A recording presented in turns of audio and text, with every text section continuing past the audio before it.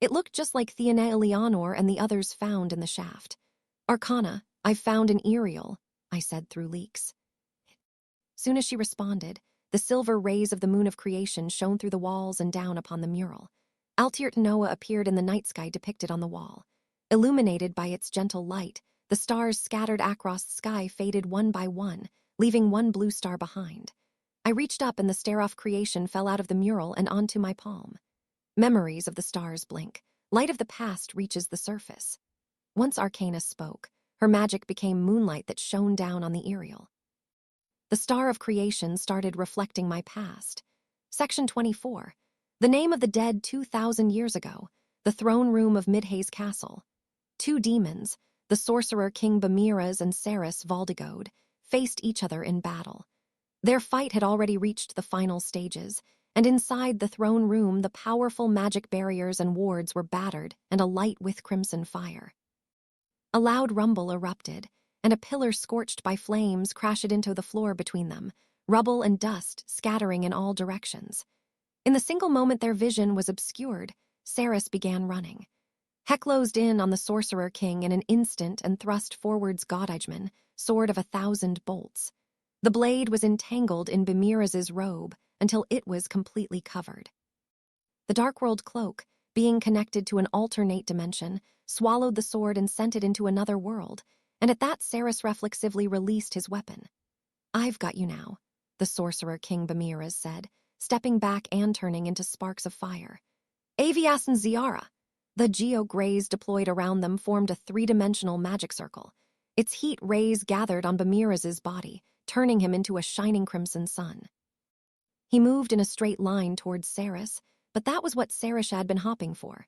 Saris thrust his right hand into his spherical magic circle and clenched his fist. His hand crushed the circle, and crackling sparks of condensed purple lightning spread everywhere. The sparks drew 10 more magic circles, and more purple lightning spread from them. Magic circle connected to magic circle, forming one giant circle. Ravia G. Gavarized. The spell fired from the connected purple lightning, covering Bamiraz's geo-grazes and Avias and Ziara. The world turned purple. Light strong enough top-lined magic eyes flashed, and thunder rumbled fiercely. Every last flame was torn apart and vanquished by that lightning of destruction. Under this onslaught, the castle shook heavily. Eventually, the lightning quietened, leaving only black ashes behind. Saris picked up the Darkworld cloak fallen on the floor, and from the folds of Thekloak, he withdrew the sword of 1,000 bolts. "You've left your back open," shouted the voice of the Sorcerer King. Ho had just been reduced to ashes. A crimson flame appeared behind the throne and rushed at Saris. The destruction of Bamiraz's body had triggered the transfer of his source to another flame body. "I'm taking you down with me, Isith," Bamiraz declared. After the flames swallowed Saris, the Sorcerer King drew a magic circle, the circle for Gavial. A self-destruction spell that sacrificed the potential futury off one source to defeat the enemy. "For I can resurrect no matter how many times I perish," Bamiraz added smugly. "Jeff," said Saris. Light flashed. "Erg." A demon spear extended forwards and pierced Bamiraz's source. Holding Thespir was the first of the Phantom Knights, Jeff. The spear shortened in length, pulling Bamiraz's body towards Jeff. "Using your subordinates as your substitute? How typical of you." "Your clones have been dealt with," Saris said. Bamiraz's face of flames weakened in horror. He checked on his clones, but there was no response from the other end of his magic links. The sorcerer King Bamiraz normally hid another clone of himself within Historitory Midhaze. If one of his bodies perished, his source would transfer to a clone and take over that body. At a glance, the Sorcerer King would appear immortal, but the Phantom Knights had destroyed his stock of clones. "Did you think I would yield to a feeble threat like that?" he said. "We've found your true body too," Jeff said, drawing a magic storage circle. The item he withdrew from it was an old candlestick. This candle was Bamiraz's true body. He was asleep within it, hiding his form and magic. This left him powerless, but at the same time, his lack of magic power made him nearly impossible to detect. His true body had been hidden in a safe place while he transferred his source from clone to clone. Sorcerer King is well known for never leaving Midhaze. Some assume Methes is due to his pacifism, but the truth is he's too scared to leave his feeble true body behind, Sarah said. Saris had guessed that Bamiraz's true body was hidden somewhere in Midhaze, somewhere no one could stumble across by accident. With that in mind, there were only a limited number of places it could be. Ghosts. So you noticed my secret, Bamiraz muttered. He had one clone left. His true body was asleep and would be no trouble toadstray. Answer before you perish, Saris said, walking up to Bamiraz's clone. Where did you move him? Move who? Saris glared at Bamiraz silently. The Sorcerer King faltered under his bloodlust. You know who I'm talking about, the one in the Ceylon settlement. I have no idea what you mean. Are you sure you have the right person? Saris drew a zect circle. If you speak, I won't destroy your true body her. Sorcerer King thought for a long while before speaking. I advise you to stay away from him, he said. Saris ignored him. The location or death, choose one. Demon King of Tyranny, Anos, was it? Bamiraz suddenly said. The youngster you wandering disasters decided to join hands with. Merely stared at him. I finally reached a conclusion. He's of the Valdigode bloodline, isn't he? Saris didn't answer. Bamiraz continued anyway. You kept him hidden this entire time. He has the power to unite and rule mankind. You hid his existence from me until he grew so I would stay ignorant of him. The predicament he was in, Bamiraz spoke. Just what are you scheming? With the Demon King's power, the Rauda Lords of Dilhade may finally work towards a better nation. Doesn't that sound desirable to you? Without war, there would be no need for the nameless dead. Stared at the Sorcerer King coldly without taking in his words. The Demon King is of Valdigode blood. If raised carelessly, he will eventually end up a ghost just like you. You want to nip the prospect of peace in the bud before it blooms by eliminating me, don't you? Are you done prattling? Lightning sparked from the sword of 1,000 bolts as Saris thrust it forwards. Choose. Sighed in resignation and signed the zect. He's at the thundering volcano in the Gonal territory. Kill him, Jeff, Saris said. Bamiraz's expression turned grim. Saris was the only one who had signed the zect, so Jeff was indeed capable of killing him here. But Jeff hesitated Tolan the final blow. What are you doing? Saris asked. Finish him off, Jeff. Jeff glanced at the Sorcerer King, ashamed, then looked down. Does he really need to perish? He mumbled. What? Like he said, the Demon King could bring a new era. If he can end the war between demonkind, why should we kill him? If that's all you want to say, think about the answer after you've killed the Sorcerer. But Master, don't you wish for a new era as well? Kill him. Bamiraz cackled. Give up, Jeff. Some people will never change. These are those in our world who prefer our current era. Those who despise peace and rejoice at destruction, like those of the Valdigode bloodline. Bamiraz's hand of flames reached out and grabbed the candle. There's no need to be obligated to a man like this, Jeff. No, Netherworld King Aegis. The moment he was called the Netherworld King, Jeff lost his composure. He looked over at his mentor. You wish to live differently to him and change this era, no. Then it's time for you to go your own way. No matter where he goes, this man will always be a crazed ghost, Bamiraz said. The fire of Bamiraz's body spread to the candle. The flames burned fiercely, and the overflowing magic turned into sparks of fire. See you, Isith. Your era will soon come to an end. Gah! As Bamiraz attempted to flee, the sword of 1,000 bolts was stabbed in Tohai's body, which was summarily destroyed by Saris's purple lightning. By changing bodies, he was no longer under the protection of the Zect. Die. One flash later, the candle was cut in half and reduced to ashes by purple lightning. Bamiraz's true body died but was not destroyed. Curse you, Bamiraz murmured. I won't forget this. Purple lightning wrapped around Bamiraz, preventing him from healing himself with Ingal. He instead used Sirica to reincarnate. The battle was over. But Jeff had been unable to do as he was ordered. Saris looked at Jeff, who averted his gaze awkwardly. The two stood there in silence for some time. Eventually, Jeff opened his mouth in resignation. What Bamiraz said was the truth, he said, and by doing so admitted Thaith was the Netherworld King. I knew already. Jeff looked at him in surprise. Saris continued coldly. I had told you to die for me, but fools who fail to play dead are useless. Hestered his sword in a storage circle and turned around. Go, live with your new name instead. Walked away, leaving Jeff alone in the room. Section 25. The failed hero, the door of a gloomy room opened, allowing light to stream inside. An ash-blonde-haired man, Hero Kashim, entered the room, carefully looking around. The room was an armory, storing various magic artifacts, swords, spears, bows, and even holy swords. All clear. Come retrieve your weapons, everyone, Kashim said. On his instruction, the members of the Hero Assembly entered the armory. They seemed to have retrieved those trapped at the other jail already. The chairman of the Hero Assembly, Lloyd Egris, was among them. Other than Amelia and Rouse, every member of the Hero Assembly was gathered. They retrieved all the weapons and items that had previously been confiscated. "Come to me, my holy swords," Hein called. Zelio, sword of sacred earth, and Zir, sword of sacred land, flew over Rand, landed in his hands. He then glanced at Garyford, sword of holy inferno, that was right beside him. Hein casually picked it up and stored it in a magic circle. "Did you find Bailament, Ledriano?" he asked, walking over to Ledriano, staring at the back of the armory, where a falcon was perched on a lamp mounted to the wall. Hein turned back to Ledriano, who nodded silently. "We should dispose of that to be safe," Casham said, drawing the sword at his waist. "No need," Ledriano said, adjusting his glasses with an index finger. The falcon took off from the lamp and landed on his arm. "This familiar is mine." "I see." Casham moved further inside the armory and slashed apart the wall, creating a hole that led outside. He kicked away the rubble, and the sky came into view, with more pieces of the wall falling down to the ground below.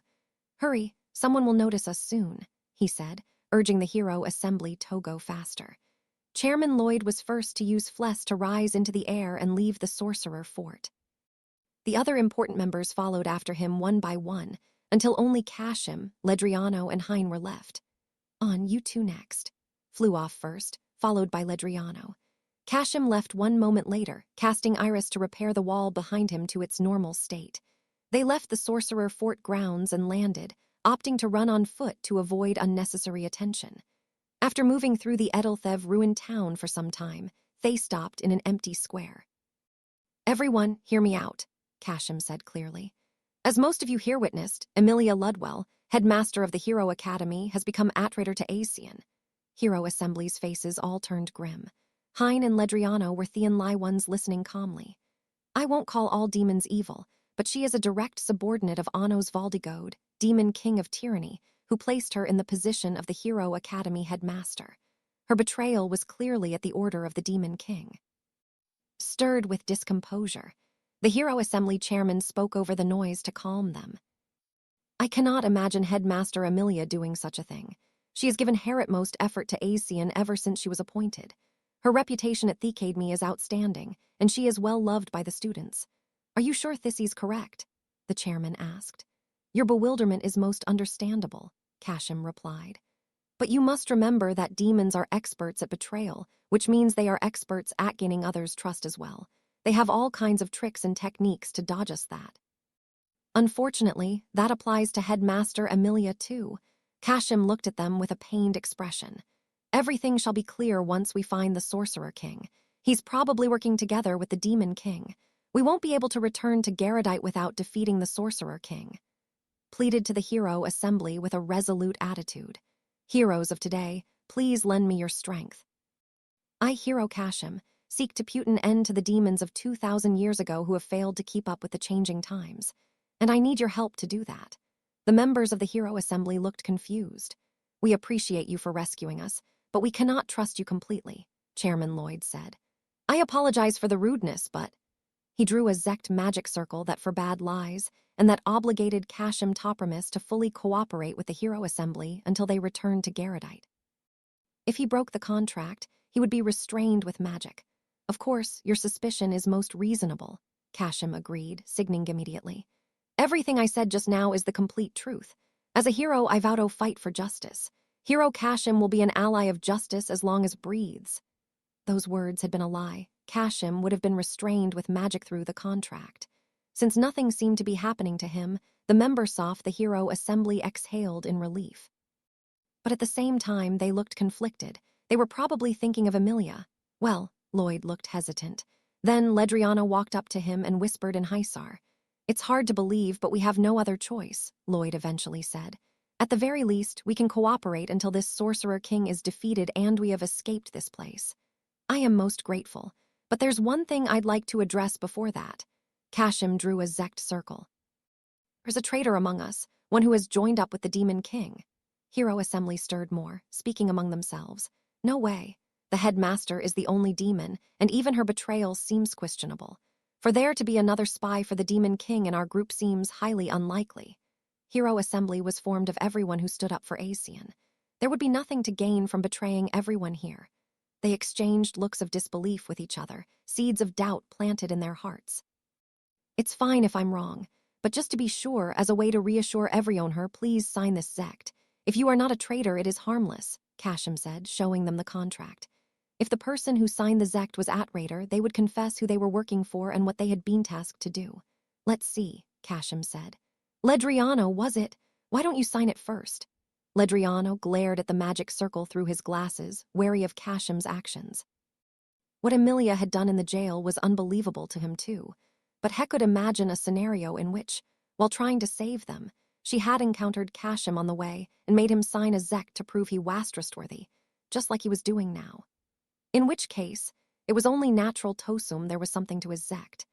Even though he had no idea what kind of magic it could be, he had experienced firsthand how the common sense of 2,000 years surpassed his own imagination.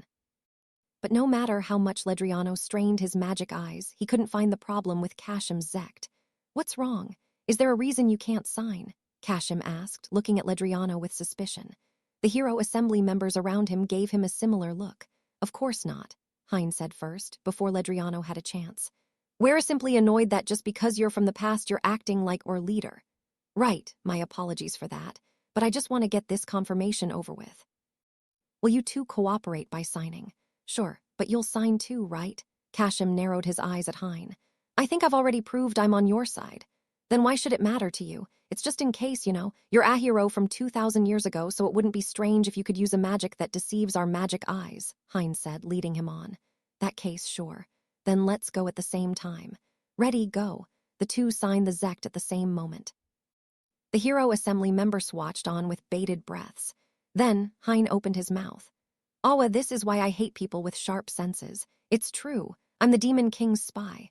I was trying to round up the hero assembly so he could take control off the humans, he said, drawing his two holy swords from a magic circle, as though he was being controlled by an invisible magic. What? A student of the Hero Academy serving as the Demon King's spy, Lloyd said with a shocked look. Since there was no reaction from Kashim, who had signed at the same time, it made Hein look even more likely to be a spy of the Demon King. Kashim stepped in front of Lloyd as though to protect him. Stand back, I'll deal with him. A nuisance, Hein said. Those who defy the Demon King of Tyranny must die, Hero Kashim. Took one step forwards when blood suddenly burst from his entire body. He fell to his knees, then crashed to the ground. Kashim hadn't drawn his sword. In fact, he looked just as confused as everyone else. Dumbess, Hein mumbled. Bailament, sword of Holy Harbor, was pointed at Kashim's neck. With this, the true traitor is evident, Ledriano said. Are you a spy of the Demon King too? Kashim asked. Still don't get it. The reason Hein collapsed is because of my zect. Kashim inhaled in surprise. We figured there was some kind of trick to your zect, something even Emilia couldn't see through, which meant we would have even less chance off seeing it. That's why Hein signed a zect with me that would cause his magicto run wild and knock himself out if he lost control of his body. Ledriano drew a magic circle and revealed the zect that had been signed to Kashim and the Hero Assembly members. It wasn't me, Kashim said firmly. The Sorcerer King must have set a trap on my zect to make me look like the traitor. Way could be possible. But just to be sure, we will restrain you. If you are a true hero, you wouldn't mind obeying us, right? Kashim paused. Very well. Restrain him, Ledriano said to the rest of the assembly. Hero Canon will appear soon. Next moment, the metallic clash of sword against sword could be heard. Bailament went flying through the air. Kashim had drawn his sword and smacked it away faster than the eye could see.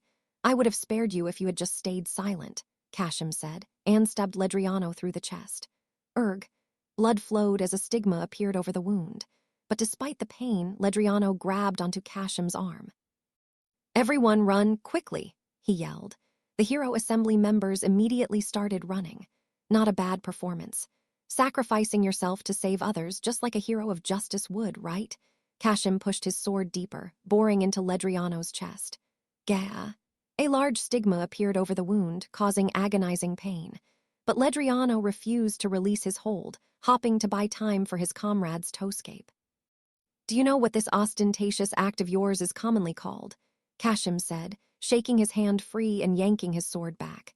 He then slashed Ledriano all over, covering him in stigmata and blood. Dying in vain. Ledriano collapsed to the ground, all his strength gone. Your courage will not be rewarded. After all, it's just a sad little farce, Kashim said, drawing 3 magic circles with the tip of his sword. They were the circles for Scyphio, but the holy flames in this incarnation were far more powerful than the ones Rouse usually used. The blasts of fire were aimed at the backs of the fleeing Hero Assembly members, causing huge explosions up on impact. In no time at all, the room became a sea of fire. You couldn't protect them, failed heroes, he said. Fortunately, they don't need your approval, Kashim, a new voice interrupted. Kashim looked in the direction of the voice. Scyphio's flames were extinguished, revealing the Hero Assembly being protected by a black aurora. Not a single person was dead. Lay and Misfit stood before them, with Misfit in her true form. They're far better heroes than you ever were, Lay said, looking at his former fellow disciples on the ground. Their courage and bond saw through your scheme, protecting everyone here. Section 26.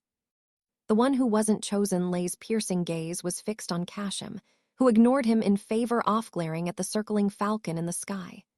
The falcon was yours, Kashim muttered. Kashim had said he wanted to defeat the Sorcerer King.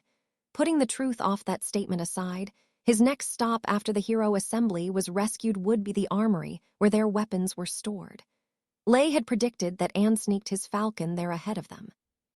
Since they were in enemy territory, it was safer to do that than wait there himself. As Lay had hoped, the Hero Assembly escaped the fort safely. After that, Het checked where they were headed through his familiar and followed them. Why are you so fixed on seeing heroes fail? He asked Kashim seriously. Fail? That's a funny thing to say, Kashim said, equally serious. You know the reason perfectly well. Flashy glory, honor with no substance. Idols fabricated by mankind. That is what a hero is.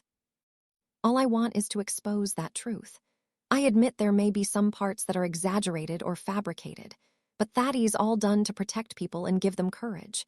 2,000 years ago, the people suffering at the hands of demons needed a hero, even if that hero was Ali or a fairy tale, Lay objected flatly. They needed to believe that someone heroic would bring peace. Lives were saved with that hope. A lie is a lie. There's no point in saving lives by going about it the wrong way, Kashim said dismissively. They should have died instead. It is more moral to die with the truth than live on a lie. Humans should be ashamed of needing to cling to deceit in order to live. Looked at Kashim with a mix of anger and sadness. Life has more value than that. It's not wrong to want to save people no matter what the method. Anyone who feels no guilt over living like that has no right to be a human. Such pampering makes humans no difference from cattle. We humans have to live strongly, strictly, and correctly. Would you say the same thing if you had been chosen by the Sword of 3 Races? Lay asked. You misunderstand. It wasn't the Sword of 3 Races that didn't choose me. I was the one who didn't choose the Sword of 3 Races, Kashim declared proudly. Both the heroes and the Sword of 3 Races are wrong. What are we wrong about? Everything I just said. You promote an ostentatious evil that nauseates me. It will conquer both the heroes and the Sword of 3 Races and defeat the malicious forces that have depraved mankind with their lies. With the justice of Kashim, a mere man, not a hero. Glanced over at Hein and Ledriano on the ground. Even if heroes are wrong, it doesn't mean your methods are right, he said. Tricking people, playing with their hearts, twisting their words, hurting them. Are you satisfied by that? You speak highly of justice, but you're telling Listu. I am merely making necessary adjustments. Heroes have distorted this world. I am returning the glorified title of hero back to its original state. Heroes live their lives acting a lie, so I live the same life of lies while thrusting death in their faces. What kind of adjustment hurts innocent people? Lay snapped angrily. Is it really something worth hurting others for? The lies are harmless. But there was a sin committed. By the Sword of 3 Races, and you, Kashim said immediately. The karma of the ancestors must be repaid by the descendants. That is the result of your reckless violence. I am merely returning what has gone mad back to normal. Heroes were never meant to be worshipped. There is nothing more pitiful to watch than people yearning for heroes, fawning over and respecting their flashy show. With a serious expression and unwavering tone, he declared loudly. You can try to blame others, Canon, but your sin is right here before you, in those modern-era heroes who lie there defeated. If you want to condemn me for your crimes to feel better about yourself, go ahead. But if you are a true hero, you cannot avert your eyes to the truth. Kashim sounded certain that justice was on his side. And you call that harmless. Those are the convenient words of someone who wants to erase their own sins, Canon. The war is over, Kashim, Lay said. It's meaningless now to be chosen by the sword of three races. And even if you weren't chosen, you had the Abolitido save many lives as a hero. That's why. Don't make me repeat myself, Kashim interrupted in a sharp tone. I was one who rejected it. I saw through the facade of that holy sword. He raised his hand, and humans with flaming arrows appeared around them. They weren't soldiers. Judging from their weak magic and their outfits, they were innocent civilians from the town being controlled through Roa Zect. I will expose the truth, Canon. The truth of your lie, of how the sword of three races chose wrong. The fire arrows all shot at Lay at once. More civilians appeared, drawing swords and charging at him. Are you trying to make him fail as a hero by hurting innocent humans? Misay asked, blocking the fire arrows with a magic barrier. She cast black chains to tie up the dozens of humans that had charged in a suicidal attack, followed by the humans firing arrows of fire, restraining them without harm. But in that single opening, Kashim made his escape, vanishing from sight. He's quick to flee, Misay muttered, drawing the magic circle for Ikael Tohil Hines and Ledriano's stigmata. Hein, Ledriano, Emilia cried, running over with a horrified expression. The members of the Hero Assembly and students of the Demon King Academy were behind her. Be fine, Misay said. Emilia exhaled in relief, then turned to Lay. What happened to Hero Kashim? She asked sharply. He got away. But we can still catch up. Misay giggled and pointed at the sky. A familiar is following him. Let's split up from here. We'll chase after Kashim. Ms. Emilia, please handle Emperor Chaps, Lay said. Got it. With their wounds fully healed, Ledriano and Hein came to. They stared at Emilia and the others in a daze. Emilia offered them a hand and helped them up. Ledriano, Hein, move to a safe place with the Hero Assembly and protect them with Rouse. You'll get the details from him. I will go with the Demon King Academy students to meet Emperor Chaps. Understood, Ledriano answered. Hein reached into his storage circle and took out Garyford, the sword of Holy Inferno, offering it to Rouse. Here, I picked it up for you. Thanks. Turned around, and the Demon King Academy students who were watching from a distance gathered around her. The first Imperial Princess, Rona, was with them. Can you lead us to the palace, Princess Rona? Emilia asked. Using the shortest route possible. We'll handle all the soldiers on the way, but it may still be dangerous. That's fine, I will convince my father. Nodded. She didn't think it would go that well, but there was no knowing until they tried. Go, she said, preparing to head to the palace with Rona. Lay, Misay, I don't need to worry about the two of you, but please don't do anything reckless. Nodded with a smile. Okay. You take care too, Ms. Emilia. The enemy may not be all human, Misadded. Yes, I am aware, Emilia replied with a serious look. Lay and Misay used flesh to rise into the sky. They would draw attention to themselves by flying, but if they took their time, Kashim would get away. They flew in the direction of the familiar following Kashim. Where's he headed? Lay asked. He entered the shaft at the center of the ruined city. Shaft 41, Misay replied. It's probably a trap. No doubt. Wasn't hard to imagine there was something waiting in that shaft. Misay, I have a favor to ask, Lay said. I won't get involved, Misay answered, predicting Lay's request. I will watch over you until you settle this. Give that idiotic man blinded by jealousy a taste of reality, smiled sadly. Thanks to their fast-flying speed, the ruined city shaft soon came into view. The two headed straight in and descended downwards. I think of Kashim. I can't help but wonder what would have happened to me if Kashim had been the one chosen by the sword of three races instead, he said quietly. You think about things like that? The shaft got narrower the further they descended. The two drew close to each other and held hands. I just don't know what caused him to change. I want to understand. Maybe it was just lucky this entire time. You want to know what you would have done if you weren't chosen by the sword of three races 2,000 years ago? Why, the answer is obvious. Looked at her, eyes rounded in surprise. Misay chuckled. You would still fight the Demon King, and you would still fall in love with me, she declared, as though stating the obvious. Section 27. The Demon King Academy's growth inside the Edelthev Imperial Palace, while Lay and Misay were pursuing Kashim down a ruined shaft. Emilia and the Demon King Academy students were following Princess Rona to Emperor Chaps's location. That's odd, Emilia mumbled warily as she moved. Her gaze darted about the place, surveying their surroundings. Is something the matter? Nea, a girl with a tiny dragon named Cannibal on her shoulder, asked.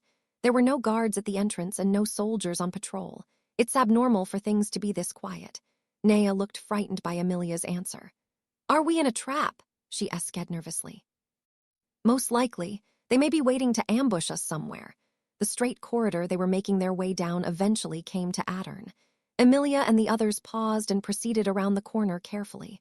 The moment they did so, a huge metal cage came falling down out of nowhere, aiming to capture them all. "Destroy it. Grezd," Emilia ordered. The students released their magic into the air. Their Grezds were focused on quantity over quality, and the collective strength of their magic was able to melt the metal cage into shapeless liquid before it hit the ground. A number of stray Grezd shots opened holes in the ceiling. "We've got you now, demons," a human voice shouted. Water started pouring in from the holes in the ceiling. It was no ordinary water either. It was holy water, the weakness of demonkind. "Retreat now," Emilia quickly ordered. However, the holy water wasn't only raining down from above, but rushing towards them from both ends of the corridor. A large number of soldiers were also approaching them on rafts on the water. "Foolish demons who dare to defy Emperor Chaps," one of the soldiers screamed. "This will be your grave. We'll make you regret coming here," another jeered. "This is what you get for looking down on us." Using the magic power of the holy water, the humans cast earth, water, fire, and wind magic to shut the Demon King Academy students inside a barrier. "It's Duigelia," Emilia shouted. "The power of demonkind is halved inside Thy's barrier. Protect yourselves from their attacks and take out the wind circle first. Don't even think of it. Fire!" The human soldiers all fired Cypher at once. Although their magic was weak, the spells formed a barrage that rained on them fiercely. Emilia stood at the front and deployed anti-magic wards to protect everyone. Holy fireballs struck one after another, shaking her with the impact. "I'll buy you time to break the Duigelia circles, huh?" The Grezd cast by the Demon King Academy engulfed the Cypher flames with a roar, then spread to light the soldiers on fire too. 100 soldiers were swallowed by the flames. Their rattling death cries echoed down the corridor, painting a picture from hell. "Oh, our magic wards don't stand a chance against them. They're too strong." "What? That's impossible. We're inside Duigelia right now. Their magic should be half as strong as normal. Weren't the reinforcements meant to be students from the Demon King Academy? We were told there were no demons from 2,000 years ago among them. How could mere students have this much power?" "There's definitely students, but..." Human soldiers helplessly burned to death one after another, trampling each other like ants underfoot. The Demon King Academy made of monsters. What kind of education Arathi receiving there? "Huh, we're the monsters, don't make me laugh," Ramon sneered, wrapping his hands with Gryad flames. "First-year Class 2 is swarming with true monsters. We're failures compared to them. You're just too weak." Black flames swept the soldiers aside. They fell where they stood while screaming. "MS, Emilia. They sent these pawns to waste our time. We've got to deal with them before the real scary enemies arrive. Give us your orders." "Oh, are you Ramon's twin brother?" Emilia asked. "Why would you think that?" Ramon shouted. "I'm Ramon, the real Ramon. Just because you went to the Hero Academy doesn't mean you can forget about us. I've never had a twin." Emilia stared at Ramon's face without speaking, as though she was wondering when he became so strong. "Just give us your orders already," Ramon said. "Or do you have any better ideas?" "No. Everyone prioritize destroying the magic circles. Eliminate any enemies that get in the way if feasible," she ordered. The Fan Union girls grabbed their spears and charged forwards. "Let's go, girls. I've trained nothing but my specialty thrust. We'll send you to heaven." "Imitation Vebzud," they said together. With movements unrecognizable to their former selves, the girls speared through the sword-wielding soldiers. "Jaiha, Erg. Wag." Soldiers were knocked down in a flurry as the students destroyed the Duigelia circle, freeing themselves from the barrier. In less than a minute, every last soldier was tied up with jiggle chains. It was an overwhelming victory, but no one let their guards down. In fact, the students looked even more suspicious of their sweeping win, talking among themselves with skepticism. "Let your guards down. It can't be this easy. Yeah, last time we fell through the sky and had boulders rain down on us. I really thought the world was going to end when the lightning turned everything purple back then. This can't be it. What's coming next?" After surviving through so many life-and-death situations, the students had the faces of full-fledged warriors. They had earned a passing mark for this battle. At any rate, I'm glad that was an easy fight," Naya said with a relieved look. "An easy fight." Emilia looked at Naya, who had been the worst student in the class when she was their teacher, doubtfully. "Oh, I'm sorry. I have to stay focused, don't I? This is real combat, which is much more dangerous than Demon King training. Demon King training, Emilia repeated quietly, watching Nea scan Theria. Just what is that Demon King teaching? Emilia, Nea asked. Never mind, let's hurry. They started down the corridor once more. There was no sign of any Mort troops in the vicinity, but whether that was because they had exhausted all their forces or had sent them to another trap elsewhere was unclear. Eventually, a large double door along the corridor came into view. This the place, Princess Rona? The back of the palace is connected to the ruins, Rona explained. All the buildings in Edelthev were constructed while keeping the existing ruins intact. The Emperor is in another place. I see. So this door is unrelated, Emilia said, moving past. Wait a minute, Ms. Emilia, Ellen said. She had noticed something. Something the matter? Emilia asked, a little awkwardly. Considering their past, that was only natural. She had once tried to kill the Fan Union, injuring them severely. But even if that was on her mind, they were currently in enemy territory. Emilia feigned composure as she looked over at Ellen. There should be a star of creation in the mural at the back of these ruins. Anosh said it through leaks. Meanwhile, Ellen spoke to Emilia as though she had completely forgotten Thepast. The memories of the Demon King, right? Very well, we'll collect it on our way, Emilia said. Emilia touched the door and it creaked open as though its hinges had been rusted by time. Through the door was a large courtyard with the sky visible overhead. The ruins of a staircase and many pillars could be seen. Let's go, Emilia said, leading the Demon King Academy students carefully into the ruins. She scanned the area with her magic eyes, but there were no signs of any people or traps. Fishy, fishy, how very fishy, a voice suddenly said. Emilia turned to look at Nea in surprise. It wasn't me, it was this. Nea drew a magic circle and took out a cane. There was a skull at the handling and the jaw rattled as it spoke. Fishy, fishy, how very fishy. Emilia narrowed her eyes. What is it? The staff of knowledge I received from Mr. Eldamd. It contains his knowledge and wisdom and answers me when I have any questions. Though sometimes it speaks even when I don't have questions, like just now. It just starts talking without prompting, Emilia asked with a baffled look. Just like the Conflagration King, the voice even sounds the same. Fishy, fishy, how very fishy. But there's normally a reason it starts speaking, Nea added. She sent her magic into the cane. What's so fishy, Mr. Cane? BWA haha, it's a dragon. There's a dragon, a big one. A dragon? Nea tilted her head and looked at the small dragon on her shoulder. Cannibal chirped in response and Nea gasped. Everyone stop, she shouted. The students of the Demon King Academy froze in their tracks. What's wrong, Nea? Nano asked. I think there's a dragon in the ground in front of us. One student immediately slapped Ramon on the shoulder. You're up, Ramon! Why me? Ramon shouted. Another student slapped his other shoulder. Go on. It's your specialty, isn't it? Everyone's gazes gathered on him, and he reluctantly stepped forwards by himself. If I die, you have to revive me. Within 3 seconds, got it? He stomped loudly as he ran across the ground, which split with a rumble behind him, revealing an enormous dragon. It was a variant dragon covered in blue scales and skin. Ramon dove at the last moment, barely managing to avoid the dragon as it burst out of the ground. Emilia used Digirias. I know. Emilia immediately drew a circle that created magic threads to restrain Theblu variant dragon. It roared as it was entangled by the Digirias. Sound echoed through the threads, reducing the dragon's power. However, the blue dragon was no ordinary dragon. The moment the spell made contact with the dragon, the Digiria's threads began to freeze over. If all threads froze, they would be unable to produce sound, and the barrier would be weakened. It was only a matter of time before the dragon broke free. The spell won't last long, Emilia said. I hope there's enough time to retrieve the Ariel. Be fine, Nea said. Canny, you can eat this one. Tiny Dragon chirped, and an odd rustling sound could be heard. Using the power it had gained by consuming the divine dragon of sound, Cannibal shrunk the blue dragon's body before their eyes.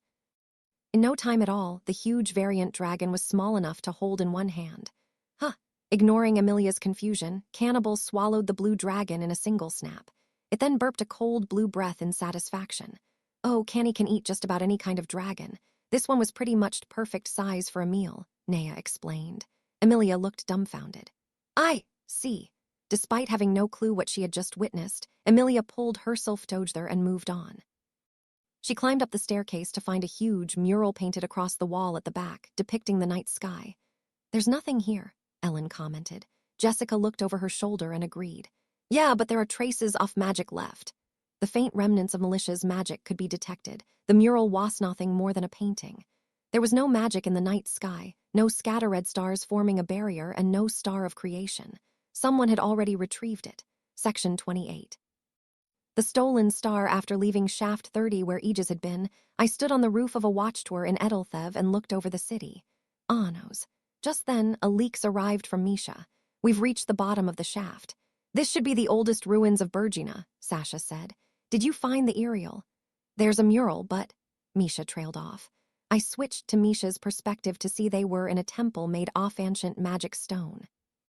There was a mural of a night sky before her, but there was no magic to it. The star of creation had already been removed. Sasha looked up at the mural. The first princess said she saw a lot of soldiers enter, so maybe they dug it out. The aerial in the imperial palace was already extracted, I said through leaks. That means at least 2 have fallen into their hands. If they didn't want you to retrieve these memories, wouldn't they have destroyed them long ago? Sasha asked. I still don't know the answer to that. Was Saris who wanted to prevent me from regaining my memories, but it was hard to imagine he would be satisfied by simply destroying the aerial. There was no guarantee they were in his hands either. If it was the sorcerer King Ho had obtained them, then he might bring them to me for negotiation. If they've dug the aerial out, it would be safer leaving it in the hands of Somyon Strong rather than hiding it somewhere. Most likely with Hero Kashimir, the sorcerer King Bamiras, I said. Lay's probably dealing with Kashim, so how do we find Bamiras? In the past shown by the aerial, his body was split into a true body and several clones. He normally lives in a clone with a copy of his source while his true body is hidden somewhere safe. Since the true body has no magic, it's essentially undetectable. Matter how many clones we destroyed, there would be no end until the true body was found. It should be somewhere in this city, though. It'll be tough finding something that has no magic, Sasha said, turning around. But there's no point in staying here anymore. Let's go. We can't think of a way to look for Bamiras' true body on the way. Sasha made to leave the ruins when she suddenly came to a stop. Misha was still staring at the mural without moving. What's wrong, Misha? Sasha asked. There's something there. Misha came close to the mural and leaned in, glaring at it with her magic eyes. Behind here, she said. Really? I can't sense any magic at all. Sasha tilted her head in confusion but stared at the wall just like her sister. I couldn't detect anything there either. That makes it all the more plausible of a hiding place, since he's gone out off his way to erase his true body's magic. One wouldn't think he'd hide it somewhere so obvious. Misha turned around and held out her hands. Sasha nodded and joined them with hers, connecting 2 halves of a magic circle before drawing another one on top. Dino Jix's. With a glow of light, the 2 became the silver-haired girl, Aisha. Here goes, invisible ice. Aisha's magic eyes of Omnady changed the large temple into ice. Not unlike mural, but also every wall, ceiling, pillar, floor, and stones buried underground turned into completely transparent ice. There was only one thing that hadn't changed, buried moderately deep into the ground behind the wall, a candlestick. That, the Sorcerer King's true body. The old-fashioned candlestick was exactly as we saw in the past. Aisha glared in the direction of the candle and transformed a part of the ice. Come here, she said in Misha's voice. Water started pouring from the mural, carrying the candle along the current. Even though the candle was submerged, the flame showed no sign of going out. Eventually, the candle leaped out of the wall and into Aisha's hands. That was simple. The Sorcerer King can't do anything in this state, right? What should we do? 2,000 years ago, the Phantom Knights located Bamiras' true body and killed him before he could use his full strength. I doubt he'd allow the Samothing to happen again, I said. That's a good point. That means something will happen if we try tackle him like this, right? Sasha's voice asked. Assuming the Sorcerer King isn't a fool, yes, I answered. Shall I change it into ice? She said in Misha's voice. The candle was arranged to wake the true body's source up upon contact with a clone. If Aisha used the magic eyes of Omnady to transform the candle into another object, the source would be sealed and rendered helpless. Any countermeasures against its destruction wouldn't be activated either. Let's go with that. Give it a try. Aisha nodded and looked down at the candle in her hands. Hopefully this will do it. Ice crystal. Candle easily transformed into ice without activating any traps. It's gone, Misha's voice said. The source in the candle had vanished. It had teleported somewhere the moment the candle transformed into ice. I see. The true body was set to teleport as soon as it detected anything abnormal. Result would have been the same whether we tried to destroy it or seal it. I saw it for a brief second. It went that way, Aisha said, turning to point at a wall. I checked the direction with the map in my head and saw that it was headed towards Shaft 41, the shaft Misay and Lei had entered after Hero Kashim. I'll head over, I said, returning to my own vision. I glared at Shaft 41 from where I was perched at the top of the watchtower. There were no obstacles in the way, it was a straight line from her. I put strength into my legs and leaped. The top of the watchtower collapsed, and I dove towards the shaft like a meteor. You two check that the candle hasn't moved elsewhere. If we eliminate very teleport point, he'll have nowhere to run, I said to Aisha. I've seen it once before, so it'll be easy, Aisha replied. The Sorcerer King's candle was most likely to teleport somewhere he could reach. That way, if anything happened to the candle of his true body, he could move the flame of his source to another candle. If this were true, in all likelihood the candle was currently somewhere in his territory. If the teleportation activated just before his source perished, it would be too risky leaving it somewhere unfamiliar. In the past, Sarah said the Sorcerer King never left Midhaze because he was afraid of leaving his true body behind. It was unlikely his careful and cowardly personality had changed much since then. Besides, the candle itself had barely any magic. It had used the magic overflowing from the Edelthev ruins to activate its teleportation spell, and not its own magic. As I descended through the shaft, I switched my view to Misay's magic eyes. There's nowhere else to run, Kashim, said Lei. Two men were facing each other, one was Lei and the other Kashim. They were in a temple that resembled those found in the other shafts, or rather, what had been a temple. The surrounding ruins had been destroyed almost beyond recognition, as though a fierce battle had already taken place. From the look of the fight, Kashim was cornered with nowhere to run. Settle this once and for all, Lei said, looking straight at Kashim. It was weaker than you back then. That's why you thought I wasn't worthy of being the hero to fight the Demon King, no? Maybe that's why you felt everything was for show. Maybe that's why it felt unjust to you. Lei's gaze was full of conviction. But that's no longer the case, he said firmly. What is? Kashim asked. I am stronger than you now. The sword of three races wasn't looking at head present but the future, and I'll prove it. An interesting claim. There are two of you and one of me. And although inferior, that girl has the power of the Demon King, yet you want to prove you're stronger than I, Kashim said with a disgusted look. You heroes always do such despicable tricks. I won't lift a hand, Misay said with a smile. I'm just here to watch over things. She used flesh to distance herself from the two. I will win against you, Lei declared. I won't just defeat you. I'll break your sword and your spirit. This fight would have no meaning if it wasn't a one-on-one duel. Lei summoned the sword of three races and stabbed it into the ground. Hethan held his hand over his chest. 6 faint orbs of light appeared, and he left them hovering beside the sword. He had removed 6 of his 7 sources from his body. I won't use Ivan's mana, and I'll only have one source. I'm a demon now, but since you've also become a draconid, the conditions should be about even, Kashim said, finally agreeing to stop fleeing. He shot Lei a wary look. If you're serious, then come at me. Though I doubt that immature blade offiers will reach me. See about that. With a smile on his face, Lei started walking towards Kashim. The distance between the two shortened until they were steps away from being within sword range of each other. Suddenly, the ground split apart, and like a geyser bursting, crimson flames erupted upwards. The raging flames wrapped around Lei, burning through his magic wards. The despicable hero has fallen into the trap he deserves, Kashim crowed. Without the protection of the sword of three races, you would have died long ago. This is proper adjustment. Kashim immediately drew his sword and ran forwards to deal a follow-up attack. Lei opened a storage circle to draw Siegsesta, the sword of intent. However, the flames shifted, as though they had a will of their own, and burned the spell formula for the storage circle before he could grab his sword. Lei stared into the abyss of the crimson flames, his gaze hardening. The flames were actually the Sorcerer King Bamira's, and his magic was more powerful than that of a clone. He. Did you lower your guard thinking it was one-on-one, Hero Canon? Bamira's taunted. You cannot break free of my body. Burn under Mikrimson flames as my comrade ends you with his sword, Gawuwuwu. The crimson flames were pierced by a black Vebzud-stained hand that grabbed him and tore him away from Lei. Misfit hadn't moved. I had flown in from afar and swiped the Sorcerer King's body of flames. I was just looking for this guy, so I'll be taking him with me. Fight to your heart's content, Lay, I said. Kashim shot me an infuriated glance as I left. Some hero you are, Canon, bringing the Demon King to a one-on-one duel. Charged at Lay, who was still unarmed, and thrust his sword at him. But next moment, Kashim's sword went flying through the air.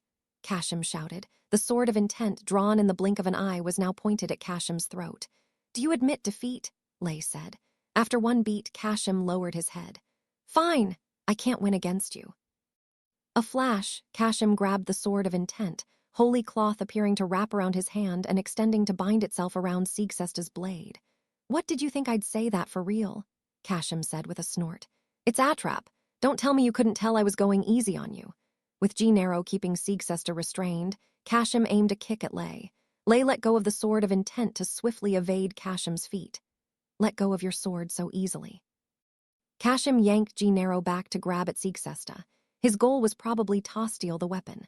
But the holy cloth had already fallen into tatters, floating to Theground. Siegsesta had sliced it into pieces. Lay snatched the sword of intent as it fell and at once slashed at Kashim's body. Are you still going easy on me? Lay said, moving forwards as Kashim retreated to deal a follow-up attack. Kashim's brow twitched. You should start fighting seriously instead of trying to trap me. If you think I'm still the same as Iance was, there won't be a next time for you. Section 29. An adjustment of justice, no next time. Do you think a single scratch makes you better than me? Kashim said, healing his wound with Ent. Couldn't you hear me? Lay replied immediately. Kashim glared at him. Don't be so full of yourself. You've never won against me before, be it by sword or magic. Never in the past and never in the future. Held up his right hand. A familiar ring glinted on his index finger, the selection pledged jewel ring. That real? Lay asked. His confusion was only natural. The 8 members of the selected 8 were already accounted for. See for yourself. Gualanete Fortios. Gathered in the pledged jewel, building a 3-dimensional magic circle within it. Divine light radiated from the ring, shaking the temple ruins. A magestick gate appeared out of nowhere, which then grew limbs and an eerie face. The gate was slightly open, leaking divine magic power from within. I am the 8 selected by Katnamira, god of the heavenly gate, Kashim the Calibrator. The ring was real. Gualanete Fortios and the gods summoned were also real. But that was what made it even more bewildering. There were 9 members of the selected 8. If Saris was included, then... Here goes. Witness as I adjust your expired notions of justice. Kashim started running, completely unarmed. The heavenly gate of Katnamira before him opened its doors with a creak. Divine light flooded up from the gate, blinding Lay's magic eyes. A townscape could be seen on the other side of the gate, the city of Garadite. Kashim proceeded to dive through Katnamira's gate. It's too bad, Canon. You didn't make it in time. Inzwale is covered in low masses, and you cannot use Gadam. My goal was to lure you here, he said, declaring his victory from within the gate. While I go after the Hero Academy Arklaniska. Katnamira gate started to close. You better hurry after me. For as much fake salvation as you've spread as Ahiro, I will distribute equal amounts of despair. Garadite will take its proper form, and you shall see. The gate slammed shut. How wrong the Sword of 3 Races was for choosing you, his voice said through the door. A few seconds later, Katnamira's gate opened once again, revealing Kashim inside. Now my plan can finally, what? He blinked at Lay in shock. I said I wouldn't lift a hand, but I didn't say I would stand back and watch if you tried to flee. Misfit said from where she stood a little ways away from Lay and Kashim. She had a magic circle deployed, casting a dome-shaped barrier off darkness over the area. You may be able to use Katnamira's gate within low masses to teleport away, but you cannot use it within my Demira.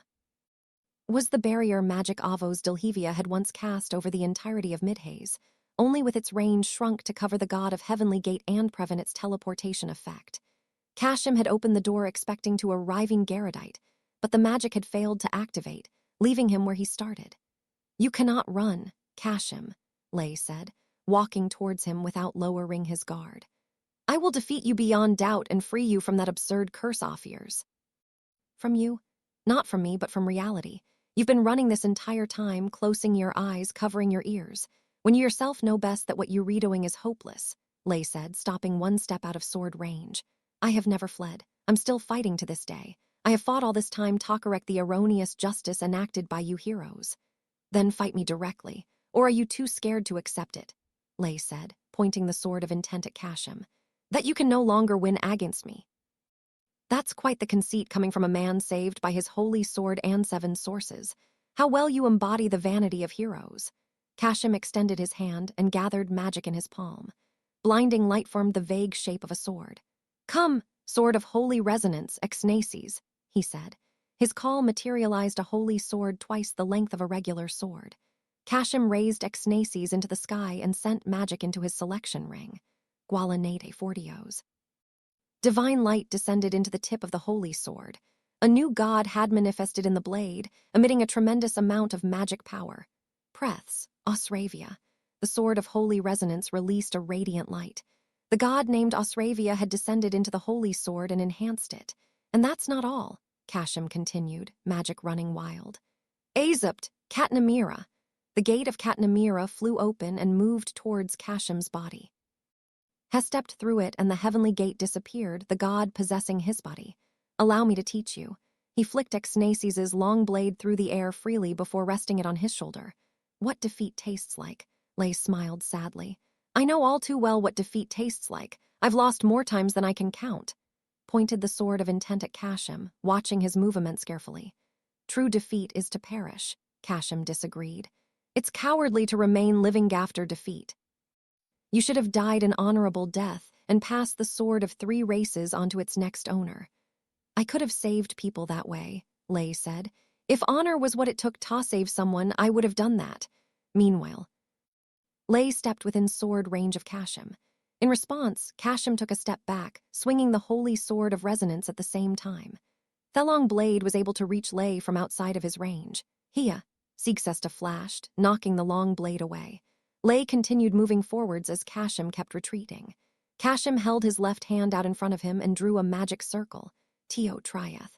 A blast of light was fired, and Lay had to get down quickly to dodge it. The pillar behind him was blasted straight through, and the wall behind it easily crumbled into pieces. The blast carried enough force to bore a seemingly endless shoal into the wall. Exnaces is a holy sword that intensifies emotions. Though it can heighten the effect of ask, it can only do so equivalent to the contribution of a single emotion, Kashim explained. In other words, Exnaces alone couldn't be used to cast ask or Teo Triath. Yet Kashim was able to fire another blast of Teo Triath, which Lay then deflected with the sword of intent.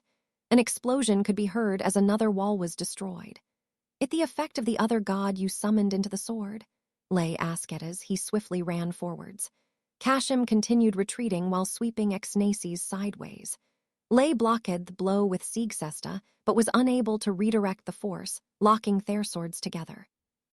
Duplication god Osravia can duplicate the emotions of the holosword, layering it back upon the blade, Kashim said, evenly matched in power with Lay. Unlike your incomplete ask that relies on others, the emotions in Kashim's sword increased through Osravia's order, surrounding Kashim in a blinding light. His physical strength was enhanced with Hai's ask, allowing him to push Lay's Siegcesta back. Ask has no weakness.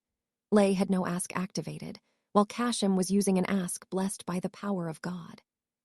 The balance in power tilted, and Lay's feet dug into the ground, forcing his knee to bend. Ha! Instead of pushing back against Kashim's strength directly, Lay directed the longsword to the side and stepped forwards. He skillfully sealed the longsword while bringing Kashim within range of his own blade. That, too, was a trap, Kashim said. He drew so close to Lay that Lay was unable to swing his sword either, but despite the improper stance, the sword of intent moved anyway.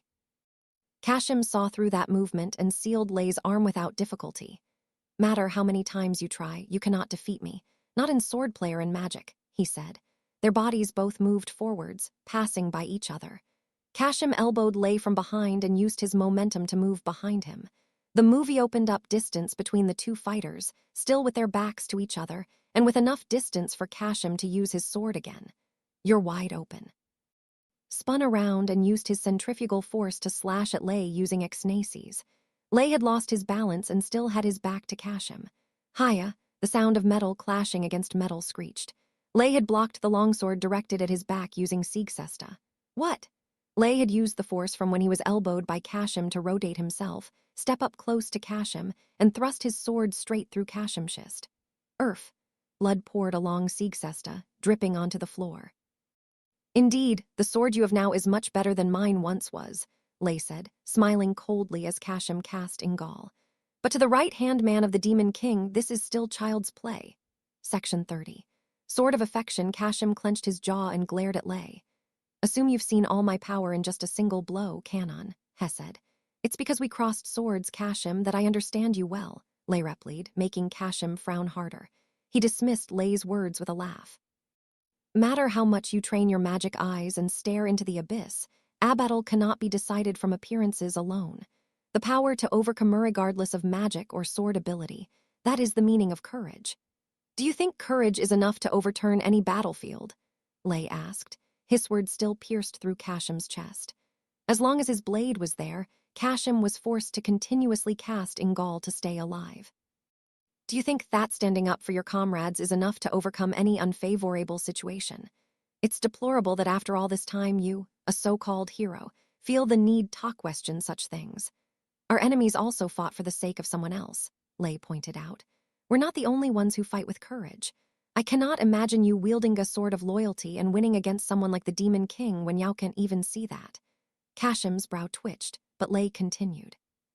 You don't know anything, he said, because you fled from the battlefield. It is you who knows nothing, Canon, Kashim shot back. You lost this duel the moment you decided to face me one-on-one. Kashim swept Exnaces sideways, but Lay grabbed his arm to stop the longblade. Exnaces is useless at this distance, Lay said. If I were my past self, perhaps. Magic particles rose from Kashim's body, the order of a god was overflowing from him. Amoth. From behind Lay, a long blade was thrust towards him. He twisted his head to evade it, but two more swords appeared, aimed at Lay's feet and torso. Lay pulled his sword out of Kashim and leaped to the side to avoid them. When he glanced behind himself, he saw 3 small gates floating in the air, and Exnaces extended out of each of them. It was the effect of the god of heavenly gates magic, Amoth. So you used the duplication god on that holy sword to launch an attack using Amoth, Lay said. This is no normal dimension magic. A magic circle was drawn between Kashim and Lay, and another Amoth gate appeared. Raya! The moment Exnaces was thrust through the heavenly gate, light rapid around it and accelerated it like it was being carried on a swift wind. Efwa, Lay used the sword of intent to repel it. Magic and magic collided, scattering fierce sparks everywhere. Amoth. Heavenly gates appeared in Lay's blind spot, and more Exnaces extended from within them. He leaped out of the way, but 3 more Amoth appeared, stabbing into the ground after him. Lay rolled to evade them, landing in his feet. Kashim aimed his left hand at the Amoth, ask gathered in his palm. Amoth Teo Triath. The moment the light blast passed through Amoth, the room was filled with thick laser beams targeted at Lay as he continued to evade the longswords.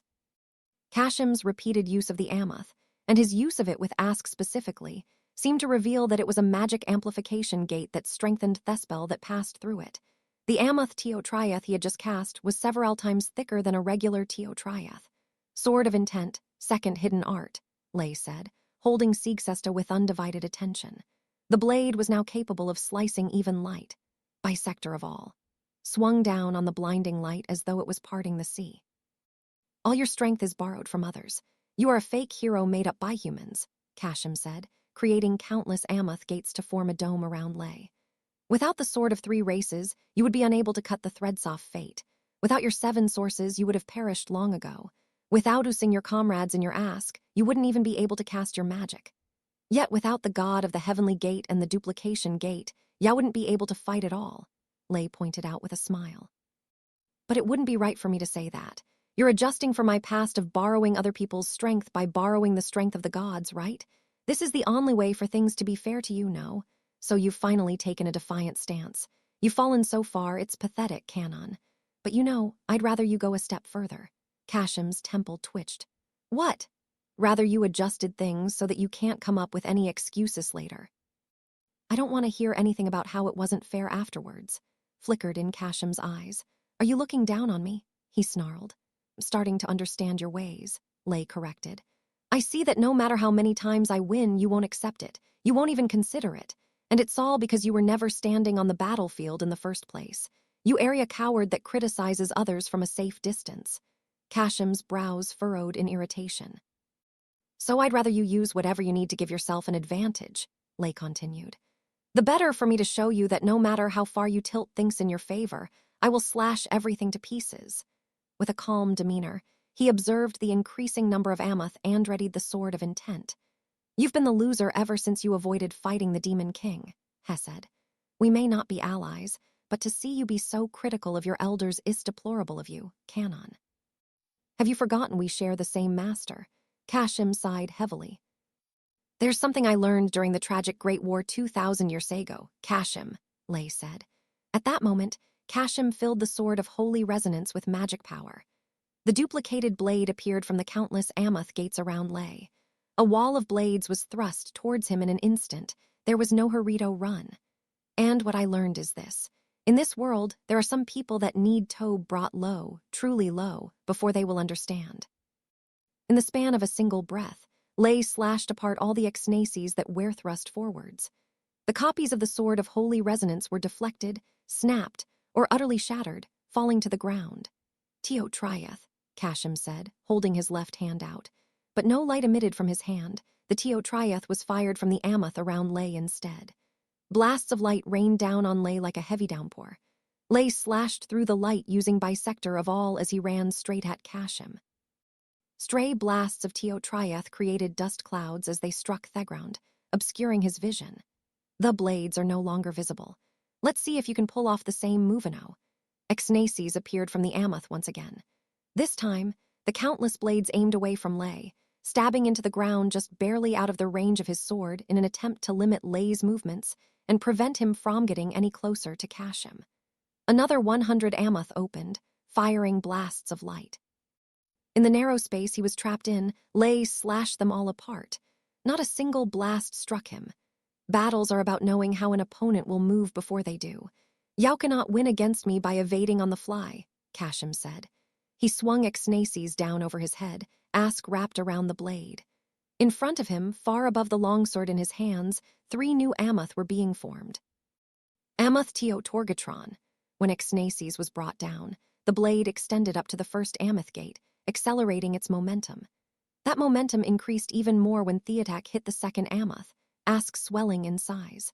By the third gate, Theslashing attack was no more than a blinding ray of light.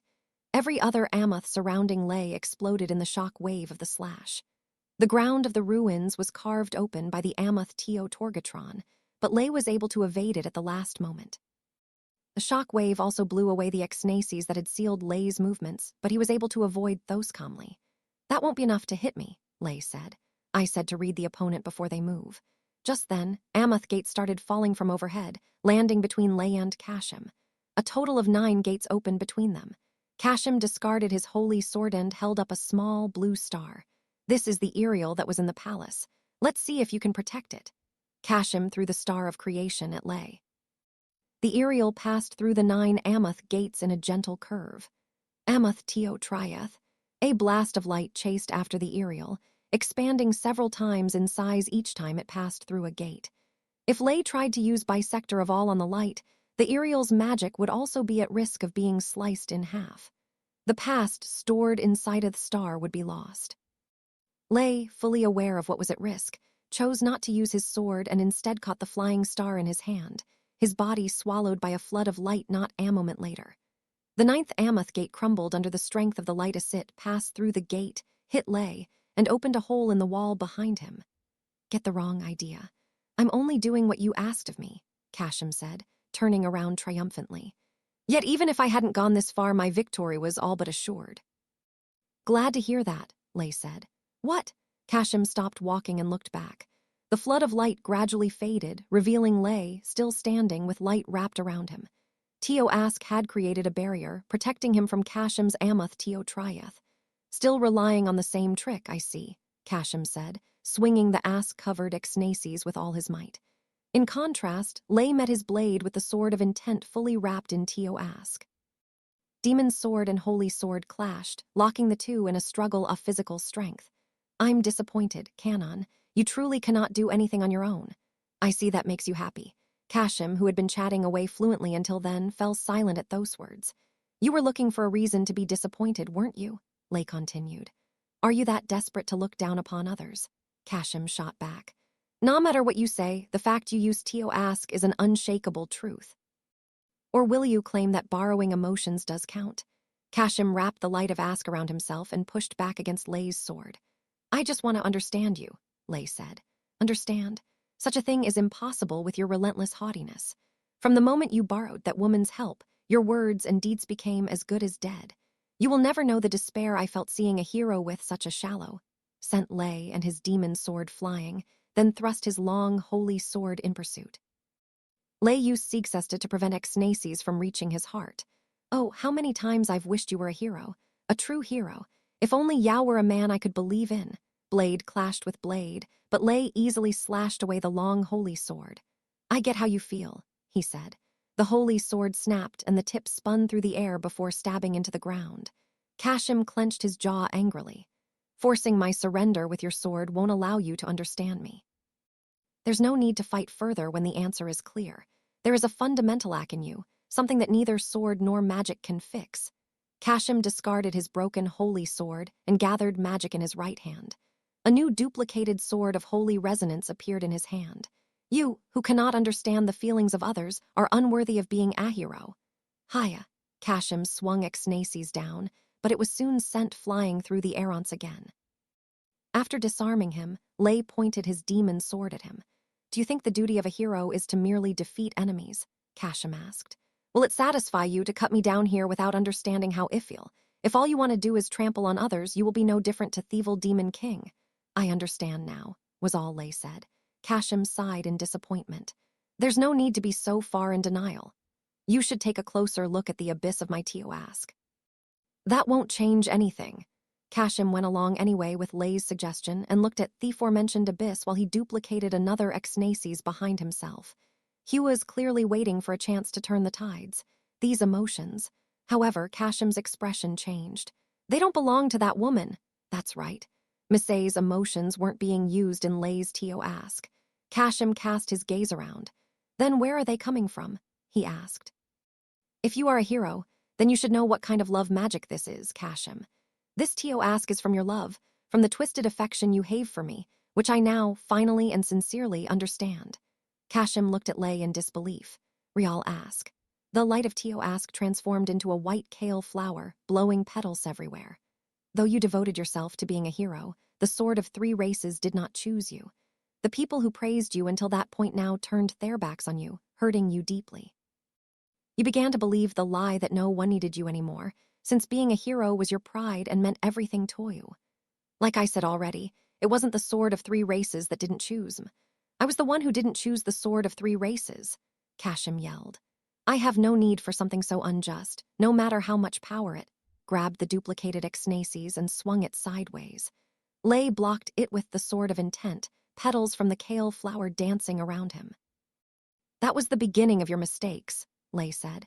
You could only soothe yourself by believing you were the one who didn't choose the sword of 3 races. Groundless accusations, and you call yourself a hero. Lei's sword of intent stopped Kashim's attacks as though he could read his heart.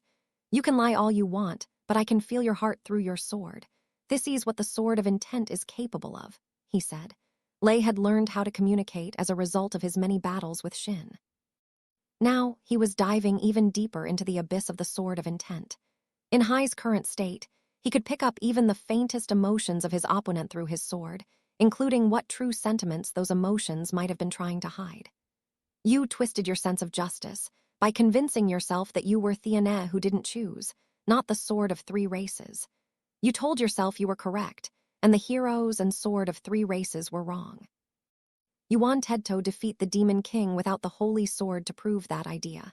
But you had no chance of defeating Anos, so you tried to bring down other heroes and stand on top of them. Utter nonsense. Have you finally lost your mind, Canon? With a heavy screech, the sword of intent collided with the sword of holy resonance. You pretended not to notice the truth, Lei continued. Because if you had, you wouldn't have been able to maintain the peace in your heart. That's why you looked away from your own actions, reducing yourself to a monster obsessed with bringing down the heroes. It satisfied you to do so, if only for a while, and in doing so you failed to notice you were bringing yourself down as well. Of your delusions, I cannot bear to watch you repeat your crazed nonsense like a broken record. This ends now. He continued, making attack after attack, which Lay shot down one after Ranother.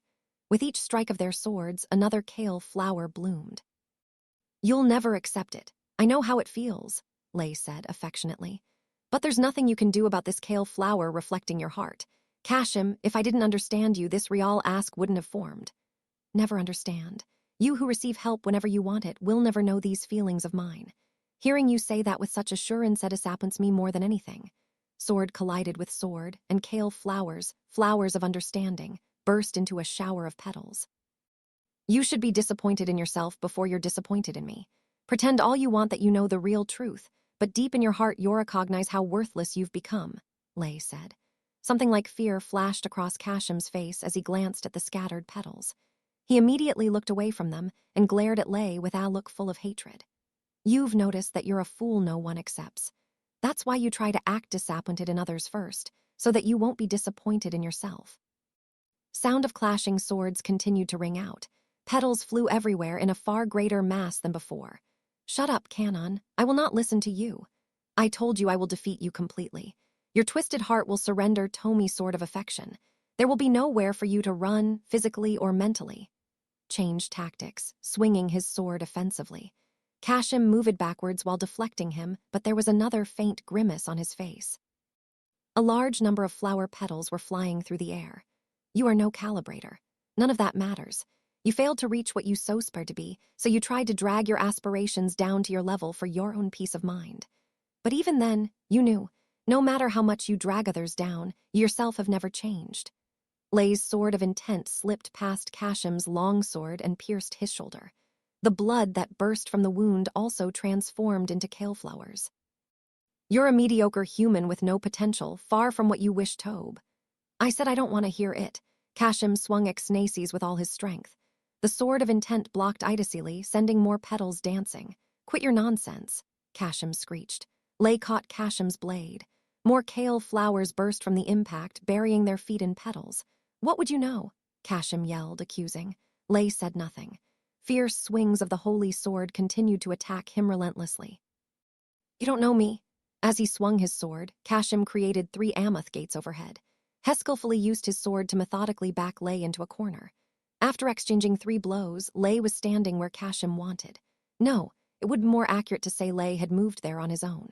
With an earth-rattling tremor, the 3 Amoth lined up between Lay and Kashim for Amoth Teo Torgatron. Once the slash swung down and passed through the gates of God, it would gain a tremendous amount of force. With this, Kashim lifted the holy sword high over his head. It's Av. Just as he was about to bring his blade down, white petals fluttered down, obstructing his vision. He glanced in the direction the flowers were flying antpilled. His feet were buried in a field of kale flowers. A sea of flower petals Thathed emerged from the depths of his desperate, delusional heart. Less than a second had actually passed from him noticing these flowers. But oh him, it felt like an eternity.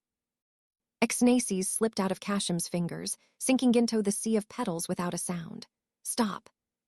Now, all he had done was run. All he had done was look away. Stop already.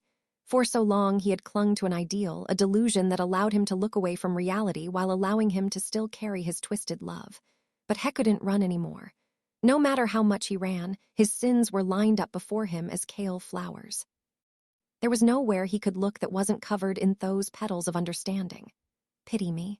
Kashim fell to his hands and knees. Stop it already, he yelled as though surrendering. I wanted to Betchosen. He spoke as though he was remembering 2,000 years ago. And Ansei started, he couldn't stop, all the emotions he had stuffed down flowing forth like water from a burst dam. The sword should have chosen me. If I had the sword of 3 races, I could have fought the Demon King too. The honor, the commendation, the peace in this era, all of it should have been mine. Lay stood before Kashim as he knelt on the ground. It was you who wasn't chosen, Kashim, he said. You weren't chosen, they were never your things to begin with. Kashim closed his mouth and looked at the kale flowers with an empty gaze. Stop it, Kashim gasped. I admit defeat. So, he grabbed a handful of kale flowers and crushed them. Get rid of these flowers. Among these flowers, practically buried in them, and in the pity Thera presented, Kashim trembled like a frightened child. He had lost the will Tophet. It had been his final stronghold. The thought that Hero Kanon, as a true hero, couldn't understand the envy and jealousy of the weak. What little pride remained in him he had protected by believing that a hero who couldn't understand the feelings of the common, unchosen folk wasn't worthy of being a hero. More than anything else, it was the flowers that brought his defeat. Section 31. The true worth of the Sorcerer King Murg. The Sorcerer King Bamiras groaned, scattering flames everywhere. He was trying to shake my hold on him as we descended down the shaft. There was no fixed shape to his body of flames, but I had a grasp on his entire source, so his flames were forced to follow wherever I went. Looks like you have more magic than before. You must be the true buddy, I said. Bamiras asked. For some reason, that candle had magically teleported to him. I see, so that's how it is, he mumbled in a disgusted tone. I thought it was weird, but I get it now. Anos Valdigo, demon king of tyranny. His magic eyes glared at me sharply. You sneaked into Edelthev alongside your subordinates. Were you Anosh, the modern demon that I fought? BWA haha, so you finally noticed. Rather dull for someone called the Sorcerer King, don't you think? Bamiras' body of flames transformed, increasing its magic. The intensity of his flames increased, spreading to surround me. Oh, don't think I'm the same as my clone. Copied sources are far inferior in magic. If I had used my true strength, Saris Valdigode wouldn't have killed me. The flames around me swelled further, spreading to turn the ruined shaft into Assia of fire. Edelthev is my territory, just like Midhaze was in the past. As long as I am her, Bamiras continued, I will not be defeated. Fixed magic circles appeared everywhere, releasing more sparks of fire. Those sparks started forming a barrier that enhanced Bamiras' power. Sleep eternally within my body, demon king of tyranny, Balg Vergum. Soon as he activated his magic, my vision was stained crimson. Flame swayed as the space around us distorted. Out of nowhere, the ground appeared beneath me. I landed in the center and several pillars of fire rose around me. The Sorcerer King's full form appeared in front of me. Hee, this will be your grave. You cannot win against me inside the body of the Sorcerer King, he said. That's some confidence. I started running towards Bamiras. How careless, Demon King. Soon as he said that, the pillars of fire shot heat rays at Bamiras' body. His body transformed into glittering flames. An enormous amount of magic power had gathered in his fire. There's no need for any tricks inside Balg Vergum. Witness the sublime magic of the Sorcerer King, the true Avias and Ziara. The glittering crimson flames formed a fireball and charged towards me. Without a body of flames, you can never cast this pinnacle of sorcery, Veneziara. Possible geo-grays appeared, drawing a magic circle off possibilities. Invisible heat rays beamed down on my hand, covering it in glittering, jet-black flames. Avias and Ziara, I said. What? I pierced the crimson fireball with my black hand, burning it away. I don't need a body of flames because a single possibility is enough. I grabbed the source within Bamiras and scorched it. Gwah. With a dying scream, Bamiras' source was reduced to ashes. That was too easy for the true body, I noted out loud. I looked around to see cackling sparks of fire forming Bamiras' destroyed body once more. And it wasn't just one body. The creepy cackling voice echoed as over 30 copies of Bamiras appeared all around me. I was pretty sure that it wasn't fake. I observed the Bamiras' bodies around me with my magic eyes. His source was definitely in each of them. Concealment magic isn't exclusive to the Phantom Knights, you know. That true worth of Balg Vergum is its ability to create heat haze mirages that can even deceive you, he said with a loud laugh. One of the bodies here is the true me. Now, will your magic eyes be able to tell which one it is? It was true that the 30-odd Bamiras surrounding me all looked like they had a real source. Even when I strained my eyes, I couldn't see a difference in them. If this was really concealment magic, it was quite impressive. Chance for victory is gone. Even Saris Valdigode feared Balg Vergum and killed my true body before I woke up. You can only struggle against this crimson heat haze until you run out of energy and burn to death. There was no guarantee Bamiras wouldn't just teleport elsewhere if I cleared up every clone here. If I was to defeat him properly, I'd have to do as the Phantom Knights once did and crush his escape preparations first, which meant, Anos, leaks arrived from Ley. I thought Balg Vergum had swallowed me, but it seemed our magic links were still connected. What's wrong? I said. Hee. Is this really the time to be answering leaks? His multiple bodies started drawing magic circles directed at me. Face the wrath of my crimson geograzes. Bamiras fired enormous geograzes that left a crimson trail as they soared towards me. I destroyed some with my magic eyes of destruction and cast Bano even to deflect the rest. In the same breath, I moved up close to one of the Bamiras and slammed my Avias and Ziara into him. "Are you busy right now?" Lay asked. "Not particularly." Transformed into crumbling ash and vanished like a mirage. Another fake. Just like earlier, I had no way of detecting the difference. "What's up?" I asked Lay. "I've settled things with Kashim. He had the aerial from the palace. I was thinking of looking at the past now, but maybe it'd be better to wait until later." "No, now is fine. Can you show me? Aren't you in the middle of fighting Bamiras?" "I've seen his limits. It's fine if I multitask." More large flames rose from the pillars of fire. The Bamira's clones around me all looked infuriated. "You may be the ruler of Dilhade, but don't get ahead of yourself, whelp," Hess said, scattering sparks in a show of intimidation. "I have lived for an eternity longer than you. You will regret looking down on me. All you care about is the years you've lived. Kneel here and pledge your loyalty," I said, pointing at the ground. "I'll reward you with the long life you're so proud of." Sparks of fire crackled as the Bamira's clones glared at me. Each one had a slightly different expression, but their fury was evident. The clones not only created their own magic power, but they also had their own emotions. They weren't pure imitations of the true body. I just couldn't believe they were mere mirages, which meant there was only one answer. "I'll give you a taste of hell, demon king of tyranny," Bamiras spat. Heat rays from the fire pillars fired at the 30-odd Bamira's clones, transforming them into balls of glittering fire. "There's no way for you to escape from this many Avias and Ziara." With a deafening roar, the flames of Avias and Ziara charged at me from every direction. I cast my own Avias and Ziara on both my hands and leisurely readied myself for combat. "Arcana, activate Lay's Star of Creation," I called out. Her reply was immediate. Memories of the stars blink. Light of the past reaches the surface. Moon of Creation shone down on Lay's location. Now, what of the past will I see next? I wondered. Through Lay's eyes, the Star of Creation radiated with a blinding glow. It waved off Bamiras' approach with one Avias and Ziara-covered hand while watching the memory play. Section 32. The 17th visit 2,000 years ago. With Bamiras gone, powerful demons swarmed to take over Midhaze. Theland was vast and fertile, rich with magic energy and untapped resources, and the climate and magic environment were peaceful and pleasant to live in. On top of that, Bamiras had left his fortune behind. All of this made the area extremely alluring to demons. Famous demons from across the land gathered their troops and headed to Midhaze. The residents of the city trembled in fear of the war that would soon be upon them. With so many demons about to collide, a battle of unprecedented scale was about to begin. Those who could flee had long fled already. Anyone who was left was resigned to their fate. But that tragic fate never befell them. Demon King Anna swiftly arrived in Midhaze and built the ultimate symbol of terror, the demon castle Delskade. Thus, all the advancing armies of these enterprising demons were intercepted and wiped out completely. The entire situation was suppressed in under a day. Not a single enemy was able to step foot on the land of Midhaze.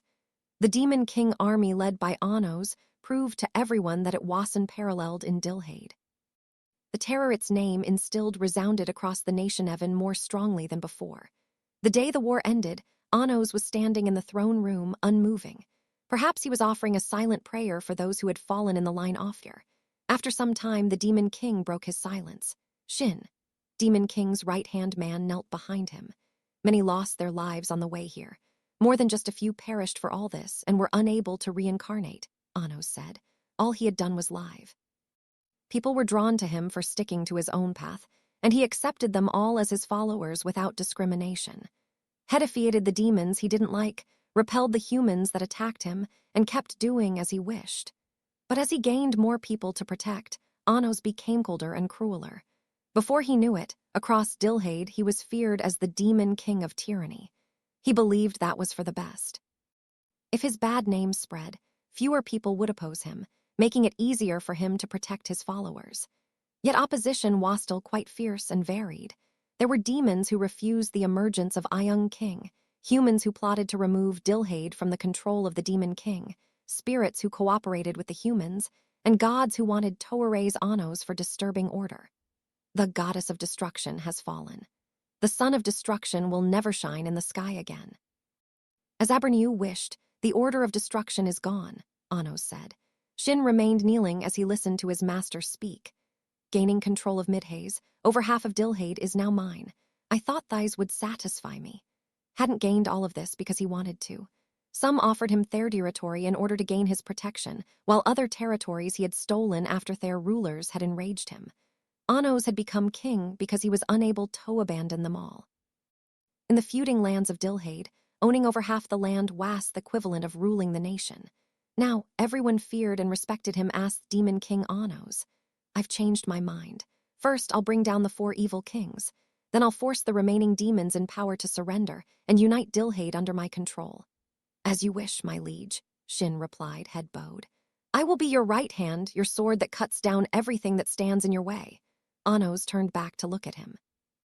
Once I've united Dilhade, I will seek an audience with the goddess of creation militia, the great spirit Reno and hero Canon. Was a surprising proposal, but Shin listened silently, expression unchanging. I wish to end the Great War, Anos declared. The road ahead of him was still long, but it was at this moment that Anis decided to start down the path of peace. But for now, nothing will change. The war has gone on for so long, it's impossible to say when it will end. Nothing is impossible for you, my liege. Anos chuckled at the utmost faith Shin had in him. Step outside for a bit, Shin. Don't let anyone else in. Understood, Shin replied, departing with Gadam. After watching him leave, Anos turned to look into empty space. I'm alone now. You can enter. The space before him distorted faintly. The man who teleported in was invisible from Lionel and had his magic hidden with Najira, Saris. So you brought down the goddess of destruction and changed her into a castle, Saris said without warning. You brat, just what did you say to the goddess of creation? Skipping the pleasantries again, I see. You haven't changed for as long as I've known you, Anos said. His magic eyes were clearly looking at the man hidden with Lionel and Najira. It seems the sorcerer King Bamiras has been defeated. Was that your doing? I am not obligated to answer, Saris said curtly. This is the 17th time you've appeared before me, ghost of the dead. Does that matter? Nothing, I'm just starting to catch on to your identity and why you're reduced yourself to a ghost. I had no idea the first time I met you, but now I can read you just a little. Stared back into Anos' eyes silently. The world will change, Anos said. After glaring for a few more seconds, Saris replied. It will not change. It hasn't changed until now, and it never will. That is, wig hosts are born, we will continue wandering across Dilhade until the end off time. Then I will destroy you, Anos said in warning. I will erase the ghosts and change this ravaged world, so that fools are never born again. Pointed at Saris's face. I will put an end to you. Do you really think a brat like you is capable of such a feat? Thinking it's a feat means you merely lack power. The world hasn't changed until now, you said. Of course it hasn't. Until now, the world didn't have me in it. A world with him in it was different to a world without. Anos made that near-arrogant declaration and glared back at Saris. Sparks flew between them for a long, long time. To an onlooker, it would have seemed like time was frozen. Valdigode, Saris suddenly muttered. Anos' gaze eased, and he looked at him in question. You are a descendant of the Valdigode line. Your mother was Luna Valdigode. Demon King chuckled with an incredulous look. I haven't taken control of Dilhade yet, he said. I only revealed half. Demon King Anos had taken control of half of Dilhade. Thus, Saris had revealed one of his 2 parents. Once you become the ruler of Dilhade, I'll tell you the other half, Saris said, then drew the magic circle for Gadam. What happened to your business here? Anos asked. I came to warn a fool, but he was far more foolish than I expected. It was too late for any warning to be effective. Teleported away. Anos followed the trace of his magic with his eyes tossy. He was moving towards the enchanted forest behind Delskade. He watched from afar as a Gadam circle appeared, followed by Saris. Hel looked around at the phantom knights that had been waiting for him. Ed, Zeno, and Zet were present. They remained seated on the tree roots.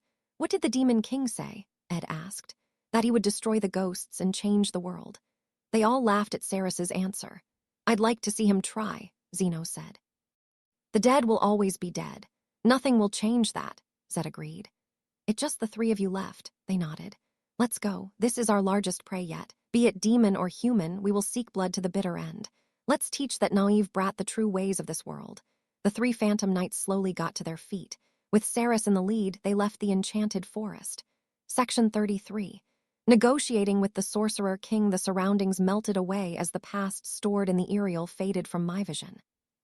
17. That was how many times Saris and I met 2,000 years ago. Far too little to consider him a father. The man hadn't felt the need to reveal his own name or relationship to his own son. To him, had I been merely a tool in fulfilling his own goals? If so, what had been the purpose of his visits? I had said I would destroy him and the other ghosts. Saris seemed to have come to some kind of understanding from those words, and so had I drawn close to the abyss of his heart during one of those 17 visits. There might have been a hidden meaning to our exchange. 2,000 years ago, the world was a dangerous place. Someone could have sneaked into the Delscade throne room and eavesdropped on our conversation. No matter how well I trained my magic eyes, I couldn't keep a perfect watch on everything. There were eyes and ears constantly probing into the internal affairs of their enemies, and in experiencing the Aerial, I had been one of them. What I had just witnessed was the kind of conversation with unspoken words that couldn't be uttered lightly. But I didn't get it. What had I noticed about Saris back then? Now, I looked around at the pillars of fire that lined Bamiraz's body inside the Balg Vergum. The 30 Bamiraz clones that had appeared like a mirage had been destroyed while I was watching the past, leaving nothing but some black ashes. There was only one left, the Bamiraz impaled on my right hand with Avias and Ziara. The clones were quite elaborate Bamiraz. You called them heat hazemirages, I believe. Yet they had nothing to do with concealment magic. They were your clones that you had transferred your source to. I pushed the glittering black flames into his body of fire, closing my fist around his source and burning his body. Gah! His face of flames distorted in agony as he panted for breath. Did you know from the beginning? He asked. Did Saris Valdigode tell you my secret? No, from the beginning. What are you on about, Bamiraz? I said I could multitask. Parts of Bamiraz's body crumbled into black ashes. The pillars of fire vanished, and the space distorted, returning us to the ruined shaft we were in before. Reduced to a spark of fire, Bamiraz attempted to flee upwards, but was unable to proceed past the Bano even I had set up. Ungea, Bamiraz cried. It can't be. This can't be. You were barely paying attention to me, the Sorcerer King Bamiraz, and yet... Sparks of fire gathered in one spot, forming a body of flames. I leaped up to him before he could draw a magic circle, grabbing his face with my hand of Avias and Ziara. You can only transfer your source to one clone at a time. If your body is awake, your clones cannot move. By convincing your enemies that you possess such a limitation, you can hide the existence of your multiple clones when you swallow them with Balg Vergum, allowing you to fight with an advantage. His clones were both his defense and his lifeline. It was unlikely for Simonia's meticulous as Bamiraz to throw them into battle so carelessly, especially considering the fact that his magic power limited how many he could make. Therefore, if I destroyed all of them at once, he would have nothing left to protect his true body. Balg Vergum was a gamble that banked on finishing the battle in a single blow. Gwa. Avias and Ziara burned up Bamiraz's true body, turning it to ash.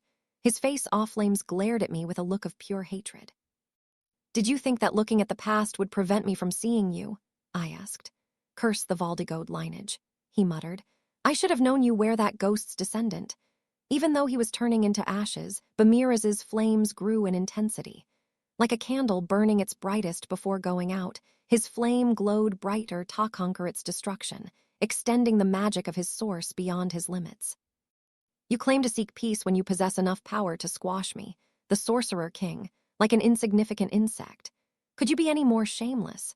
Bamiraz drew magic circles of various sizes inside his body, scattering geograys around. You yourself are the seed of war. The existence of someone with the power to destroy the world, and then some is the greatest obstacle for those who wish for peace. The scattered geograys formed a magic circle that allowed him to cast Avias and Ziara. Bamiraz turned into crimson flames and escaped from my grip, landing on his feet a distance away. I followed him and landed as well. I understand what you're saying, but crying about it won't change anything. If you have any better ideas, let's hear them. I cannot imagine you listening, but... The Sorcerer King reached into a magic circle inside his body and withdrew a small vial. The liquid inside was black and shaped like a mountain. The shape was magically maintained. Take this, Bamira said, throwing the vial at me. I looked at it and sensed a similar magic to the Dark World cloak. It is called the watershed of sorcery. I have spent a long time researching this item. If you drink it, the magic overflowing from your source will split like a watershed and flow away. Part of it will remain within you as usual, and part of it will flow into the Dark World. To split my magic and weaken me, huh? I said. If you truly wish for peace, then you have no need for that much power. As I've said many times now, a world without the demon king of tyranny is our world closer to peace, Bamira said. I stared at the watershed of sorcery in my hand. Why isn't it a zect? He, Bamiras cackled. A zect can be broken if you're prepared to be destroyed. And with your strength, you could overcome even that destruction. He had a point. You want me to drink this if I desire peace? But you won't. You seek peace but refuse to relinquish your power. Yet in a peaceful world, that power is unnecessary. Therein lies the paradox. Pointed at my face with a finger of flames. If you didn't exist, I wouldn't have to resort to using such force, although it seems no one else has noticed this. Your paradox is what reveals your true intentions. Peace is just an excuse for you to exert your power over others. Bamiraz's mouth twisted, convinced he had seen through my mind. Is it fun picking on the weak demon king of tyranny? Suppressing others under a false banner of peace must feel so gratifying. You're addicted to that feeling, and I can prove that now. Oh, Bamiras used the magic limnet. Emilia and the first Princess Rona could be seen moving through the imperial palace. To the rest of the world, she was born as the daughter of Emperor Chaps, Bamiras said. But she is my clone. That made sense. I see. So Rona's words about convincing the emperor were a complete lie, I said. Indeed so. Chaps was thrown into jail long ago. Innswale is fully under my control. Probably masqueraded as the emperor whenever the need arose. If that was true, defeating the Sorcerer King would resolve everything. Rona is leading them to the graveyard. Your subordinates are all skilled, so had to move carefully, but Kashim split them up well. There's no demons from 2,000 years ago with Rona right now, are there? Since Lay and Missay had gone after Kashim, the only ones left with Emilia were the students of Class 2. Since Rona is a clone of my true body, I can send my source there freely. Do you know what this means? That you can transfer yourself to Rona and massacre my subordinates at any moment. Crackled triumphantly, scattering sparks everywhere. You cannot teleport within this barrier, so it'll take at least a few seconds for you to run over there. With that much time, I can easily send them all to their graves. Do you think I'd let you? Of course, you may be capable of destroying me before I transfer to Miklone. But there's no way I'd be unprepared for that. Stared into his source with my magic eyes to see him drawing a magic circle. When my source perishes, the final magic of the Sorcerer King will activate, he explained. As my end approaches, my source becomes more powerful and will transfer to my clones in that state. Rona will have even more strength than even the true body. And so was the method by which the Sorcerer King overcame destruction. Put another way, though the Sorcerer King's body perished, a stronger fake would be transferred to a clone, and in doing so, become the true body and live on as the Sorcerer King. Perhaps that was how he had grown stronger until now, and what I was currently fighting was one of many such fakes. In order to destroy him for good, all of his clones had to be erased first. You can destroy me, but you'll just be sacrificing your subordinates if Yaudo. If peace is truly what you seek, then you will drink this watershed of sorcery. Drew a zect circle. I will also promise not to lay a hand on your subordinates. My power weakened. Bamiras would be able to flee from here. If what he wanted was a way to deter the demon king of tyranny, his goal would be fulfilled. However, try it, I said. You think your clone can kill my subordinates, just try it. I knew it. I knew you were this kind of man. You'd refuse to relinquish your power even if it meant watching your subordinates die. Your bloodline compels you to seek bloodshed above all. Are you sure? How would your subordinates feel if they heard what you just said? All your lies until no will be for naught. Why don't we call it a draw for now? The Sorcerer King offered in negotiation. You're mistaken, I said. Bamiraz's flames twisted in confusion. I'm saying your clone can't kill my subordinates. I sent more power to the Avias and Ziara in my right hand. The Sorcerer King glared at my hand with the utmost wariness. Using his blind spot, I drew a magic circle. Chains of fire shot across the ground. Wah! Distracted by my right hand, the Sorcerer King failed to stop Zola dipped from wrapping around his body. You will regret this, Demon King. The frail demons of this era won't last more than a few seconds in my flames. Surely you can understand such simple logic. Not sure about that. All I know is that when Rona is defeated, you won't have anywhere else to run. I slowly walked forwards and glared at the restrained Sorcerer King. Before I explain why I don't relinquish my power, there's something I have Vito tell you first, I said. I would kill him the instant he tried to transfer to his clone. Even if Hess succeeded at the transfer, he would be no more than a fake with the Samathots. It wouldn't be the same as reviving or reincarnating. Knowing him, Hugh would prefer to continue living as is, so it was unlikely he would move from where he was. Underestimate the magic of this era's demons, Sorcerer King, I said. The students of the Demon King Academy are better than you think. Section 34. The Demon King Academy versus the Sorcerer King. I switched to Amelia's perspective to see a large gate in front of her eyes. This is where my father, Emperor Chaps, conducts his official duties. He normally works from here, and during emergencies, the room also serves as the command center. First, Princess Rona explained from behind Amelia. The palace was built and prepared to be sturdier than anywhere else. It made most sense for the enemy command to be located there, if Emperor Chapish had still been in charge, that is. They may have abandoned this place already, Amelia said. They hadn't seen any soldiers since the first attack. Go. She placed a hand against the door, but it appeared to be locked. I think I should be able to open it, Rona said, touching the magic circle on the door. She sent her magic power into the circle, and it made an unlocking sound. The door slowly opened. Perhaps it was because it was built around the ruins, but the Emperor's office was oddly spacious. There were old stone statues and pedestals placed around the room, as well as a stone sword and shield, clearly symbolizing something. Another door was at the back of the room. It's larger than I thought, Amelia said. Be careful, everyone. The group scanned their surroundings as they walked forwards, focusing their magic eyes on the stone statues. There were faint traces of magic left in them, but they didn't appear to be activating any spell. Emperor Chaps in the back, Amelia asked. I think so, Rona replied. After a short exchange, they resumed walking. They were so far into enemy territory, yet there were no signs of any guards, which only made Amelia and the Demon King Academy students more nervous. Before long, they had reached the middle of the room. Ellen took a step forwards, and a section of the floor sank in with a clunk. Ellen cried out. What's wrong, Ellen? Amelia asked.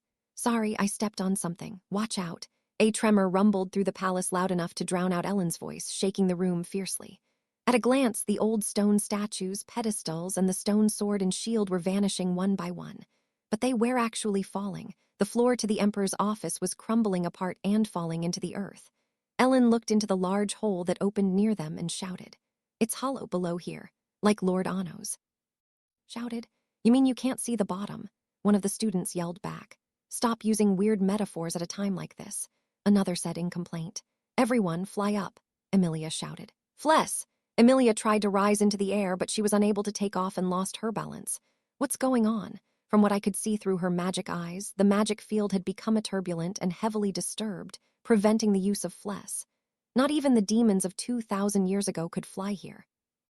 Anyone who tried would send their bodies flying in another direction than what they intended, causing them to collide with the walls and each other.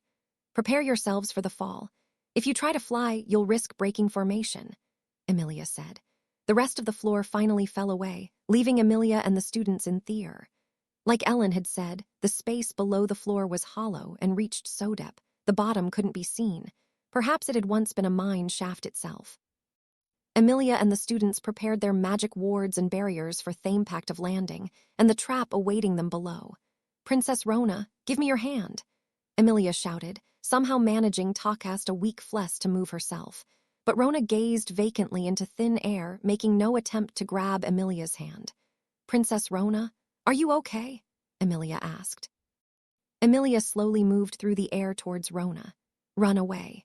The mouth of the skull on the falling staff of knowledge rattled as it spoke. Run away and don't look back. When Nea heard its voice, she gasped. Amelia, stop. Canny, I'm counting on you, she called out. Crimson flames spread before the falling student's eyes. Just before Amelia was engulfed in the flames, Cannibal flew through the turbulent magic field withies, snapped its jaws around her clothes, and tugged her back. Just before she was burned by the fierce flames, Amelia was saved by Cannibal. But her face was frozen in a look of pure shock. Rona's body had flipped inside out and changed into a body of flames. Even the students Hawkame prepared for battle gasped in horror, exclaiming various reactions. Are you serious? I knew it wouldn't be easy, but of all people. Why did it have to be the Sorcerer King? Rona, now the clone of the Sorcerer King Bamiras, scattered sparks everywhere as he cackled. Pathetic demons, incapable of using flesh in this level of disorder, drew magic circles of various sizes across his body. Crimson Sons of Geo Greys threatened to fire at the students. Their magic wards wouldn't be able to protect them from such a barrage. BWA haha, it's a pinch. Yes, a crisis. The Staff of Knowledge creedfully. It's a matter of life or death, bookworm. Find a way to juggle this turbulent magic field, your breath attacks, and the connecting shafts of this underground ruins all at once to escape. If you do, you'll be granted the privilege of living for a little longer. Don't underestimate trash like this. The Demon King may have power, but he has no sense for it in others, Bamiras said, magic eyes glinting. It's a waste to use this on you, but consider it a parting gift for the afterlife, the most sublime Geo Greys you'll ever see. A crimson sun appeared from the turret of magic circles and shot towards Emilia and the students. Cancel it out with all your strength, Emilia ordered, casting Gryad with the students.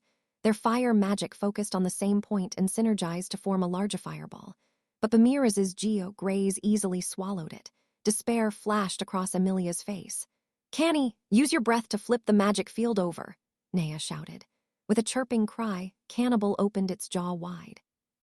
Its screeching cry pierced through the air, causing Bamiras to stagger for a brief moment. The disorder of the magic field was so strong that even Bamiras struggled to control his flesh. The breath and rampaging magic field caused his Geo Greys totter in its path and blow a hole in the wall of the ruined shaft. The wall caught fire, and the hole in the wall led to another bottomless cavity, a neighboring ruin shaft. Everyone head through there. Canny, push them, Cannibal chirped and used another breath to push the students through the hole. Their bodies were lacerated by the sound waves, but now wasn't the time to be bothered by that. Emilia and the students all used their swords, spears, and feet to push themselves towards the hole and into the other shaft. Come back, Canny, Nea called. Cannibal flapped its wings and soared smoothly through the turbulent air. But the Sorcerer King appeared directly above it. Impudent dragon. Die. The Geo Greys that Bamiras released swallowed Cannibal and pushed it down the shaft. Canny, Nea screamed. Nea, don't go. Emilia grabbed Nea's hand and stopped her from returning to the Sorcerer King. Go of me, I have to save Canny, Nea shouted. Just then, a weak growl could be heard in the distance. A breath appeared in front of Nea and swept her back into the shaft. It was clearly trying to protect its master. Emilia grabbed Nea's hands firmly in hers and looked at her solemnly. Let's go. If we don't run, that tiny dragon's actions will be for nothing. Emilia and Nea ran as fast as they could past the magic field. Once they were able to use flesh, they flew down the complex underground ruins to get away from Bamiras. As the Staff of Knowledge had mentioned earlier, the underground ruins were made of a series of deep shafts connected by narrow tunnels. 10 or so minutes of running later, they had moved to the 9th shaft past their original location. Everyone here? Emilia asked, checking on the students. Everyone was exhausted and some wounded, but they were all there and alive. It might be better to get back up to the surface. Nea, does that Staff of Knowledge know anything? Nea sent her magic into the cane. Please share your wisdom, Mr. Kane. Of course, it's impossible. The Sorcerer King is well aware that you wish Toffley to the surface. You should assume he has his eyes constantly watching Theexits. If you try to step outside, you will be found immediately. Don't think you can slip past him. He isn't called the Sorcerer King for nothing. A heavy silence followed those words. I guess we have no choice but to wait for help, one of the students eventually said. Anosh, Lay, or Lady Sasha should come save us when they notice, right? Another asked. But can we keep running from him until then? If he sets this shaft on fire, it'll be over for us.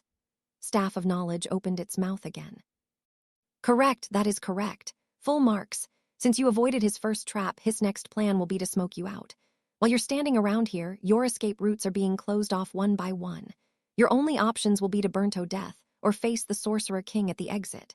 Nothing. Never received worse full marks before. Silence fell over the students once again. Emilia was also quietly pondering to herself, unable to come up with any good ideas for their next steps. Their opponent was a demon from 2,000 years ago. The situation seemed helpless. With every passing moment, the Sorcerer King's flames were spreading through the ruins, preparing to exterminate all of them. Nea said, breaking the silence. What if we win? Everyone looked at her with faces of shock. Do you mean against Bamira's, Nea? Jessica asked. It's an ancient fire demon over 1,000 years old, you know, Nana said worriedly. But if we run, we can't save Canny, Nea protested with tears in her eyes. I know Canny's still alive. He's waiting for me to save him. I know how you must feel, but our opponent isn't someone we can just ambush and overpower, Emilia said. Nea furiously rubbed her tears away and held up her pledged jewel ring with a look of determination. I'll use summoning magic. I'm not very good at it yet, but I have to try, She said. Besides, I think Lord Anos is telling us to defeat the Sorcerer King. What makes you think that? Emilia asked. Just look at this situation. It's impossible for us to be truly cornered like this because it's impossible for Bamira's plan to outsmart Lord Anos. Wouldn't you agree? Looks of realization fell across the other students' faces. That you mention it. Yeah, it's impossible. Right, so what? He wants us to take him on. That Sorcerer King. Ugh. His demands are always so unreasonable. It's a demon from 2,000 years ago, 2,000 years, and a major one too. But it means we can do it, right? We just have to figure out how. Just then Ellen raised her hand. I think Nea's right. Anosh said the same. He said the demons of the magical age stand on top of the foundations built by the ancient demons. She said brightly, unfazed by the skeptical looks of the other students. Whether it's the Sorcerer King or the Demon King of Tyranny doing the research, the work of our predecessors will allow us to reach further into the abyss. I mean, Anosh's case is a bit special, one of the students said. He's a genius. No, Anosh was probably the first to notice what Lord Anos was thinking, Ellen pointed out. Nea looked at Ellen questioningly. What was Lord Anos thinking? He doesn't want us to lose to the demons of 2,000 years ago forever. We have to surpass them. That's what Lord Anos wants of us. Would he want that? Jessica asked. I don't know. You don't know.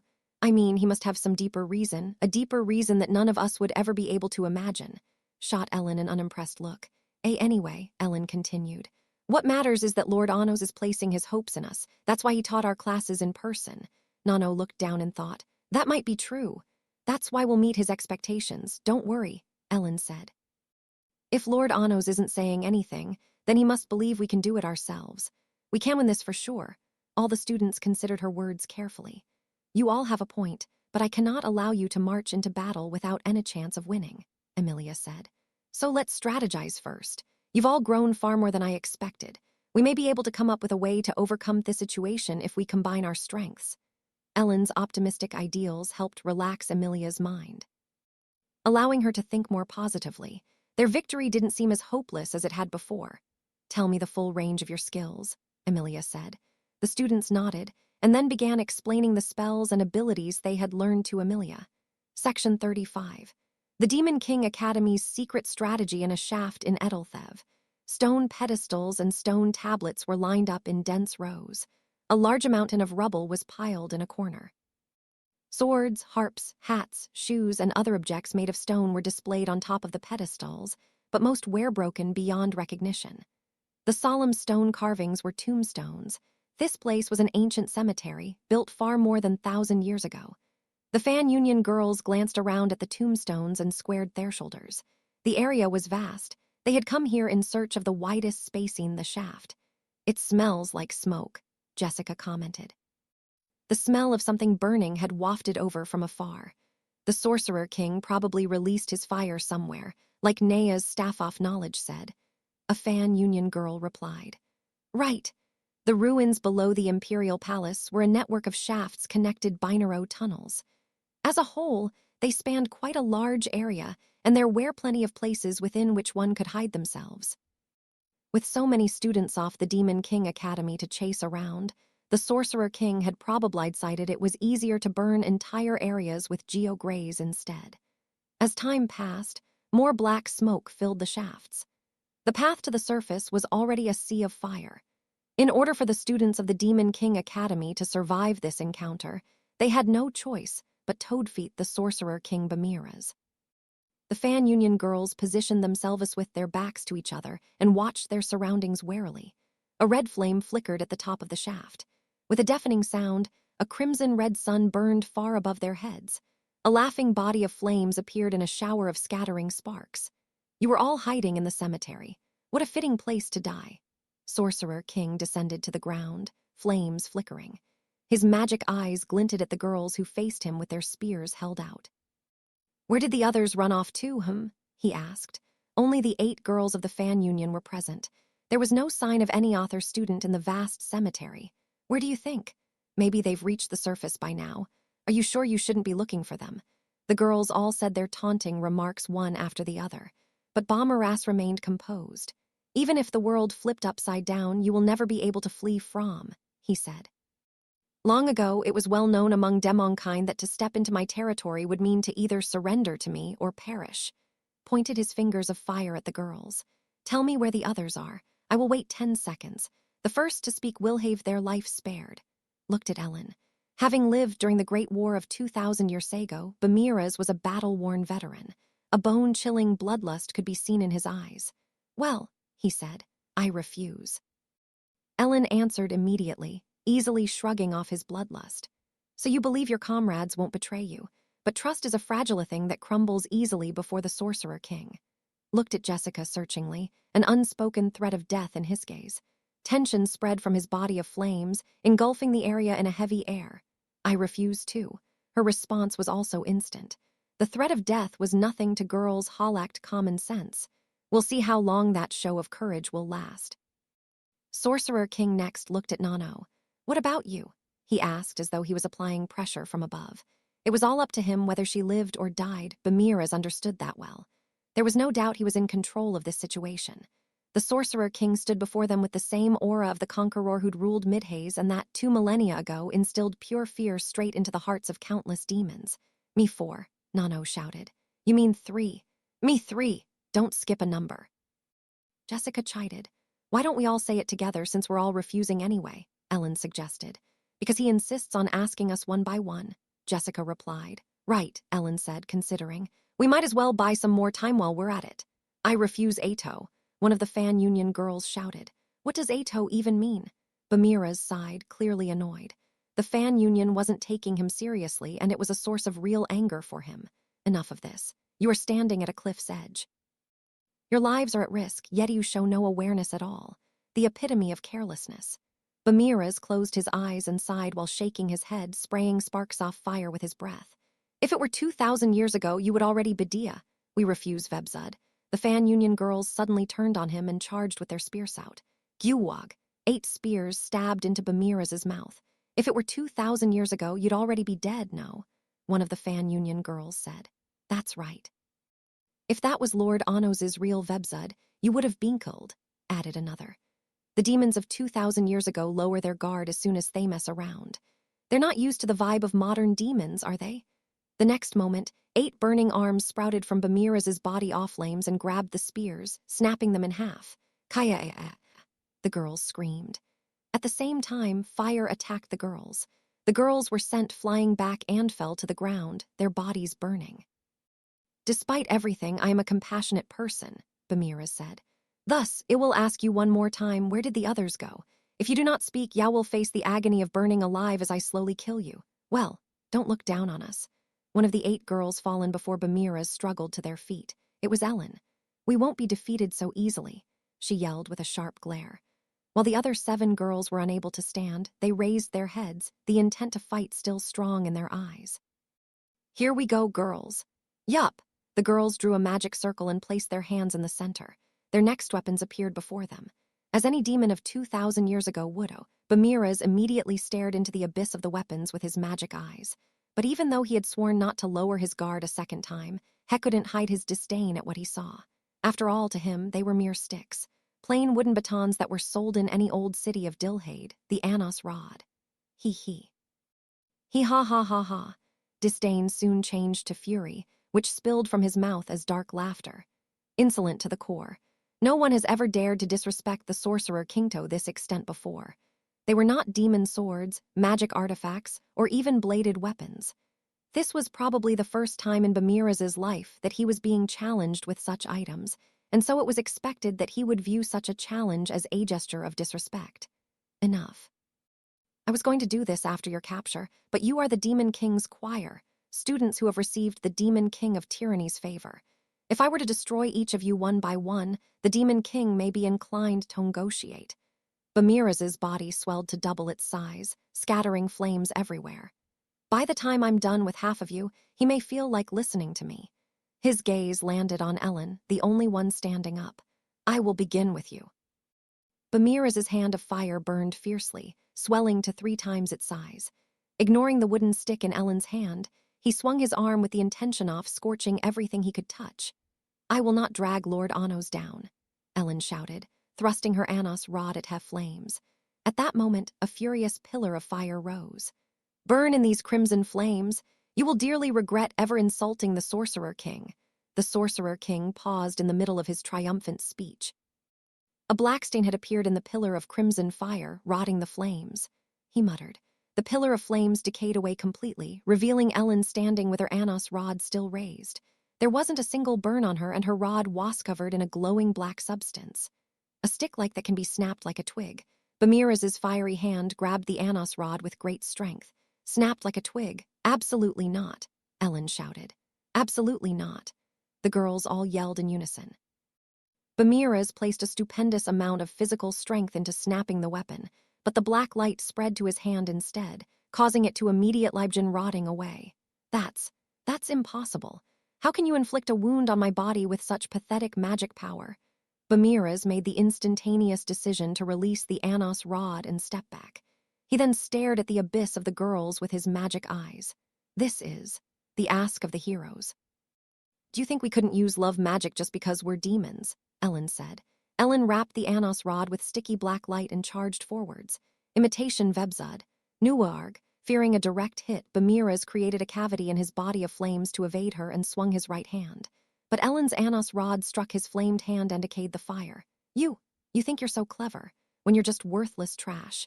Bamiraz flew up with Fles out of range of the Anos rod. This is the end. A large magic circle appeared before the Sorcerer King. It was aimed at the 8 girls. Die, Geo Grays. A humongous red sun flew out of the circle and straight at Ellen. Everyone. There aren't enough emotions, Ellen shouted. Think of Thenos Rod as Lord Anos, and give me more. During the Adonica training, the Fan Union girls had taught themselves Guard Ask, and they had continued to study this magic even after they left the underground world. A wellspring of their feelings was a loyalty that bordered in insanity. When the target of Guard Ask was Demon King Anos, their loyalty and the magic were directed towards the same person, bringing out the spell's fullest potential. However, things were different when the Guard Ask was focused on Ellen. It was terribly inefficient to use her as the target of the spell when the real target of their loyalty was Demon King Anos. But the girls had overcome that with a surprising approach, and that was the Anos rod. With Ellen holding the Anos stick, a name quite similar to that of Demon King Anos, they were able to direct their loyalty through Ellen and the stick like it was a symbol of worship. With this method, they were able to overcome the most basic tenets of common sense. Emotions conveyed indirectly were weaker than when conveyed directly to the object of feeling. Indeed, it was an unheard-of feat. What was most surprising was that they were able to treat the stick as a substitute for Demon King Anos just because it had a similar-sounding name. That took an extraordinary imagination, something the demons of 2,000 years ago didn't have. With our indirect Guard Ask, Ellen said, raising the Anos rod over her head. The other 7 girls copied her actions, pointing their sticks at the incoming Geo Grays. Take this. Imitation Geo Grays, they all shouted. Sticky black light formed a sun that collided with the red Geo Grays. Sparks off her and decayed rust violently scattered everywhere. Geo Grays and Guard Ask you're practically equal. No, the Fan Union was slightly winning. Can do it. We can do this. Even we can stand against the Sorcerer King, Ellen shouted, just like this. One more push. As their emotions increased, the red Geo Grays decayed and rotted apart. You, Bamiraz muttered. You arrogant brats. From far above in the shaft, red rays of heat focused on Bamiraz. The fire cut off their escape route and spread countless Geo Grays of various sizes through air. They formed a magic circle that poured heated magic power into Bamiraz. The Son of Guard Ask completely rotted away the first Geo Grays and continued moving towards Bamiraz. At that moment, Avias and Ziara. Sorcerer King's body turned a shining scarlet red. The sticky light of Guard Ask burned away the moment it touched him. With this, it's over. I may have underestimated you slightly, but in atonement for that blunder, the Sorcerer King's body turned into a sun-like sphere. I'll turn you to ashes so fast there won't be enough time for you to even feel the pain. With a deafening rumble, the pile of rubble at the corner of the room blew up. Bamiras looked over, body returning to normal at the distracting disruption. A giant stone hand had appeared at the foot of the rubble mountain. Morrible moved loudly, flying away from the pile. A Demon King castle made with iris emerged, growing limbs and standing on its own feet. The Demon King castle swayed and took a loud, clunking step forwards. "Here we go, Bamiras," Emilia's voice called. This was the giant soldier the Demon King Academy students had created with Jais. Section 36. All out war, the giant soldier walked with loud and heavy steps.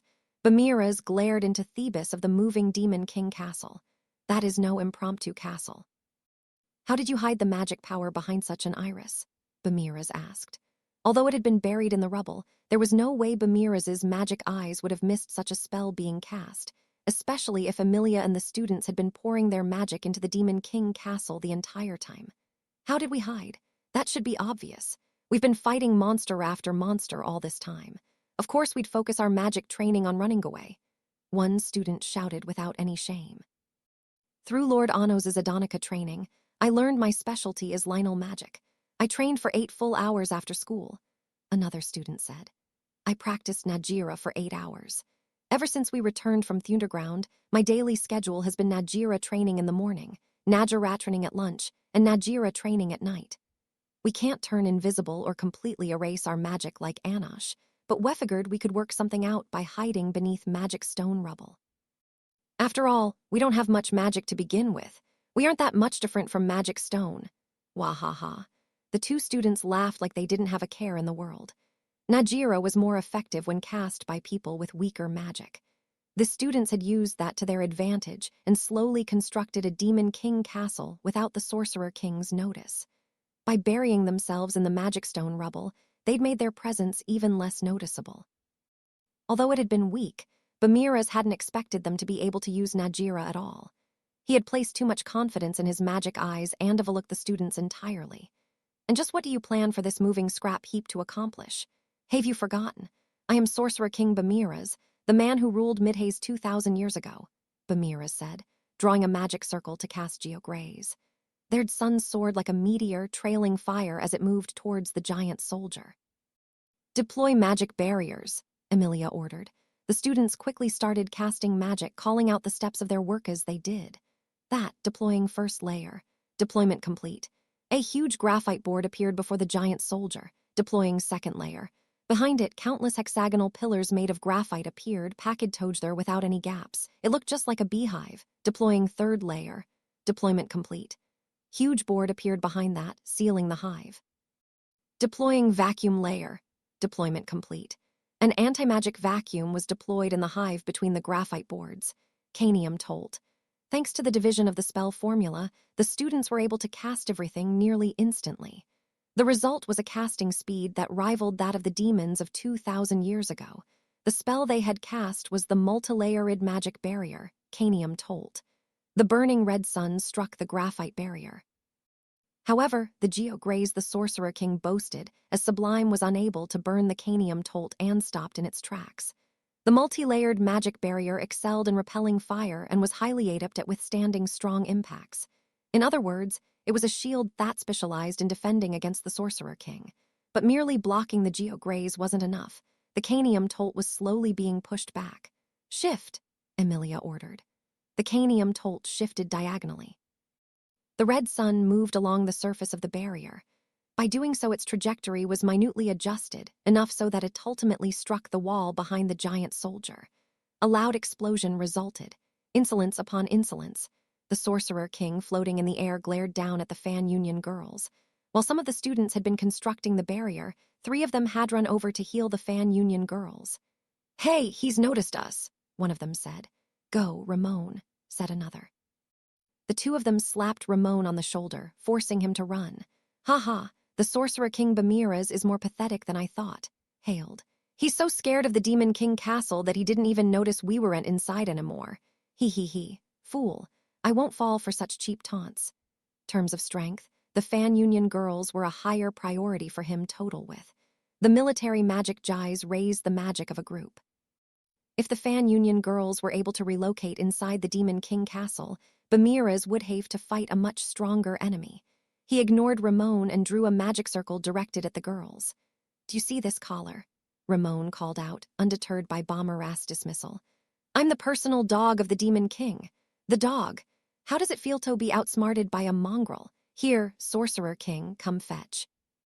Ramon skillfully stuck out his butt and slapped it as he ran. The look on Bamiras' face changed, warped, as though his wrath had finally been incurred. Perish, trash. He altered his geograze to aim for Ramon instead.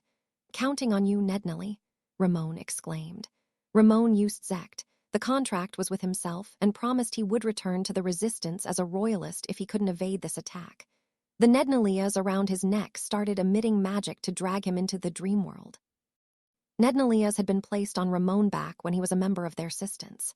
If he strayed from his reform as a royalist, the collar would show him a dream to correct his way. If he didn't choose the right path, he wouldn't wake up from the dream. The Zect he had just used would make Nednalias show him the same situation he was facing right now, Bamiras casting geograze. If he didn't choose the right path to evade the geograze in his dream, Ramon would never return to reality. The dream would repeat over and over again in a single moment. In that moment in the dream world, Ramon died countless times and woke up. Grah. He was barely able to evade the geograze. The probability of doing so was probably a fraction of a percent, one chance out of several hundred likelihoods of failure. But after practicing the situation in his dreams until he got it perfect, Ramon was able to grasp that one in several hundred chance. How could a piece of trash? Bamiras continued firing geograze, but Ramon avoided them all while screaming, "You, why can't I hit you? Ha ha heya, can't catch me." Bamiras flew into a rage and fired geograzes large and small everywhere. There was nowhere for Ramon to run. Canium tolt. A magic barrier was formed, blocking the geograzes from reaching Ramon. He had just enough time to slip inside the Demon King castle before he waskilled. "No, no," Ellen's voice echoed, chiding. The Fan Union girls had been healed while Ramon was playing the decoy, and were now riding on the giant soldier's shoulders. "You can't defeat the Demon King Colossus Anagade like that," one of the girls said, in a scolding tone. "This is the military magic of the Demon King Academy. Our strength combined together. We'll show you that we can not only take it but also dish it out." The girls opened the nearby door and entered the Demon King Colossus Anagade. "Guard ask," the Fan Union girls called out as one. Sticky black light appeared before the Colossus, transforming into a single spear. "Here goes," Emilia yelled, and the Demon King Colossus grabbed the guard ask's spear. The giant then took an earth-shaking step towards Bamiras. "MS. Emilia, the call is imitation Vebzud." Ellen said to her, "I be unrelated to your guard ask," Emilia asked hesitantly. "But it's important to have our hearts as one," Jessica said. "Feelings are important for guard ask," Nano said, nodding. "I don't get it, but fine, I just need to say the words, right?" Emilia snapped. The spear of guard ask was thrust forwards with all their might. "I imitation," Emilia said. "Vebzud." The giant black spear roared through the air. Bamiras evaded it at the last moment, then drew more magic circles of varying sizes around his fiery body. The impudent military magic developed by the Demon King of Tyranny is useless. No matter how many ants you gather together, you cannot reach the heights of the Sorcerer King. Geograze fired in every direction. The students inside the giant soldier yelled to deploy the barrier layers. Canium told. The magic barrier that appeared before Anagade successfully warded off the geograzes. "That won't work on us," the students called out. "Fools, did you think that using the same trick on me would work so many times?" Bamiras replied. The geograzes fired everywhere, curved around and returned to Bamiras. Each one struck his body one after another. Graze Avnal. Each red sun struck the Sorcerer King. His body swallowed them and expanded. It was as though the geograzes were causing his fires to spread, growing Bamiras to a larger size than the giant soldier. Hee. Truly, only a modern demon would lord over an opponent with such a frail advantage as size. "You!" Emilia yelled. The gigantic Bamiras held down the Demon King Colossus Anagade's arm, preventing it from swinging its spear.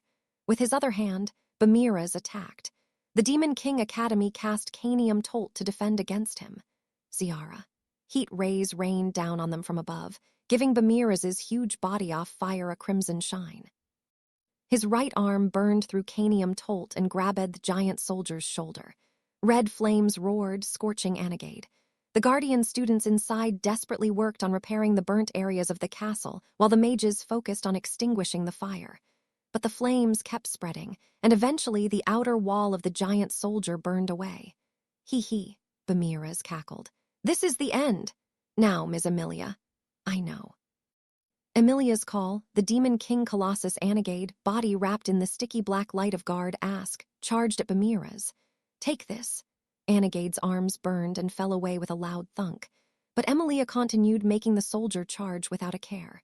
Guard ask's sticky light collided with Bamiraz's Avias and Ziara, resulting in an explosion of magic power like a firework.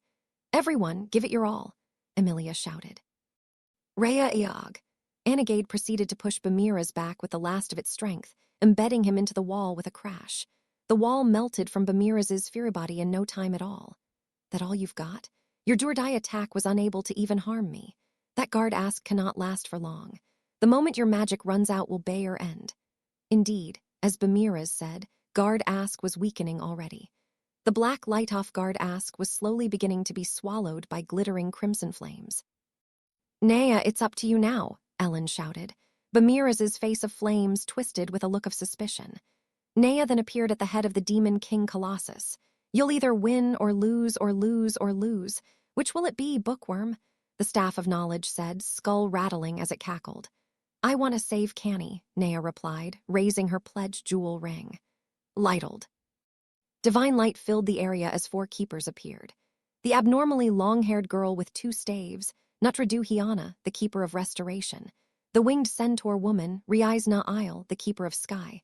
The large man with Agrate sword on his back, Zeola Opt, the keeper of protection. And a black shadow with an assortment of bladed weapons, Atro Zisistava, the keeper of death. The summoning magic of the underground draconids of all things. The sorcerer king said with a mocking laugh. But it seems you cannot control them. It's clear just by looking at them that they have no intention of obeying you. Even if they did, 4 keepers are no threat to me. If that was your hiddenness, then you've underestimated the sorcerer king yet again. Extended the hand imbued with his Avias and Ziara at the Demon King Colossus to deal with it first. Guard Ask immediately attempted to hold him back, but the black light was burned away by the fire, and Anagade's bellicaught alight. You have lost. I will now send you to the afterworld one by one, until the Demon King responds to my negotiations. Demon King Colossus fell to its knees, the outer wall crumbling apart. If Bamiraz hadn't wanted to use the students as leverage for negotiations, they would have all been destroyed by now. I'll save you, Canny. Just wait, Nea muttered. I'll save everyone, I can do it. Then place your life on the line, Bookworm. Nea folded her right hand over her left in prayer. Azept Nutradu Hiana, the keeper of restoration, turned into light and possessed Nea. Bamiraz cackled. He, you may be able to use Azept, but how will that help you? You'll die before you can regenerate. Azept, Zeola Opt, Nea shouted. The sorcerer king fell speechless for a moment. He eventually said, fiery face dumbfounded. He couldn't comprehend what was happening at all. What did you just say? Calling 2 gods to descend at once is impos. Azept, Riaisna Isle. Bamiraz was even more shocked. 3 possessions at once. No, what are you doing? To call a god to possess you is to offer your source as a vessel for them to pour into. Even keepers have a divine order, you couldn't possibly fit 3. Azept Atrozisistava, Enwaya, F4, at once. The Staff of Knowledge rattled at Bamiraz's shock. BWA haha, that's right, you're exactly right, the staff exclaimed. Thieverage person may only be possessed by 1 god at a time, and even then Thaddeus considered an admirable talent. However, Bookworm Nea is no average vessel, her source is. BWA haha, the skull rattled with glee. Empty, completely empty. Nea started running and leaped into the air. Unfathomable. Are you a demon from 2,000 years ago? Bamiraz shouted. I'm a weak, useless, and insignificant demon of this era, Nea replied, evading Bamiraz's Avias and Ziara easily as though she were walking through air. But I have friends I want to protect. She charged straight at Bamiraz. Fool, he yelled, growing extra arms of fire from his torso to grab at her. You have 4 gods in you and you still don't know how to fight, huh? As if someone had placed their hand on his skull and pushed, Bamiraz lowered his head. WH what? My body, how? Flattened by an extraordinary power, Bamiraz's knees folded until his fiery head grinded against the ground. What is this magic? This order? He muttered, confused. None of the keepers who possessed you should have this power, especially enough to overwhelm me. Guo. What is this? BWA haha. Sorcerer King, you said it yourself. Calling a god to possess you is like filling the vessel of the source with water. So what happens when you pour different liquids into the same vessel? The answer is, Bamiraz was flattened even further, the unknown force making his body fold up and shrink in size. This, the skull rattled gleefully. It can't be. This is impossible. I am the Sorcerer King Bamiraz. I am the king who ruled all of Midhaze 2,000 years ago. Nea stood on top of Bamiraz, now only the size of a pebble. His expression was stained by humiliation and despair. You are a demon of this era, a failure at that.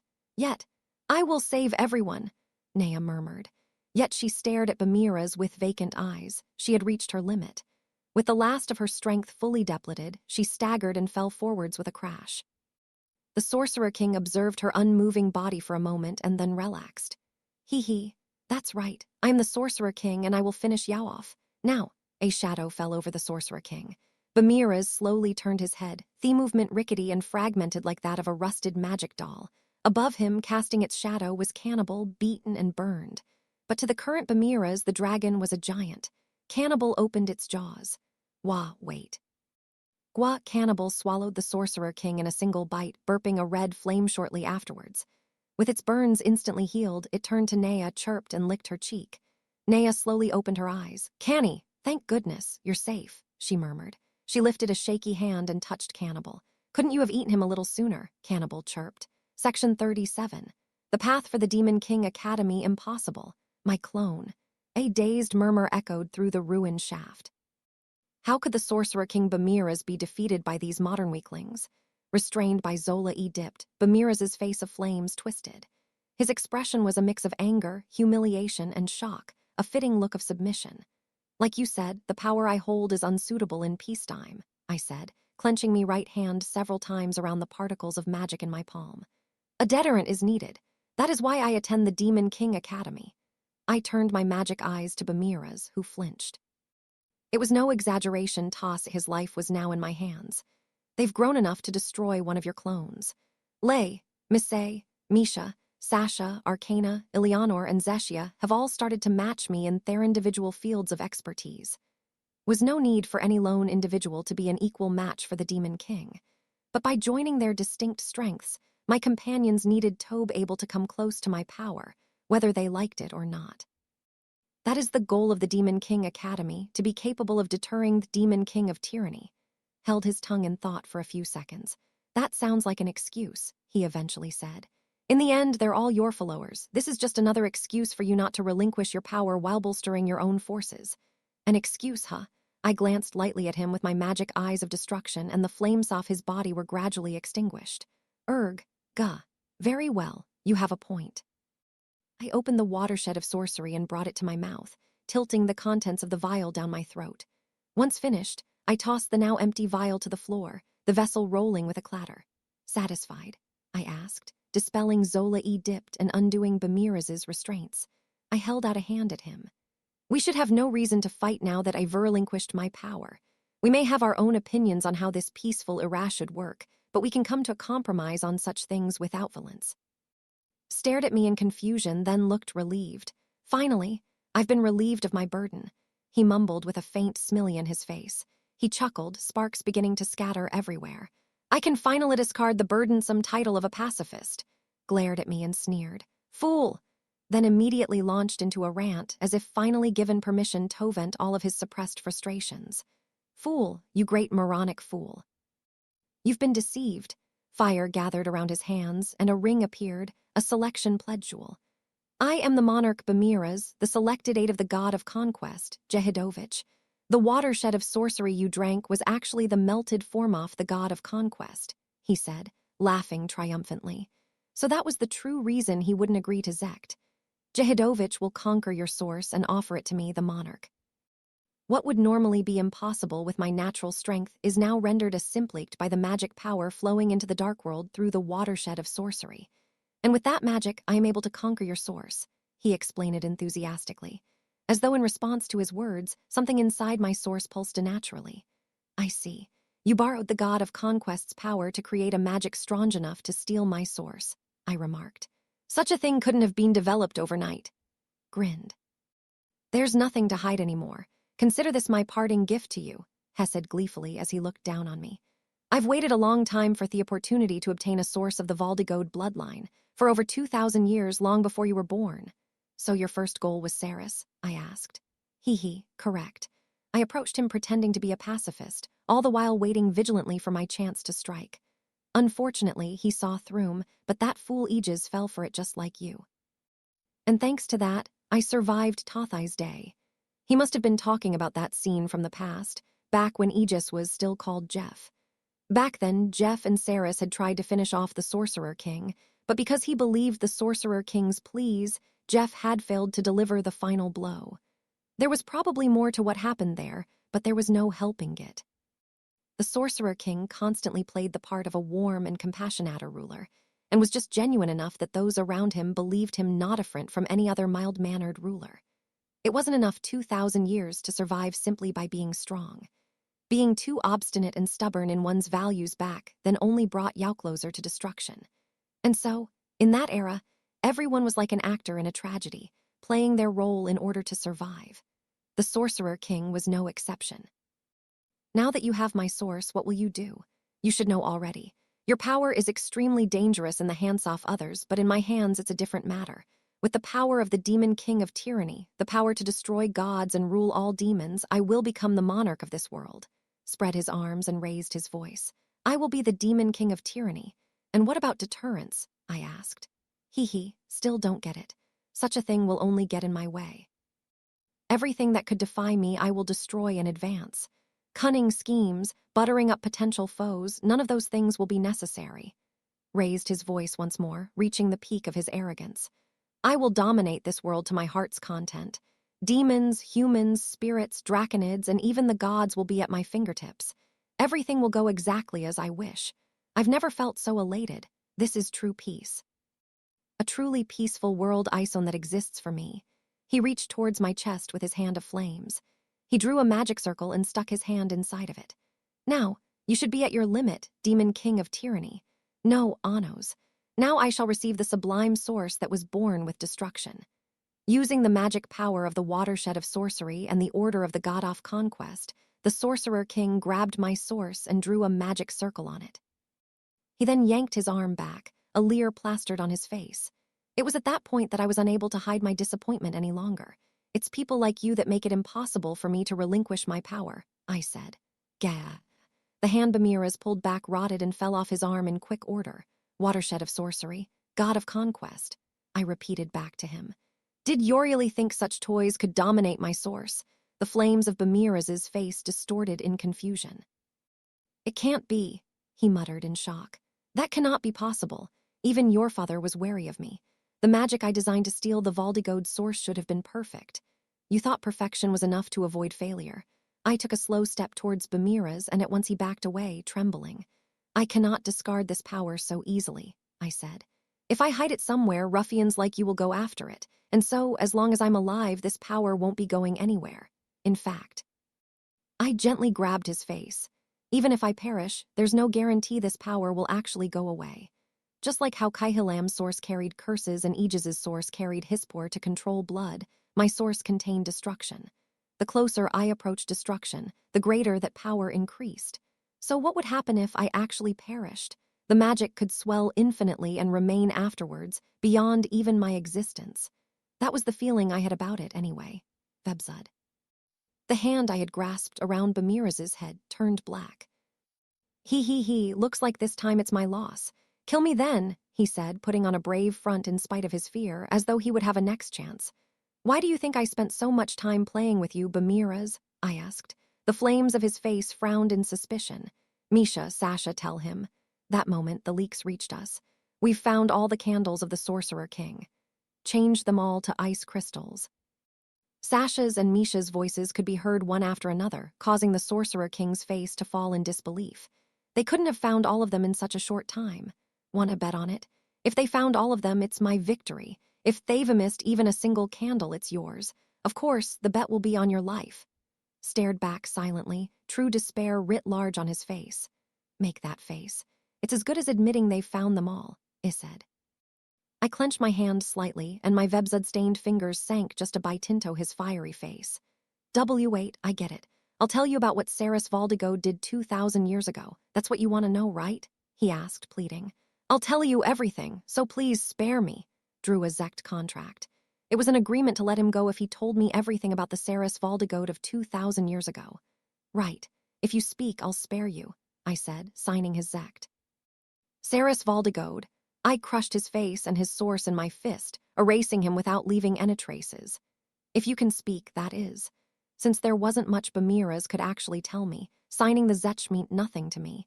And even after all this, he had limited his confession to the Saris Valdigo of 2,000 years ago. Up until the very end, he had tried to bet against me. The path he chose meant he would rather risk his life and perish than submit. Moving on. I drew a magic circle over where Bamiras had disappeared. By connecting Ito the storage circle he'd left behind, I was able to retrieve the Star of Creation. This was probably the one from the shaft Misha and Sasha had gone to. Arcana, there's another Aerial to activate. Got it. Arcana's voice replied, followed by another leaks. My liege, I've found another Star of Creation. Was from Shin. As predicted, there had been another one hidden in the Gangrand Cliffs. Make that too, Arcana. Of the star's blink, light of the past reaches the surface. Aerial started projecting the past into my eyes. Section 38. The truth of 2,000 years ago, 2,000 years ago. The thundering volcano of Gonal Mountain. Dark clouds crackling with lightning hovered over the volcano where the Phantom Knights, Saris leading them, were gathered. Before them was Themeth of the volcano, its magic-filled magma noisily bubbling away. Here it is, Saris said. Saris drew a magic circle and reached into it. He withdrew Godijman, sword of 1,000 bolts, and lifted it into the air. Lightning crackled and gathered around the blade before he swung it down at the volcano mouth.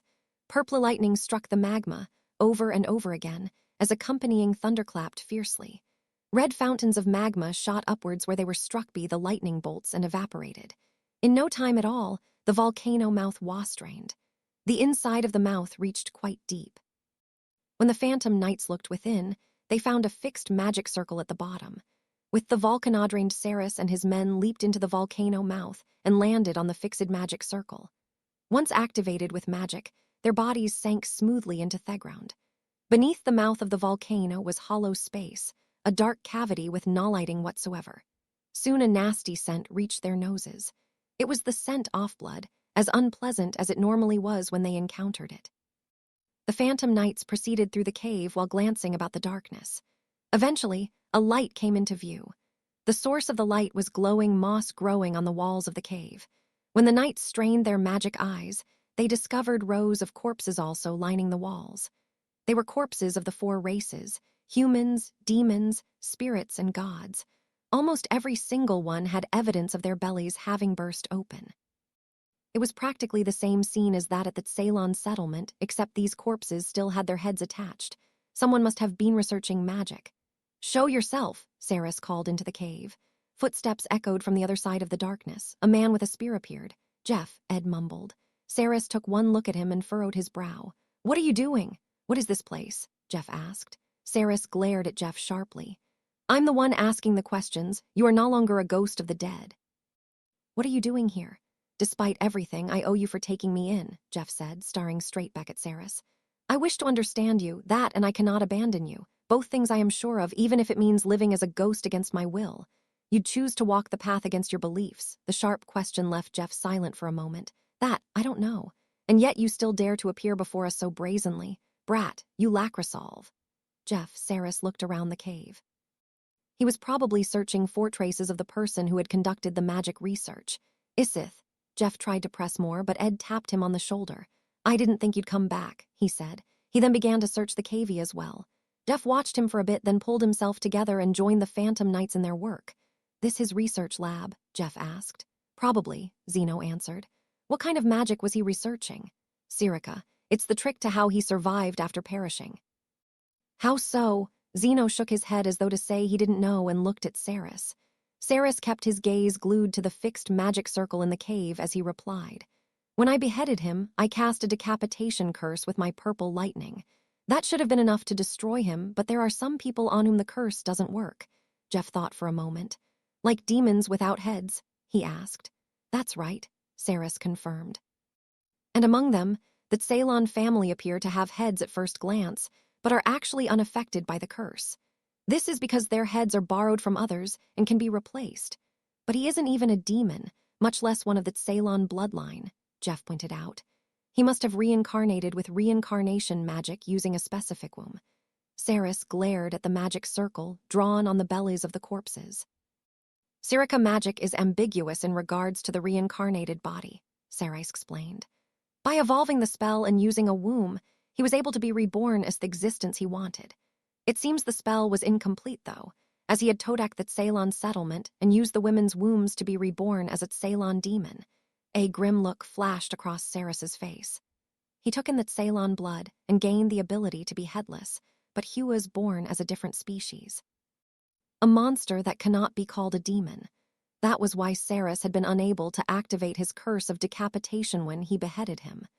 Most likely activated the reincarnation magic as I was activating my decapitation curse. His source vanished from the spot and teleported to Thume he prepared in advance. If one was ignorant of his ways, it would have looked as if he had been destroyed. The spell had most certainly been Gydrica. Compared to a regular Sirica, its rebirth process was much faster. I've never even heard of any demons able to cast that spell. For a human to reach that abyss is... Don't underestimate him. He is no mere human. He's using the blood of the Ceylon while wearing the skin of a human, all to hide the source hidden behind everything. Just then, the sound of slow clapping could be heard, as though from deep within the darkness of the cave, someone was applauding Saris's deductive reasoning. As expected of Saris Valdigode, leader of Dilhade's nameless knights, a good-natured voice said. The voice was accompanied by the sound of approaching footsteps. In the mythical age, most people silenced their footsteps. Those who didn't were still cautious and prepared at all times for battle, but these footsteps were far too late for the battlefield. The approaching figure came from the same direction as Saris and the Phantom Knights had. It was the human who had once infiltrated Dilhade, the leader of Squad 17 of the Asian army, Hero Graham. What a wonderful deduction. Stared into the abyss of the man who had appeared. What are you? He asked sharply. For now, Hero Graham. Saris glared at Graham harshly. I'm not asking for the name of your head. Identify yourself, monster. Graham chuckled. I'm afraid I've forgotten my old name. You can just call me Graham. Besides, I was actually a human once. I was born to a noble family off Sages. You see, so I was a bit better at magic than the average person. But at some point, I noticed I was a little different to others in another way. He spoke with Saris as if engaging in idle chatter, but there was something jeery about his face, something crazed as though he had a screw loose. That's right, other people could perish, but I could not. Why? I searched and searched for an answer, but I still haven't found one, Graham said, unperturbed by Saris's gaze. But recently, I found someone just like me. But because of that, I had to do something bad to you. What are you talking about? Have you forgotten? I mean this. Snapped his fingers, and a magic circle appeared on a crystal in the cave. The footage reflected there was of the Ceylon settlement. It's the baby. What Graham was showing were the moments just before the demon king was born. Just now, before the flames appeared, I heard the fetus moving. I saw a magic power that didn't belong to the woman. The demon in her belly was using magic. What? That's true. Just how powerful will the child be once it's grown? The eyes of the soldiers present were glazed in fear. We cannot allow her to give birth. What is in her belly is the pure incarnation of evil itself. It will throw the whole war into war. For the sake of the world, we will give our lives to stop evil. Go forth and kill her. For the sake of the world, for justice.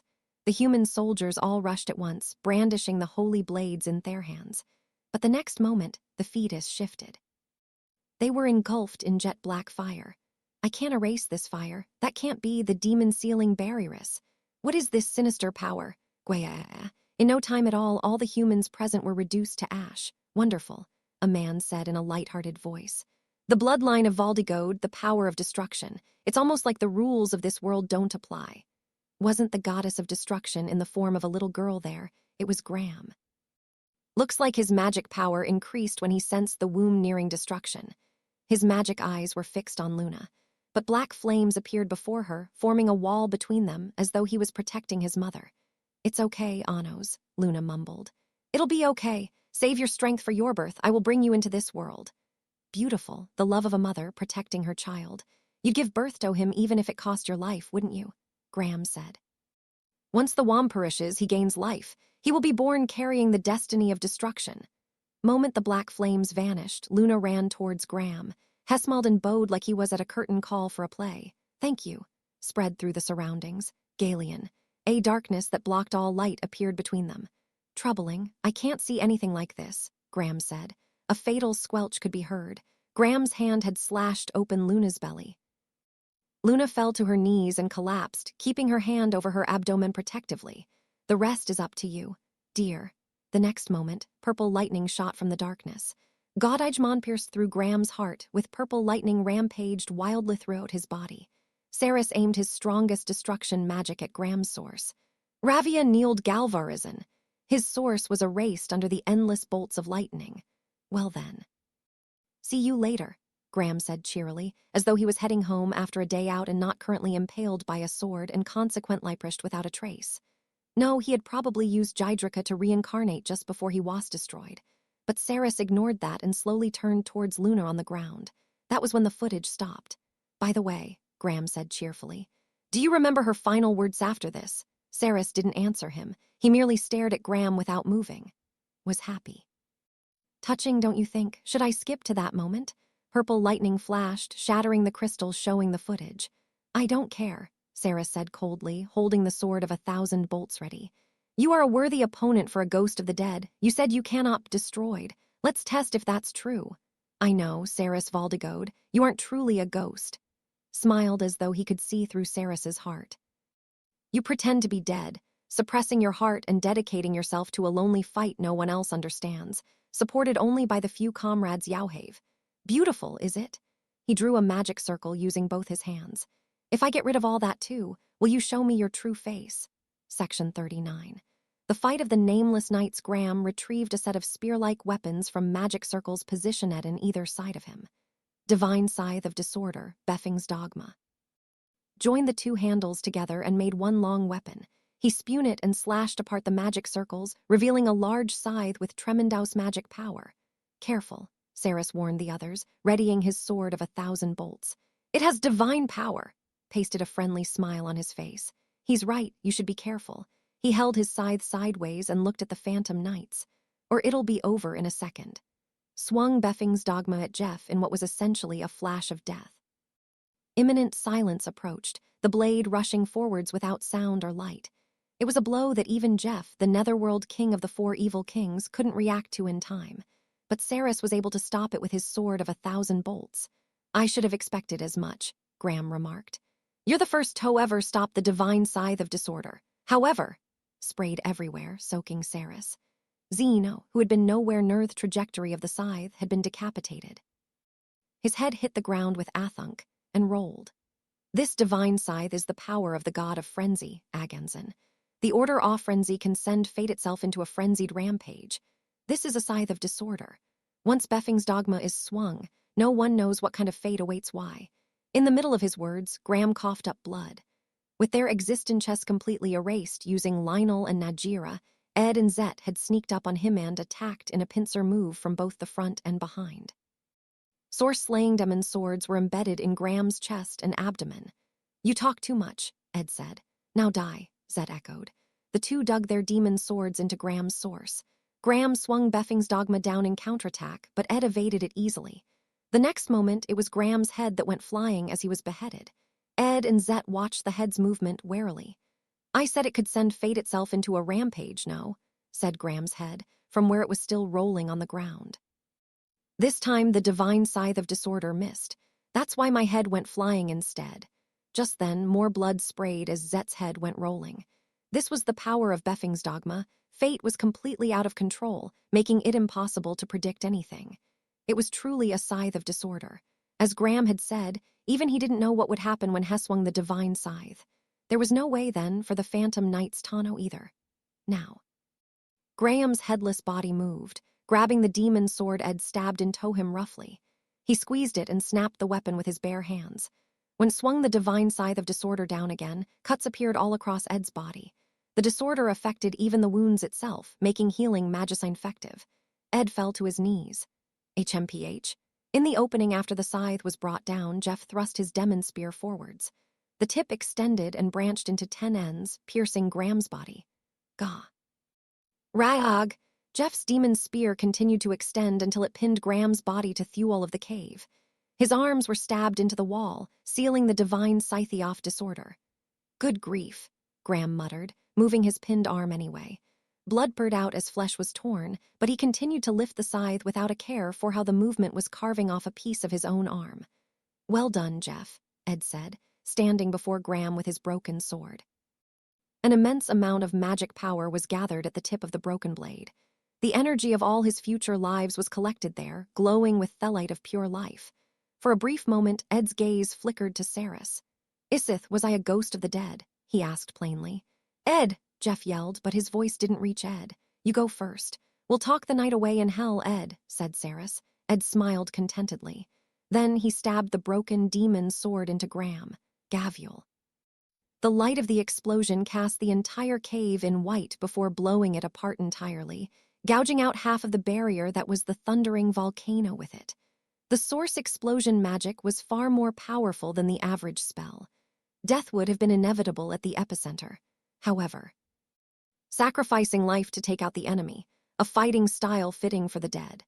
Light faded to reveal a headless figure standing there, alive. Graham was holding Ed's head in his hands. He had beheaded him just before Gavial had activated, weakening its power. But even then, he had still been at the epicenter of the Gavial explosion. He had been directly hit by the blow at point-blank distance, yet here he was standing without issue. "But that was probably his way of protecting you," Graham remarked. "Sacrifice the minority, save the majority. You Phantom Knights have always followed that belief." "Perish, monster," Saris muttered. Ed's Gavial had created an opportunity for Saris to form the Spherica magic circle of possibilities in front of him. His self-destruction magic had torn apart Graham's magic wards, and most importantly, sent Beffing's dogma flying out of his hands. Ed had never intended on finishing Graham off with Gavial. It was just the appending move to the Phantom Knight's strategy.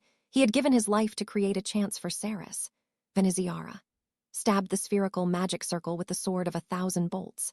At the same time, 9 blades of possibility pierced 9 other spherical magic circles. Purple lightning filled the area, portended by deafening thunder.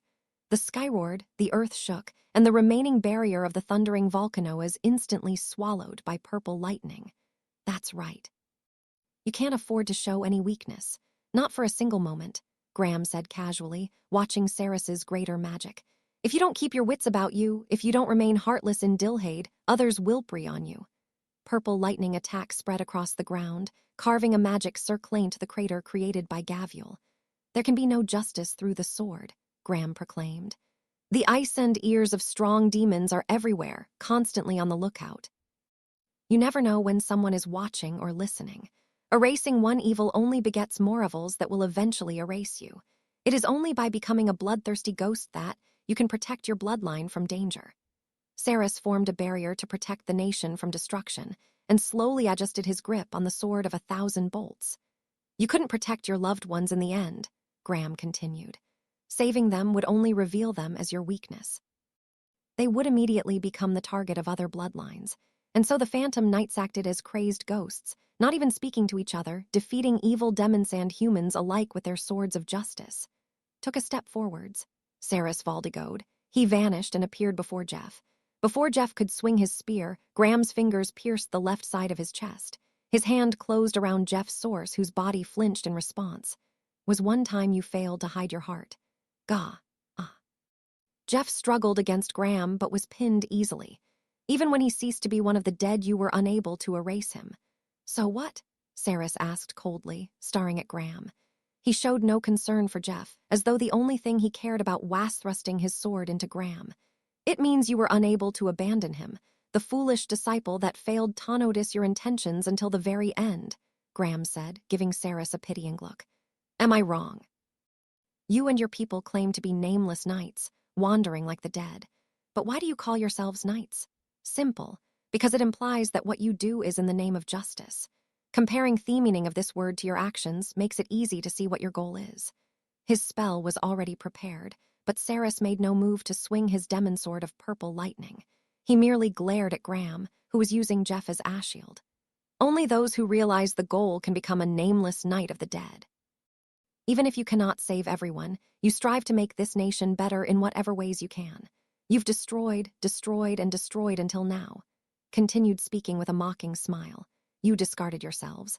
You fought for the sake of a future in which others stopped doing evil, swinging your nameless swords no matter how wrong it actually was. For the sake of the future, you abandoned the present. Moved forwards while carrying Jeff.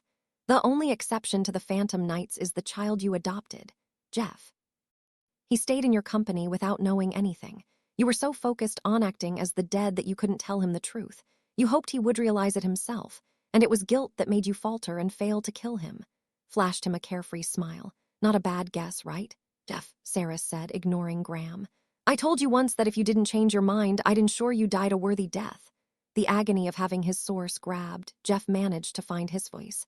Do it. Isith. He said as though he had finally realized the truth. As off thy's moment, I have become a ghost of the dead. Every event until now, all of his master's crazed actions, finally made sense to him. Apologies can be saved for when we meet in hell. Well said. With a single step, Saris thrust forwards the sword of 1,000 bolts. Purple lightning surged everywhere as the blade extended, piercing straight through Jeff's right eye. Blood poured from his source, and magic power exploded into a sinister vortex.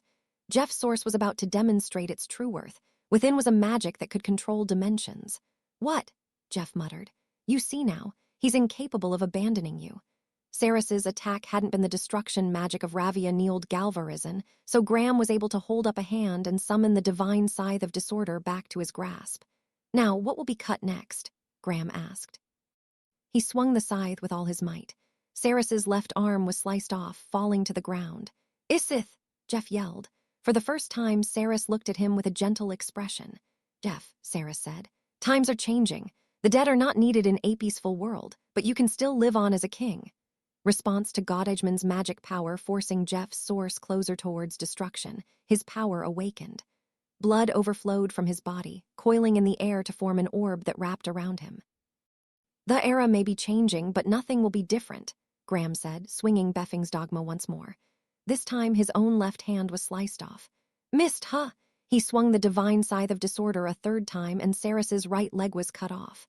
The first ghost Jeff has perished, Saris said. Farewell, Aegis, my disobedient, beloved disciple.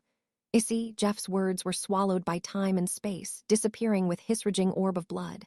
Live on, said Saris. Such a beautiful bond between a master and his disciple, Graham remarked.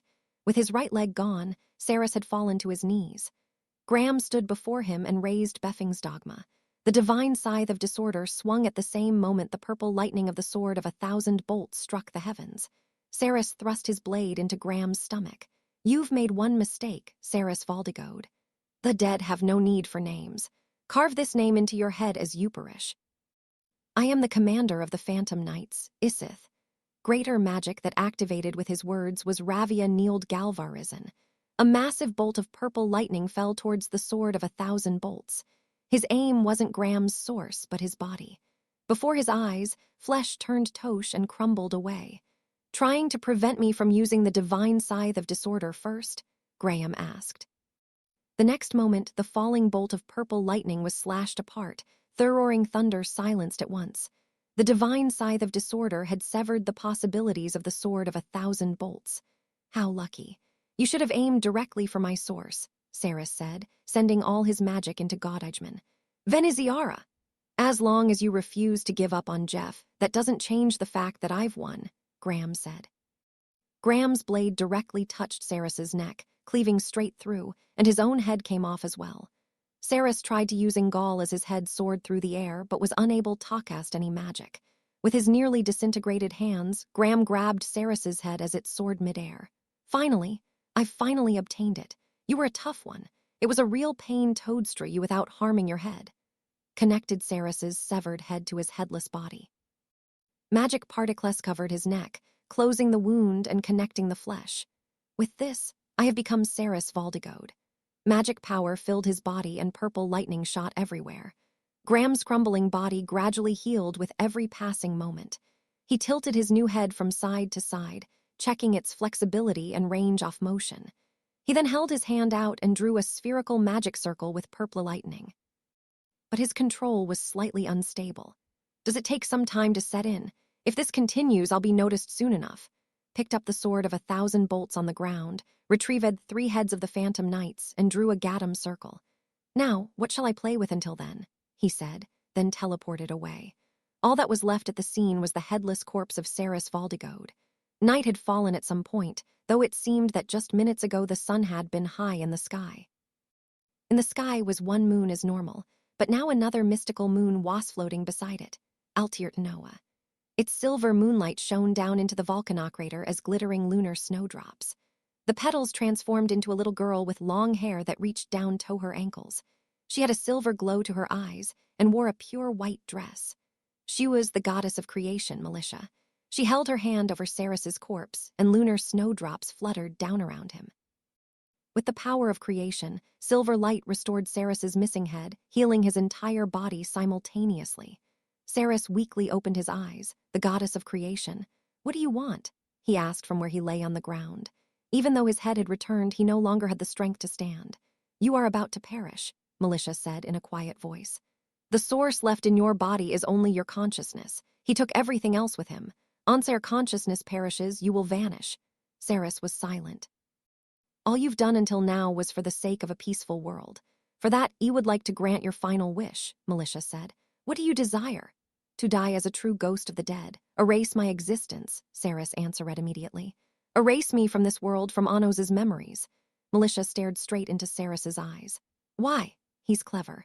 He's probably halfway to realizing who I am. He may act composed, but if he hears of my death, he'll definitely try to find out how it happened." "He'd want to know you're dead." Ceres shook his head slowly. "Times are changing. He's already decided to stop this endless war. He's trying to end the cycle of hatred, unite the demons, and join hands with the humans. But it was humans who killed his mother, and now me as well." His tone was full of self-deprecation. "He's nothing like me. He's strong and kind. I can't give him a reason to hate when what he wants is peace. I cannot be a reason for him to walk down the path of revenge when he knows how foolish that would be." Paused for a moment, then continued. "All he needs to do is face forwards and keep moving. He should strive only for a peaceful world without any hatred holding him back."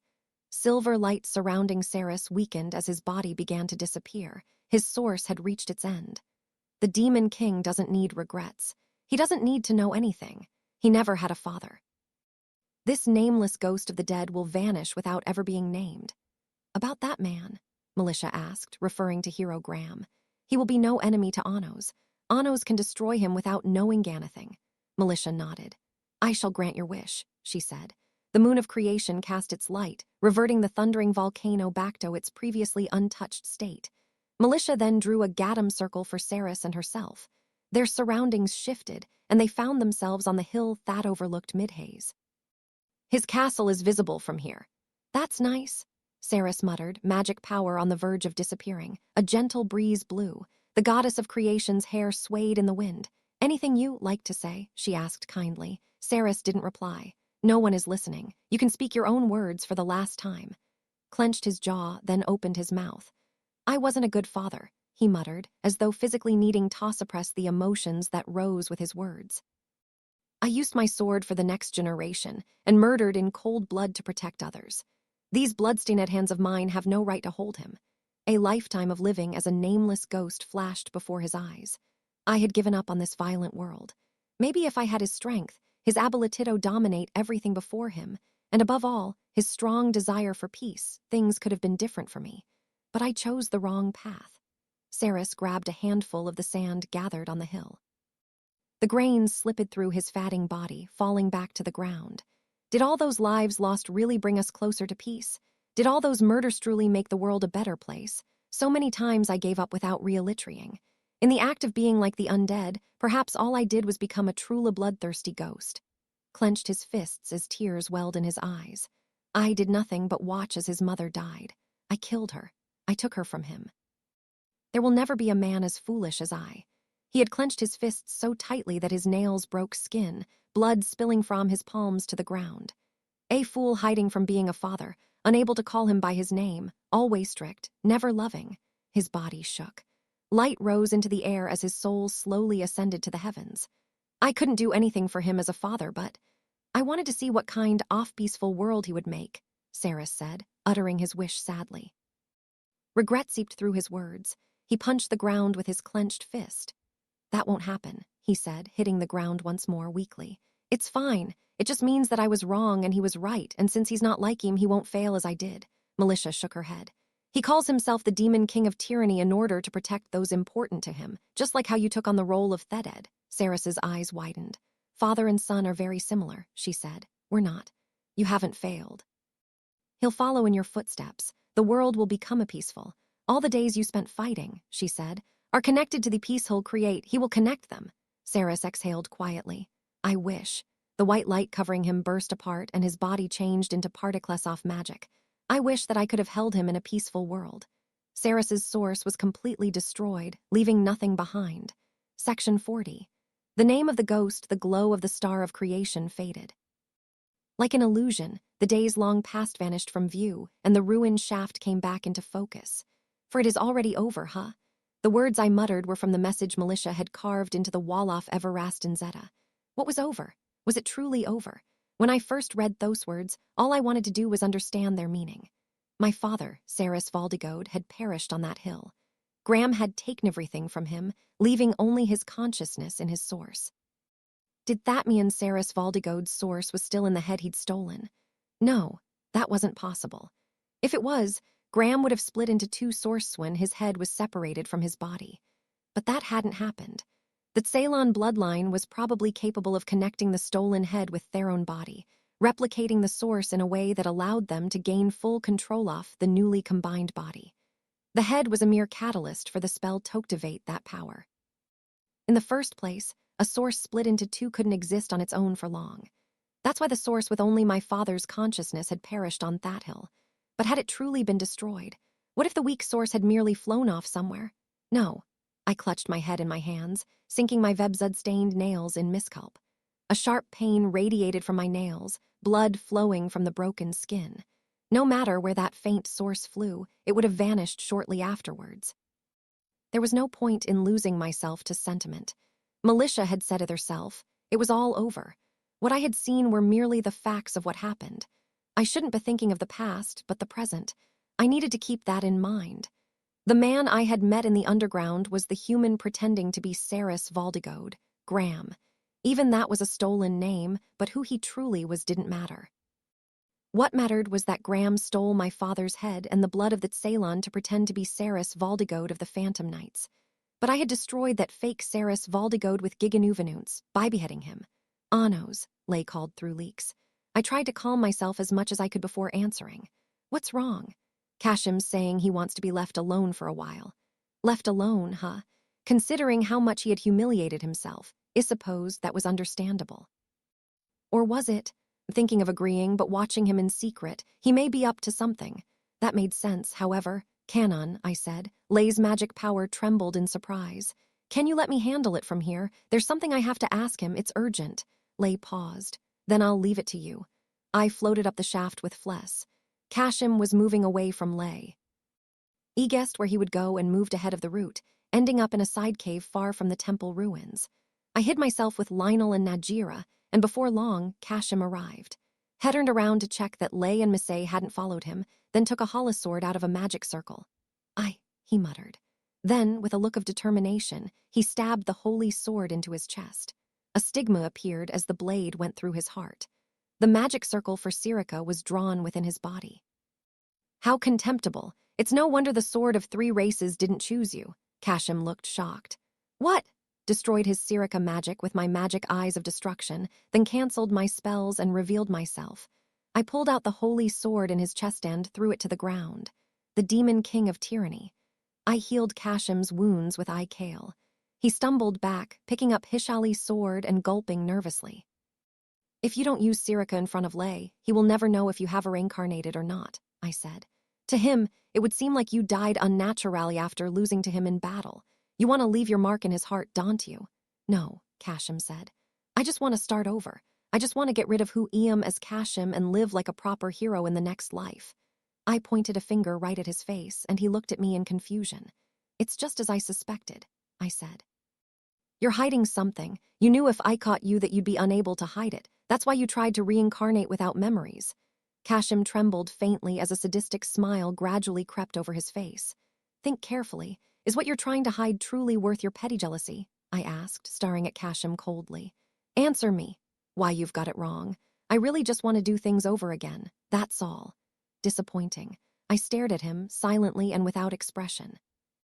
Then allow me to grant you that wish, I said instead, drawing a magic circle. My magic power turned into black threads that wrapped around his neck. Sink into a hell you can never return from. Scenery before Kashim's eyes suddenly transformed. Different landscapes passed before us at a dizzying speed before throwing us right into the middle of war. Is this Garrodite? Kashim asked, eyes wide and darting about in fear. We were surrounded by the Garrodite of 2,000 years ago. The shrill, fierce clash of sword against sword rang in the air, while magic-fueled explosions went off throughout the field among screams and shouts of agony. It was a war zone. Kashim, I've got your back. You take down the Demon King. Kashim turned around and looked even more shocked. Standing there was his master, Jurga. He fought against demons, swinging his holy sword while casting magic spellfear at the same time. Master Jurga. We're counting on you, Kashim. You can do it. You're the hero the sword-off 3 races chose to defeat the Demon King.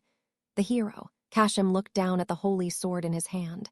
It was the sword of 3 races, Ivansmana. What is this? Kashim asked. This your first time traveling into the past? I asked. Kashim looked dumbfounded. The past? That can't be. Are you saying this is Garrodite 2,000 years ago? But this isn't right. Did you think it'd be impossible for me, fool? I shot him a piercing look, scaring him into stepping back. I altered the past so that the sword of 3 races chose you. WH, what are you trying to gain by doing this, Demon King? Kashim shouted. I merely granted your wish. If Hero Kashim was the correct choice, things would have been more convenient for me as well. Kashim glared at me grimly. If you can prove yourself to be equal or superior to Kanon, this past will become reality. Save more lives than Kanon did. Do it, and the magical age will remember you as the hero who brought peace to the world. Kashim's dazed expression gradually changed. He adjusted his grip on Hishali's sword with a look of strong determination. Go, your greatest wish has been granted. You've been chosen by Ivansmana. If you can defeat me, you'll become a true hero. True hero. I will become a true hero. Kashim's eyes sparkled more than ever before as he began running. Ra'ah. The sword of 3 races was thrust forwards. Darkness flowed towards it from every direction, trapping it in a sheath. What? Jilma. Forced into the black sheath, Ivansmana lost its power. Jilma was a spell I developed to deal with the sword of 3 races. The sword eventually evolved to be resistant to the magic, but the spell was still effective the first time I used it. At the Battle of Garrodite, I used Jilma to stop Hero Kanon from using the sword of 3 races. Kanon used up 6 of his sources in the fight, but he still couldn't flee from Garrodite, the final fortress of mankind. I stained my hands with Vebzud. Haya. Kashim slammed the Jilma-covered sword against me, but naturally I didn't even flinch. I should be used to peace by now, but being the Demon King of 2,000 years ago is still doable for me, I said, sinking my fingers into Kashim's abdomen. Be careful. I may end up destroying you like this. I sunk my black-stained fingers in further, crushing his heart. Ayag, Kashim used in Gaul. Show me what you've got, Hero Kashim. Use your hero's courage to overcome this predicament. Stop. I grabbed Kashim's source and squeezed it. Orf! Even without a sword and shield, Kanon was able to repel the Demon King Anno's Valdigode, I said. I drew a magic circle directly on the source within his body. Demonstrate your courage. Show me the wonder of humanity. Using Sirica, Kashim reincarnated just before he perished. I watched his source disappear with much disappointment. Nednalia's Garrodite scenery faded, and we returned to our original location. Time had barely passed, and nothing had changed, apart from the ominous collar around his neck. Kashim snapped back to his senses and glanced around at our surroundings. Have we returned from the past? He asked. What you saw just now was a dream created by that collar, I answered, pointing at the Nednalia's collar. But it was indeed a recreation of the past. Cannon had been in the exact same position. I unhurriedly walked over to him. What do you think he did back then? Kashim trembled in fear, intimidated by my words. He tried to think of an answer, but it seemed like nothing was coming to mind. When I grabbed his source with Vebzud, he used the source magic his specialized in to pierce his own source, I said. If he did that, he would. Perish, yes, that was Cannon's goal. The closer a source gets to destruction, the brighter it glows.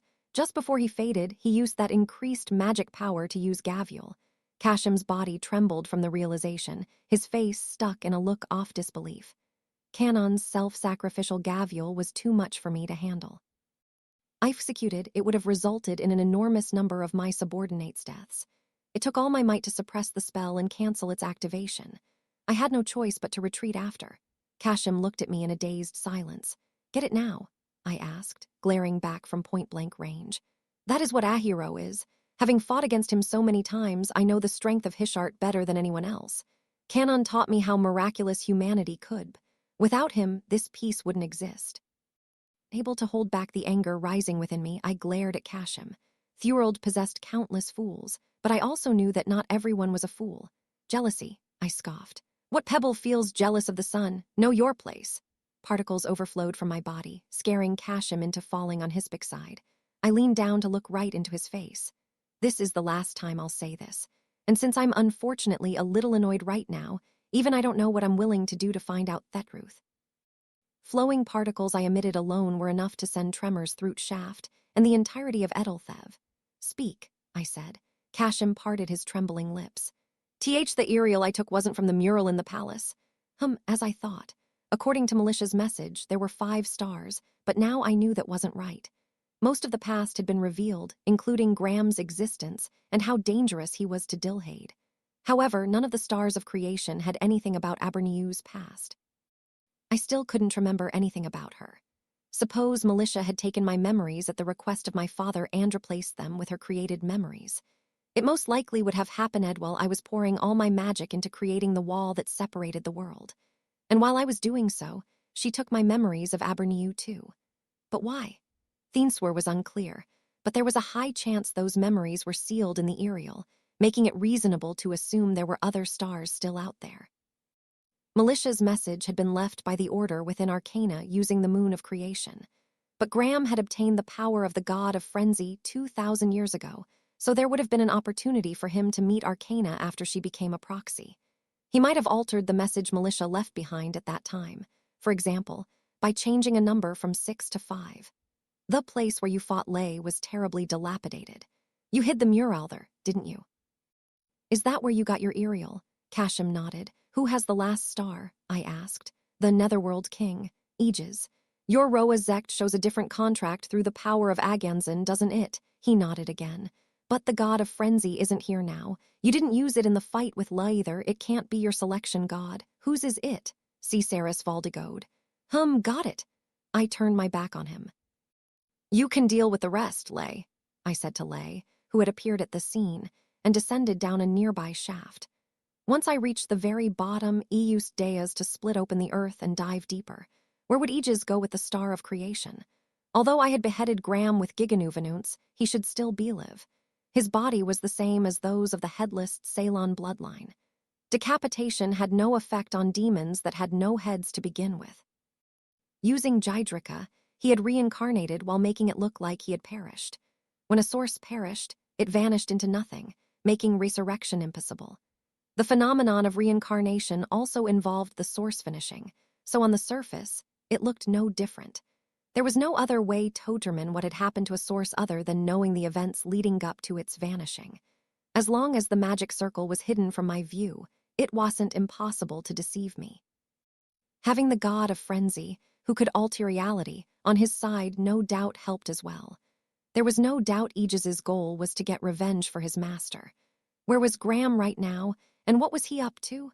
It was most likely his doing that the selected 8 had increased in number. Up until the day the dome fell, there had definitely been only 8. The increase in numbers had to have happened afterwards. There was only one method by which this occurred. Aganzan, the god of frenzy, had disturbed the god of balance's order and changed it.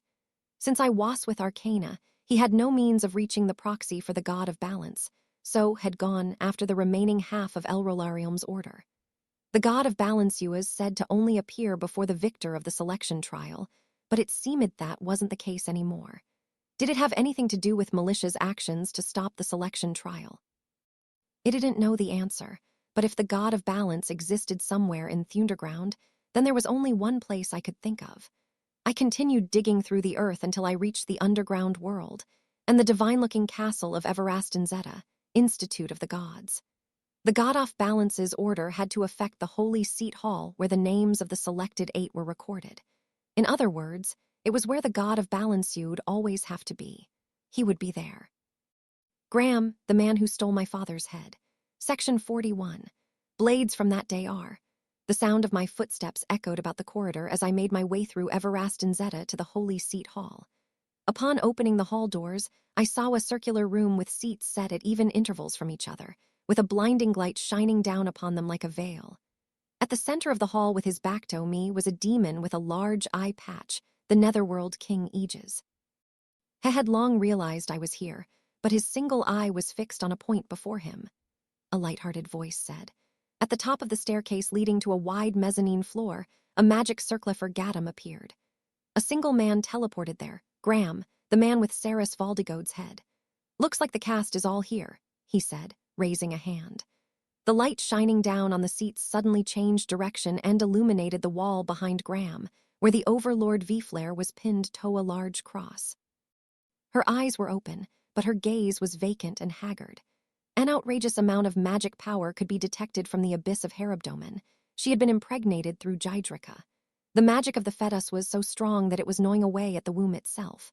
I was hoping to play father and son with you for a little longer, but alas, Graham said with the same friendly smile he'd had until now.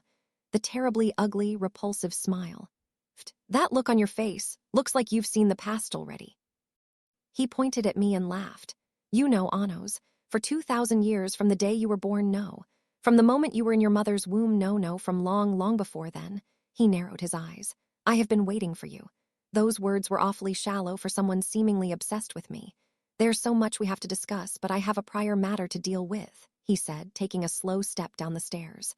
I've exchanged a zect with him. He pointed at Aegis while looking at me. Right. You still talk as much as you did 2,000 years ago. Stop speaking such nonsense with that face, Aegis replied. Graham stopped walking, and while wearing the face of Aegis's master gave him a look. Does this face upset you? Sorry about that. But Anos is also bothered by it, and you don't want to be misunderstood forever either, right? I don't care what anyone thinks. I'm already dead. Aegis lowered his stance and held the crimson blood spear in both hands. The tip of Dehidatum was pointed straight at Graham. And all that is left is for me to see this spear of faith through to the end. Graham paid no heed to the Netherworld King and continued speaking tome over his shoulder.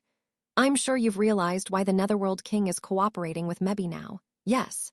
He wants to destroy me. His master, Saris Valdigode, fought for the sake of peace in Dilhade without ever revealing who he was or what his intentions were, he said without pause.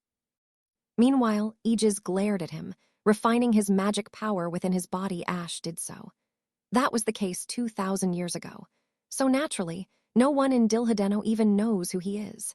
He passed on without leaving a trace in history, just like the ghost he wanted to be. I suppose it looked like I was disrespecting the legacy of such a noble knight, Graham said lightly, almost as though he wasn't related to the matter. I doubt Aegis could forgive me for using his master's face and power to trample over everything he fought for. Every word he uttered sounded like a provocation. But the Netherworld King kept his composure despite the mockingly light-hearted tone. Graham grinned. I found myself liking that more than I expected, so I decided I wouldn't kill him. I kept running without responding to his challenges. He was never able to catch a hold of me. It was extremely difficult to kill someone who had no intention of fighting. The possibility of destroying someone was only created when they tried Toadstray you in turn. Such a thing was even more true when facing an opponent far stronger than oneself. If the target fled without a trace, there was nothing that could be done. While he was desperately searching for me, I sent a messenger with a proposal. If he joined my Phantom Knights and followed 3 of my orders, he would accept his duel. Of course, it would be a duel to the death. Unable to locate Graham himself, Aegis had accepted that deal. He retrieved Vflare and that head on your order, I said. I'm sure it was an agonizing decision for him. Graham chuckled, as though it had been most amusing to watch. After all, bringing the head back would mean I could continue to live as Saris Valdigode, but if he didn't bring it back, he would lose his only lead on my location. He must have been conflicted. The Netherworld King had ultimately prioritized Graham's destruction. Even if it meant desecrating the dead, it would have been what his master would have wanted. The final order you gave Aegis was to protect the Ariel and fight me, then bring the 6th Ariel to you. Right, I asked. Indeed so. With that plan, if I continued to believe there were only 5 stars to retrieve, I would have never realized there were other hidden memories. Did that mean what he truly wanted to hide was in the 6th star? Was that why he tried to hide his identity? Here, what you asked for. Take it, Aegis said. He drew a storage circle and thrust Dihiddatum inside. The glowing blue star balanced on the tip of the spear before it was flung towards Graham, who caught the star easily. Unfortunately, Anos found out about the 6th star, but it isn't your fault. I'll overlook it this time, Graham said, throwing the Ariel into his own storage circle. He then drew the sword of 1,000 bolts out of the circle and wrapped his body in purple lightning. As promised, I'll fight you. Aegis's demon spear glinted, and the next moment a slash landed at my feet. He had drawn a line with blood. Not cross that line, Demon King. You may have the right to kill him too, Aegis said sharply. His determination was unshakable. But this is Mune-finished battle, the Phantom Knight's unfinished battle from 2,000 years ago. He pointed his spear tip at Graham without looking back at me. We're just 2 ghosts from the past wandering in the present, Aegis said. The living need not lift a hand. Eventually, we will disappear, and to the past we shall return. That day all those years ago, Saris had led the Phantom Knights against Graham and lost. But if Aegis hadn't been there, Saris might have been able to toadstra Graham, and thus Aegis had lived for over 2,000 years haunted by regret. His comrades had been sacrificed and his master had chosen to save him, leaving him the lone survivor in this peaceful era. But the moment Saris Valdigode chose to save him, Aegis had discarded all naivety and become a true ghost. He had then devoted himself to walking the path of his master, all in order to defeat Graham. Very well, I said. For your sake, I will turn the other way for a few minutes. Finish settling your past in that time. Obliged. Netherworld King's eye glowed as the magic power he had refined started overflowing from his body. Done speaking? Graham asked. When Aegis responded with silence, Graham narrowed his eyes. Then let's begin. That signal, Aegis moved. Dihiddatum glinted with a flash of light and thrust towards Graham. The tip traveled through time and space to reappear before Graham to bore a hole into his heart. But purple lightning struck, and the demon's spear missed Graham's body. The crimson blood spear has unlimited range, Graham said, leaping close and bringing down the sword of 1,000 bolts. But the tip always extends straight from the body. It's easy to avoid by looking at you. A deafening sound screeched as magic clashed with magic, sending sparks flying. Aegis was blocking Godijman's blow with his demon spear. It'd be better to get some outside help, Graham taunted. Destroying you is my duty. I will not allow anyone else to do it. Blood flowing from the spear stopped the surge of purple lightning before the Netherworld King knocked away the sword. More purple lightning stretched down the blade in a follow-up attack, but Aegis twisted his head and evaded it, then used his demon spear to pass through dimensions and attack Graham. The tip brushed past his cheek, and a single drop of blood dripped from the wound. What you want to do isn't necessarily what you can do. Purple lightning ran along Graham's left hand as he drew a spherical magic circle. HMPH. The crimson blood spear immediately pierced that purple lightning and dragged it into another dimension. The first hidden art, Dimension Drive, removed the magic circle from existence. The next moment, Veneziara. Graham had constructed Saris Valdigode's specialty magic, the Spherica magic circle of possibilities. At the same time, he closed in on Aegis and brought his sword down against Dihiddatum. Gavist! Purple lightning traveled from the magic circle, along the sword, and pierced through the demon spear to flow into the Netherworld King's body. Have you forgotten? Graham taunted. I was the one who single-handedly annihilated Saris Valdigode's Phantom Knights. Purple lightning burned Aegis, scorching him all the way to Hisors. He gritted his teeth and stood his ground, forcing Graham back with his physical strength. HMMPH? As soon as some distance was created between them, Aegis thrust his spear straight forwards. The spear crossed dimensions, but Graham was able to see its path with his magic eyes and twisted his body to evade it. But the spear transformed into liquid and made a sharp turn, the tip moving in the direction Graham had evaded. He bent his upper body back to let the spear pass him, but the body of the spear became a water current, swirling like a vortex on the ground of the Holy Seat Hall. It wasn't just the power of the crimson blood spear. It was the order of the water burial god, Afrasiata. A god had already descended into Aegis's body. The crimson water current sealed Graham's escape routes as the tip of the spear stabbed at the water near his feet. A fountain of blood rose, obstructing his magic eyes. In the brief second Graham lost sight of Aegis, Dihidate returned to its original form and shot forwards. The blow aimed at the throat was evaded at the last moment, but the spear made another sharp turn, knocking the sword of 1,000 bolts from Graham's hand.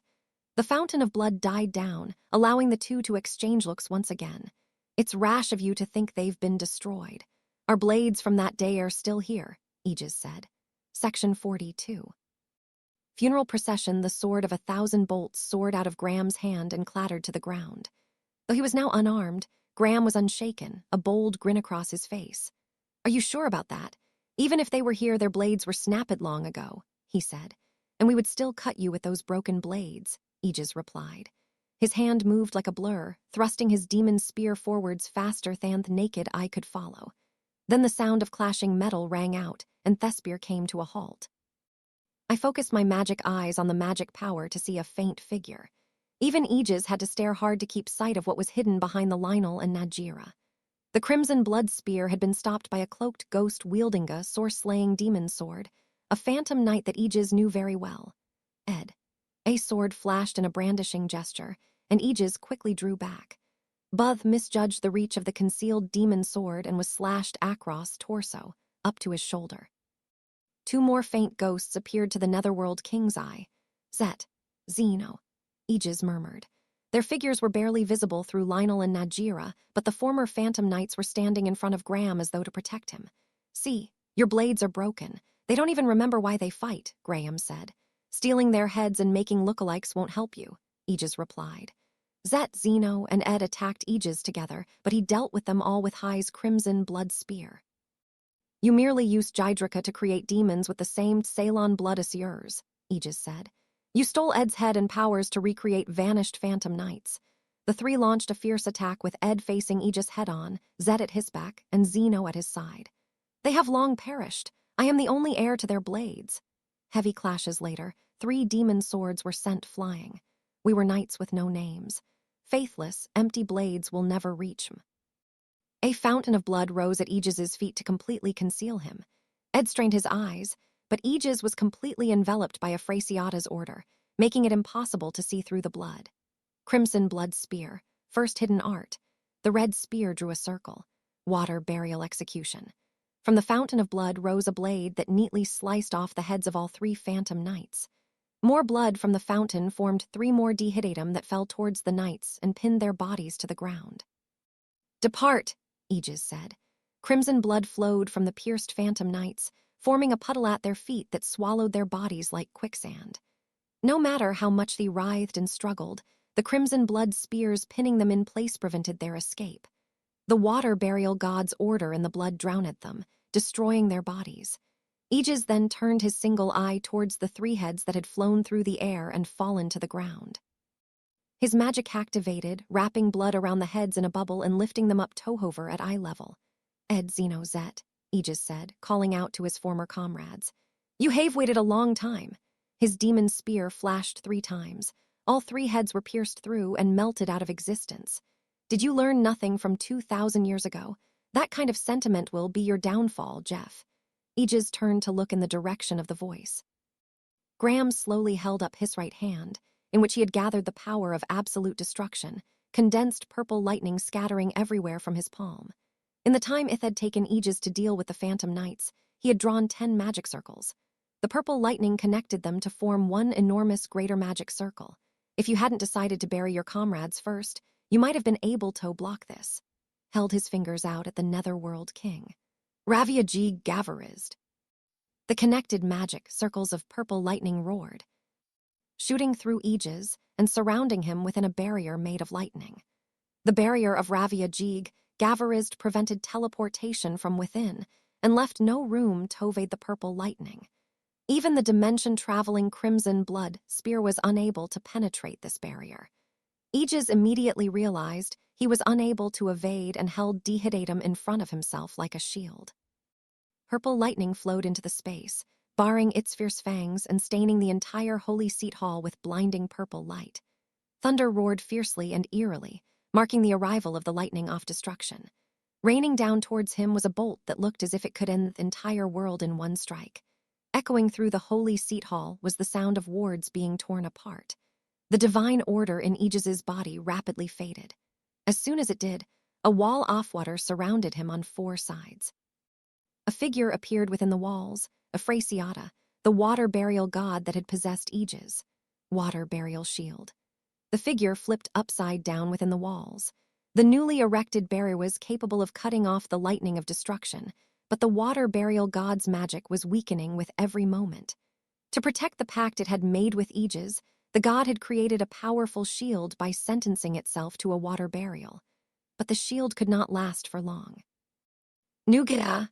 More water flowed from within the walls, filling the entire space inside Ravia Jig Gavarized with water. Aegis ran through the water as purple lightning bored a hole in his shield and began to destroy it. By the time he took his 3rd step, the purple lightning had evaporated the water and mercilessly struck the defenseless Netherworld king. But still, he continued moving forwards. As he was bathed in purple lightning and covered in burns, blood flowed freely from his body. The blood was spilling from the Netherworld king's source, the spring of his magic power. "Did you know? Most people call that a futile effort," Graham said. Thunder rumbled louder than ever before, and an immense number of purple lightning bolts struck Aegis from every direction. The floor blew out, the blast sending rubble flying, and more blood flowed. Everastin Zeta itself shook, now on the verge of collapse as the greater magic continuously struck Aegis. "I will end this, Graham." Aegis weaved through the purple lightning and thrust Dehidatum forwards. "Will you now?" The tip of his spear came to a stop just short of Graham's neck. "That was close," Graham remarked. The thunder stopped, and Ravia Jig Gavarized came to an end. Aegis was just 1 step away from Graham, blood pouring out of his body, and with nothing of the water burial god's order on him. "The water burial god died to protect you," Graham said. "Yet your spear still cannot reach me." "You Phantom Knights have never been able to stop me and never will." "Your mouth," Aegis said. "It is my duty to take you down with me, no matter what." Aegis's body was battered, but his single eye glinted with determination. Blood World Gate. His flowing blood rose upwards, forming 4 large Blood World Gates surrounding Graham and himself. Crimson Blood Spear, 7th hidden art. The 4 Blood World Gates simultaneously shut, creating an enclosed space. In an instant, blood had pooled up to their waists. Pool burial. Graham's body sank into the pool. "Did you think I wasn't watching your fight with Anos?" Graham said. He drew 4 magic circles and cast Balwicca. The 4 gates that appeared gave him the power to transcend dimensions, but Aegis immediately took the last step forwards and thrust Dehidatum into Graham's chest. "Gah!" Graham sputtered. The blood of the demon's spear attached itself to his source, stitching it in place. "This is the true blood pool burial," Aegis said. Unlike the crimson blood spear's ability to stitch itself to a source, the pool created by the Blood World Gate was designed to send whoever sank into it to another faraway dimension. Invoking these opposing abilities simultaneously lit Graham's source apart, annihilating it completely. Even if he tried to use Balwicca and loop back to his original position like I had, his source would already be ripped to shreds. There was no way he would remain unharmed from that. It was clear now that Aegis had never intended to destroy me during our confrontation. And because he knew Graham was watching his every move, Hetch to hide certain abilities and not fight me at full strength. He had saved Hispor while facing the demon king of tyranny, all for the sake of this moment. "We are unneeded in this era," Aegis said. Graham's spear-pierced body sank into the pool of blood. "With this, the last ghosts will wander no more." This age of deranged PC's over. Netherworld King gazed at Graham's head, the face of Saris Valdigode as though to send him off. "It has been so long." A teardrop of blood fell from the battered Netherworld King's single eye, trailing down his cheek. "You've been waiting all this time." The red teardrop fell, creating a ripple on the surface of the pool, and as if on cue, Graham's body completely vanished. "Please rest in peace now." Section 43. The beloved disciple follows in his master's footsteps. A grief-filled silence descended upon the holy seat hall. Then, as though to break that silence, a loud splash could be heard. Graham's arm rose out of the pool of blood and grabbed Dihidadum. "Struggle all you want. Your effort is futile," Aegis said. Surrounded by the 4 blood world gates, Graham's source was pierced and submerged further within the blood pool burial. He had fallen so far into the spell that escape was now impossible. "You regretted the mistake you made that day," Graham's voice said through leaks, reaching across dimensions. "You were ashamed of being too immature to perceive your master's true intentions. That regret was so great that you turned your back on your master's dying wish to live as the Netherworld King Aegis. You changed into the same ghost that he was." Grabbed the handle of the spear, struggling to stay afloat. But it was only a matter of time before he sank completely. "That all the nonsense you have to say?" Aegis asked. "You get it. Why did he never tell you to become a ghost? When you realized his feelings at the final moment, you should have earned the right to Dothat." A nearby groan overlapped with Graham's words. It came from Vflair. From her womb, an audible thump could be heard, relentless and repeating. An outrageous amount of magic was about to awaken from within her. "Boldinos," she mumbled deliriously, stroking her belly with her delicate fingers. "Just wait. Our baby is almost here." "I don't know what kind of monster you're trying to give birth to, but you won't live to see it happen," the Netherworld King said without batting an eye. "Are you sure?" Graham asked. "You won't be able to stop the birth if you wait for me to be destroyed first. The fetus will soon be born. The time to abort it is now. Trivial. It can be buried after its birth." That was most logical. Whatever it was, a newborn baby could be dealt with easily. "But is that something you're capable of doing?" Graham sank back into the pool of blood, his hold on the spear weakening. Meanwhile, the source V-Flare was about to give birth to was gradually growing stronger, releasing an intense magic power. But the Netherworld King continued staring at the pool of blood containing Graham calmly, spear at hand to deal with whatever move Graham tried to make next.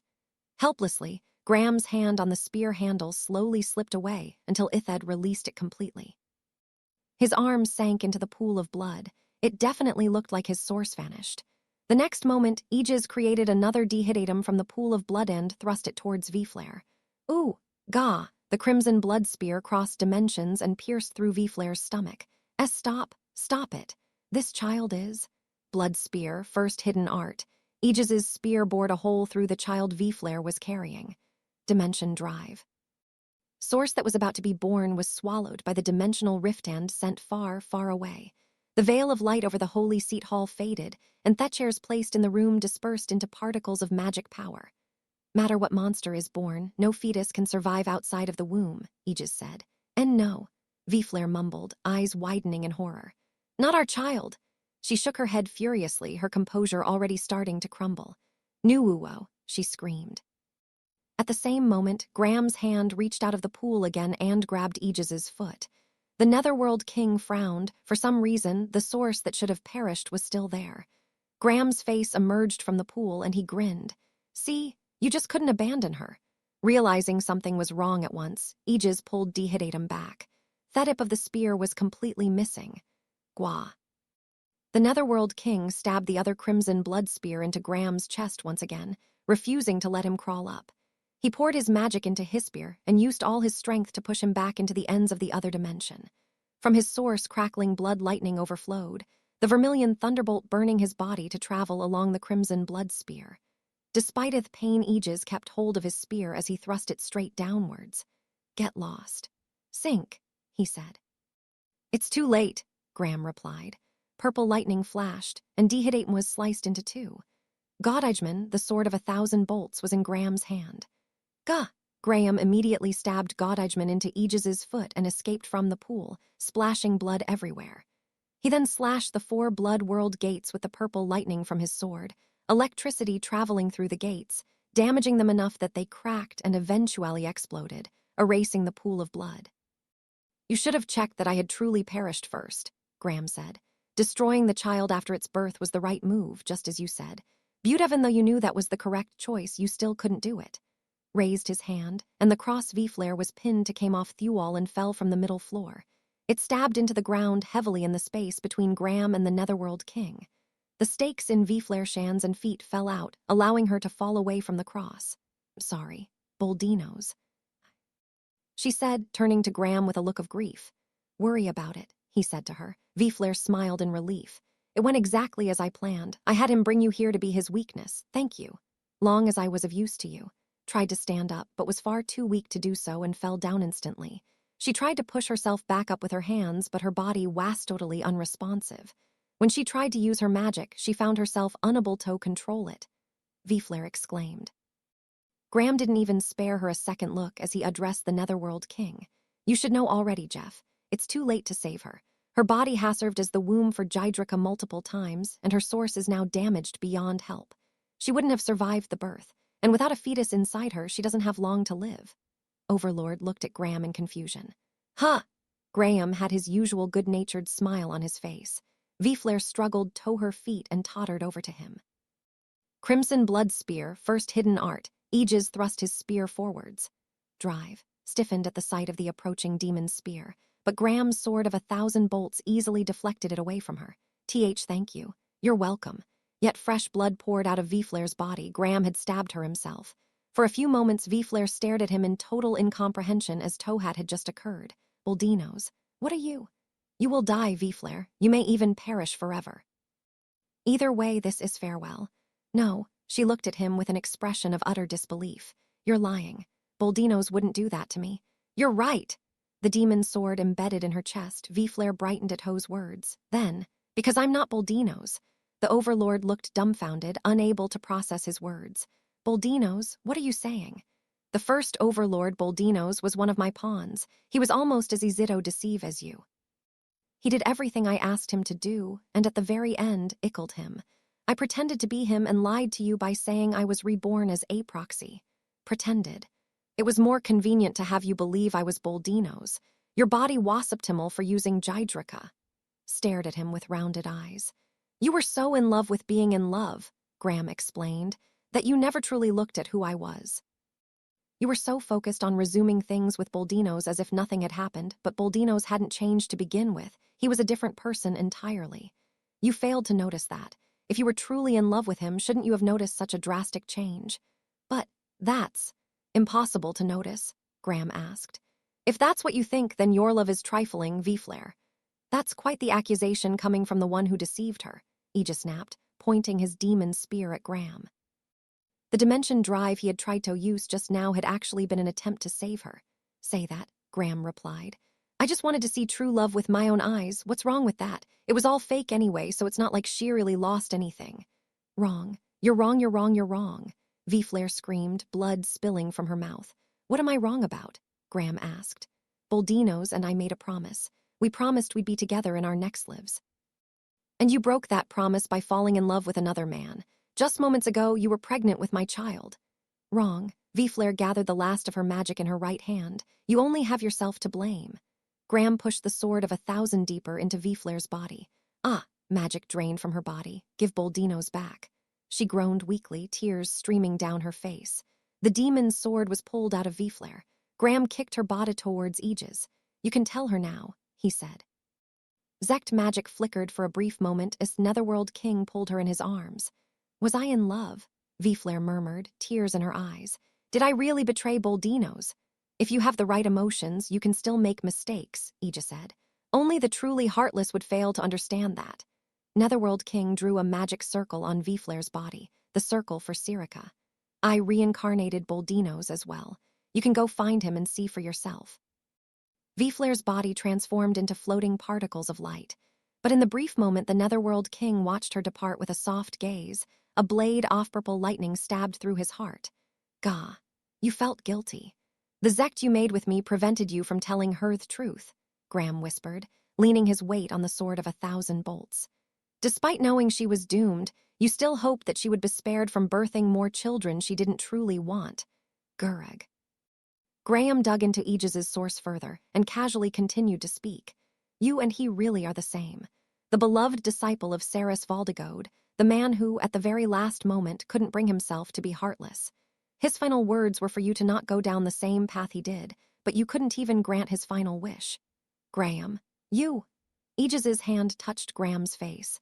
Godijman's purple lightning discharged in his source, jolting his body. His strength left him and his hand fell, leaving a trail of his blood on Graham's cheek. You are a failure, Graham said. You're just a ghost that couldn't survive a living in a peaceful era. Swung Godijman through Aegis's body, annihilating him. Blood-red particles rose into the air and eventually disappeared. Graham then turned to me with an indifferent look. Sorry for the wait. I stared back at him without saying anything, and heavy silence ensued. No worries. It wasn't that long, I said eventually. I stepped across the red line Aegis had drawn and walked towards him. I have one question. Was Thething in Viflair's belly Elrolarium? Yes and no. I used Gydrica magic and the god of frenzy to alter the god of balance and rewrite its order and the rules of the selection trial. Basically, I Wastriing to create Equis, the almighty radiance. For what purpose?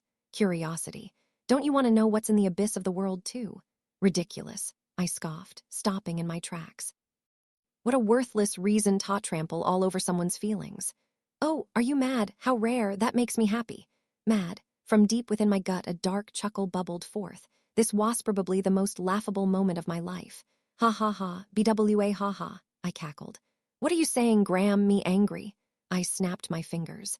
Aegis appeared in the spot where I had been standing earlier. I had used a grown-up to regenerate his source. Father Saris Valdigode stole my memories, I said plainly.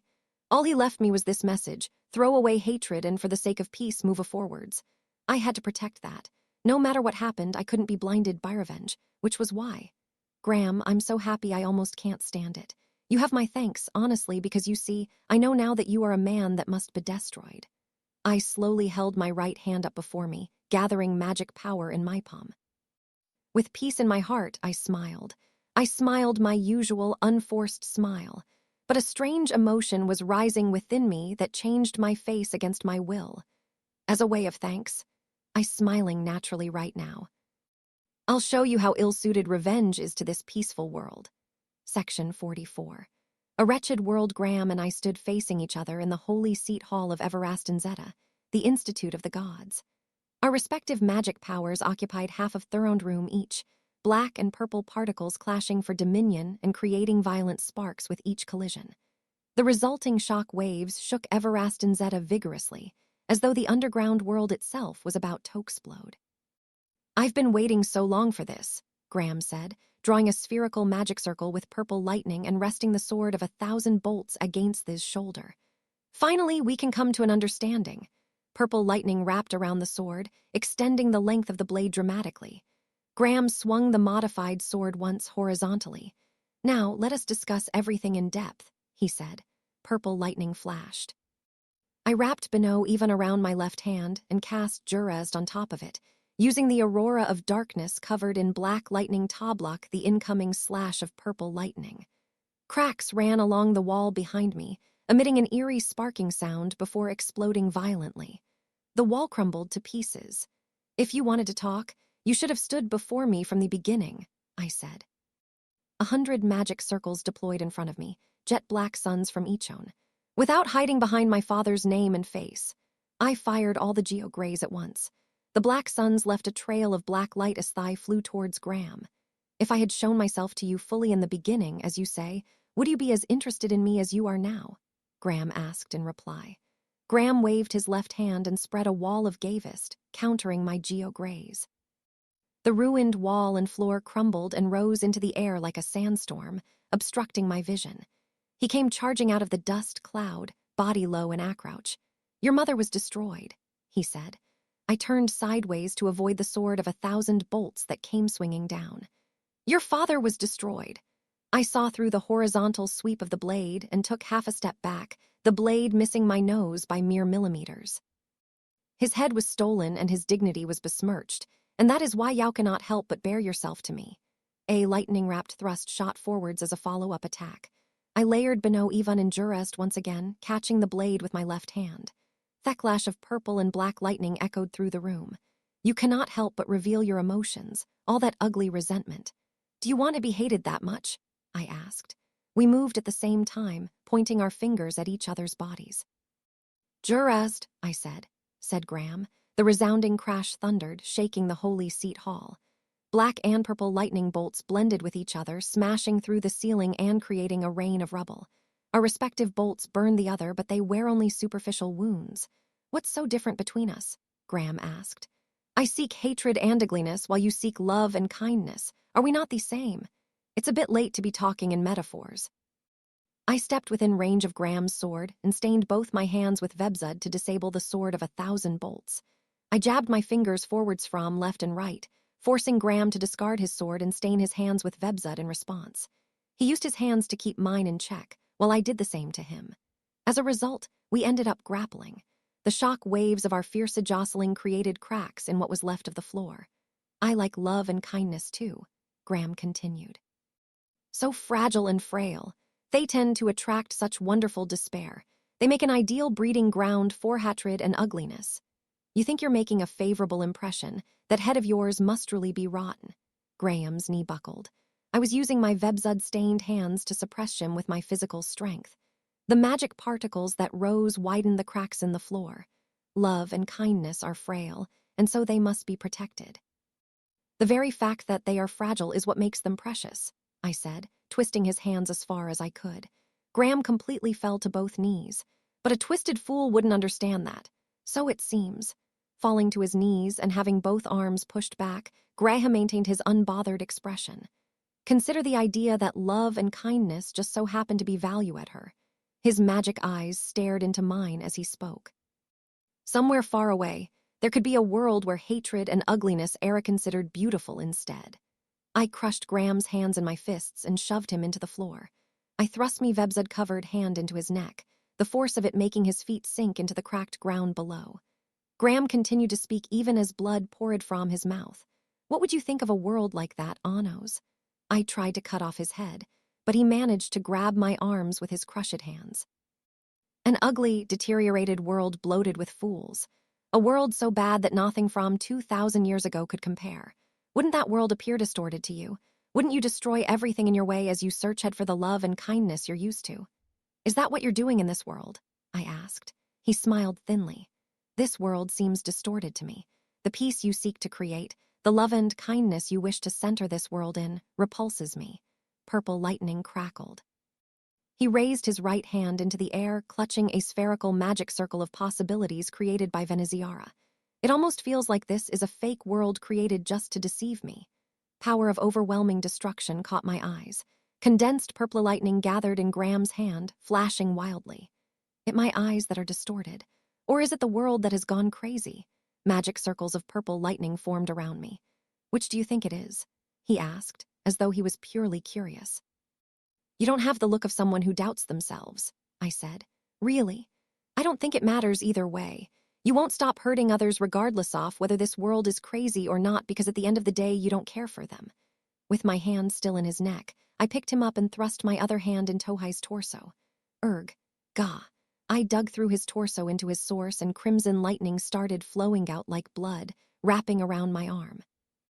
I have no intention of debating any of this with you. You trampled over the dignity of my mother and father. You bring chaos to this world and toy with the hearts of others. I want peace, and you're in the way. The corners of Graham's mouth lifted in satisfaction. Thus I will destroy you, I said. Just try it.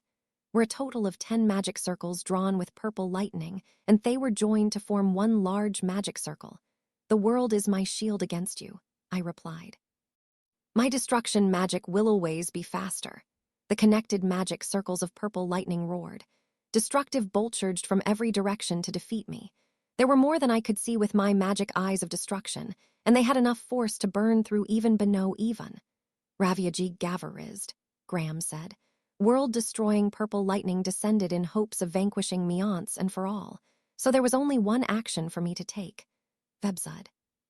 Without blocking the purple lightning of destruction, I sent my magic into my fingers and dug deeper at Graham's source. Jurest. I wrapped more black lightning around my already black fingers and turned them into a sharp blade. As I burned from being struck by purple lightning, I thrust that blade into Graham's source. The vermilion thunderbolt rushed out in resistance, attempting to prevent the lightning-clad Vebzud from invading. Ziara. The last moment, the heat rays from the geograys I fired earlier gathered in the Avias and Ziara in my right hand. Crimson and purple lightning raged wildly, while Vebzud, Jurest, and Avias and Ziara all focused on a single point in me hand, which closed in on the abyss of his source. Deeper and deeper I pushed my fingers, shoving aside the vermilion thunderbolt until I reached the furthest depths. "Perish," I said. "Will I?" Graham asked. The next instant, I drew a layered magic circle on Graham's source. The circle extended out of his body like a cannon. Egil groan Angdroa. The storm of purple lightning. An apocalyptic fire was released. Section 45. Nihility black particles of magic drew a 7-layered spiral around Graham's body, forming jet-black flames that wound around him with a roar. All of a sudden, the vermilion thunderbolts started overflowing from Graham's body in immense numbers. Black sparks of fire were sparsely scattered among the red light. A world-ending Egil groan Angdroa had been fired into the depths of his source, but his stubborn source and the vermilion thunderbolt in his body prevented the apocalyptic flames from destroying Thurald. Despite that, the few black sparks flying about were able to fall down on the purple lightning of Ravia G. Gavarizd that was attacking me. The magic circling off the purple lightning immediately caught a flame and burned to ashes. Everything in my field of view was drenched in the light of blood-red lightning. The vermilion thunderbolt spilled in every direction, squeezing Thelest of Graham's magic from his source and destroying the walls, floor, and ceiling of the Holy Seat Hall. Rubble rained down and the red lightning eventually faded, having no more power to draw from. At the same time, the apocalyptic flames quietly extinguished. Graham's body was limp around my hand. His source was destroyed. There was no magic left to be detected. See. Graham croaked. His body, now an empty shell, moved to firmly grab me arms. "I cannot be destroyed. Don't you see how similar we are?" He shouldn't have been able to move at all. He had taken a direct hit from an Egil groan Angdroa that was powerful enough to destroy the world, but his source was still intact. No, it was completely powerless and hollow now, but it should have perished and faded away entirely. Nulian. Graham's body faded, eventually vanishing entirely. But there was no trace-off magic in him. No matter how much I strained my eyes, I couldn't see any power. I immediately made a large leap to the side. I could no longer feel the fingertips of the hand I had plunged into his stomach. It seemed I had leaped away a tad too late, and whatever it was had shaved a millimeter or so off the ends of my fingers. Vebzud, Jurest, and Avias and Ziara had been concentrated at the tips of those exact fingers, yet Hugh was able to erase them without any resistance. Graham's source had vanished during his battle with Aegis. When Hirja narrated afterwards, he was able to destroy the Crimson Blood Spear easily. If I hadn't witnessed that firsthand, I could have been missing an entire arm instead. I stared at the spot where he had been with my magic eyes. His source was gone, and his body was gone too. But there was no doubt he was still there. The existence of nothing, huh? What actively existed in his place was nothing. There was no other way off describing it. "I'm surprised you noticed," Graham said. His voice seemed to be coming out of nowhere and everywhere at once. "Indeed, just like how your source is one of destruction, mine is one of nihility. The closer I approach destruction, the more of that power is brought out, and the more I return to my original state of nothingness." Graham's body was faintly visible again. After being reduced to nothingness through Egil groan Angdroa, he had regained his original power. But by regaining his original power, he could no longer actually be nothing, and saw return to his earlier state. Eventually, Nulian's nihility faded, and Graham stood there in his usual form. Generally, it would be strange for nothing to be something. "But your existence is quite similar, isn't it?" he asked, flapping his tongue uselessly. "Ya were born with destruction." "So," I replied calmly, gaze fixed on him. Graham drew a magic circle with his hands. "Personally, I've always believed myself to be beyond the bounds of reason in this world. Just like you, the gods have targeted me before. The god of frenzy, Aganzan, was one of them." Gathered at his fingertips, and the selection pledge jewel appeared. Guala Nade Fortios. A magic circle constructed itself within the pledge jewel. Divine white light mixed with ominous black light, drawing letters that distorted in the air. A young boy in patchwork clothes appeared in the center of the runes, holding a single quill in his hand. "But now," Graham said, "he is my slave." Used his quill to draw a magic circle. Light encircled him, and his patchwork clothes were torn apart as the god of frenzy turned into countless litters, runes that contained magic. The runes arranged themselves in an orderly fashion, forming magic circles to Graham's left and right. The handle of a sinister scythe appeared from within each circle. "Beffing's dogma, the divine scythe of disorder," he said, grabbing both handles and connecting them with a spin that sliced the air. So you transformed Aganzan into a weapon, I said. That's another similarity between us, Graham replied. I did this just like how you turned the goddess of destruction into the demon castle Delsgate. Don't you see? We keep doing the same things. How I had stolen the order of destruction, however, it seemed Aganzan's order was still intact. You also exist outside the bounds of this world's reason. It's why the gods call you a misfit, he continued. So what? Graham grinned gleefully. It was like he had finally found someone to talk to for the first time in his life. Where do you think we came from? Graham asked. I have no intention of discussing philosophy with you. I glared at the divine scythe of disorder with my mauve magic eyes. I'm not talking philosophy, Graham replied. I'm speaking about Thurald, about order and magic. We are outside the bounds of reason. They do no taply to us. Why do you think we've been removed from the framework of this world's order? He used Saris Valdegode's power to glare back at me with the same mauve eyes. It odd to you too? Graham swung Beffing's dogma. The chaotic power of the god of frenzy in the blade activated, his own body being slashed and blood immediately seeping from the wound. Oh, it looks like I missed. What dull things to think about, I said, running to close the distance to him once again. When I thrust my Vebzud-stained fingers forwards, he blocked them with the blade of his scythe. Really? But have you thought about this? He continued anyway. The fact we are outside the bounds of reason proves that there is a boundary to this world in the first place. It suggests that there may be higher orders past this boundary, and that, for some reason, our sources transcend these limitations. I wrapped Jurast around my right hand and grabbed the divine scythe of disorder, but it didn't budge in the slightest. Maybe that's why I have a slightly different heart than other people's. This world is a fake sandbox someone else made. Nothing matters here, and so I seek hatred and ugliness without hesitation, he said, tone entirely too lighthearted for what he was saying. Enough of your delusions.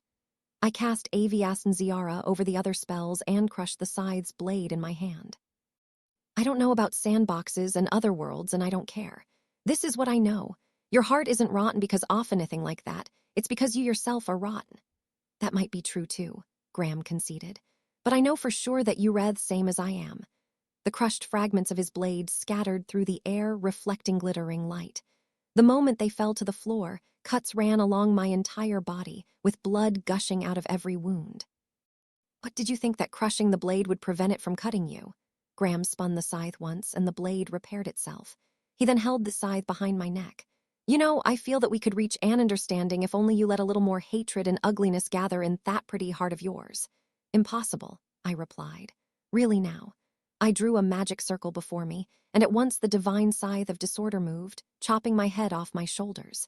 Did you think getting beheaded wouldn't kill you? He said, grabbing my rolling head with a smile.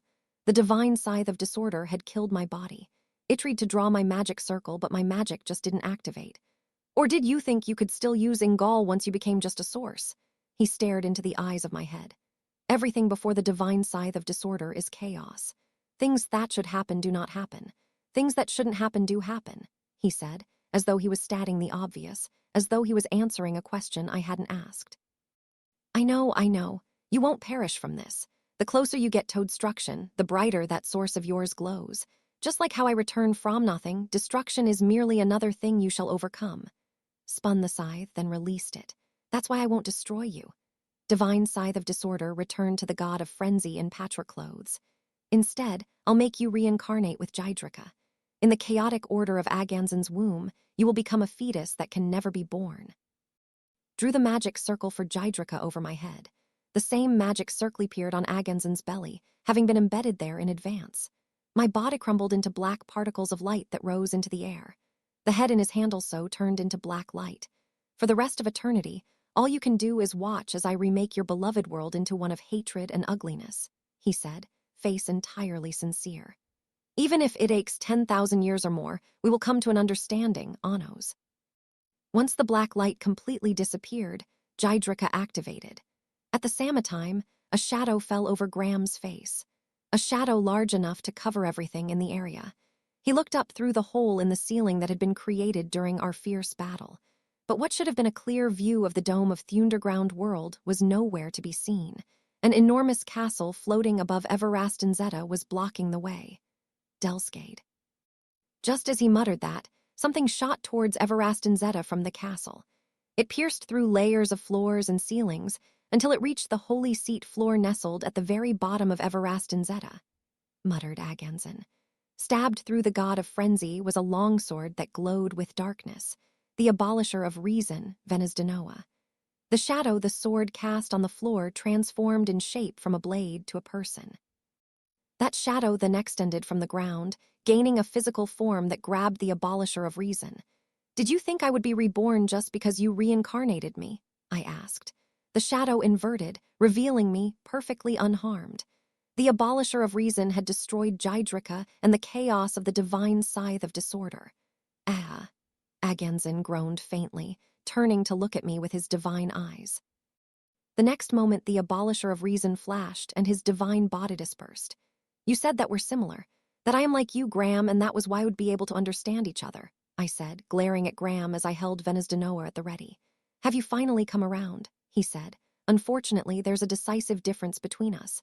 A difference too significant to ignore, and that makes it impossible for us to be the same. You mean your love and kindness? I scoffed. You cannot destroy me. Your use of Jydrika is proof of that, I pointed out. Perhaps so, but Graham drew magic circles with both hands. The handles of the scythe appeared to his left and right, which he connected to form the spinning divine scythe of disorder that should have been destroyed by the abolisher of reason. You cannot destroy me either. We are similar Anos. No, I said, taking one step towards him. I will destroy you. Section 46. Beyond the bounds of reason, I stepped straight into Graham's range. Nice. Let's test that out, he said lightly. That way you'll have to take another step closer to me. You might even be able to understand me better. Held the divine scythe of disorder horizontally. I faced him with the abolisher of reason held loosely at my side. Nothing you say will ever make any sense, I said. Graham moved, his scythe slicing sideways but immediately being intercepted by the longsword of darkness. Blade clashed with blade, and the divine scythe of disorder shattered. At the same time, blood of the demon king flowed out of my source. The fragments of the scythe flying through the air still possessed a disorder that gnawed at my source, creating countless wounds. Did you believe the abolisher of reason could affect disorder? Graham asked, twirling the scythe. The shattered blade became whole again, as though reality itself had been altered. The next moment, his source was slashed open, and the vermilion thunderbolt spread through the surroundings. Did you think that your scythe could alter the abolisher of reason? I replied in kind, taking another step forwards despite the scythe's power still digging into my source. Venusdenoa and Beffing's dogma flashed at the same time.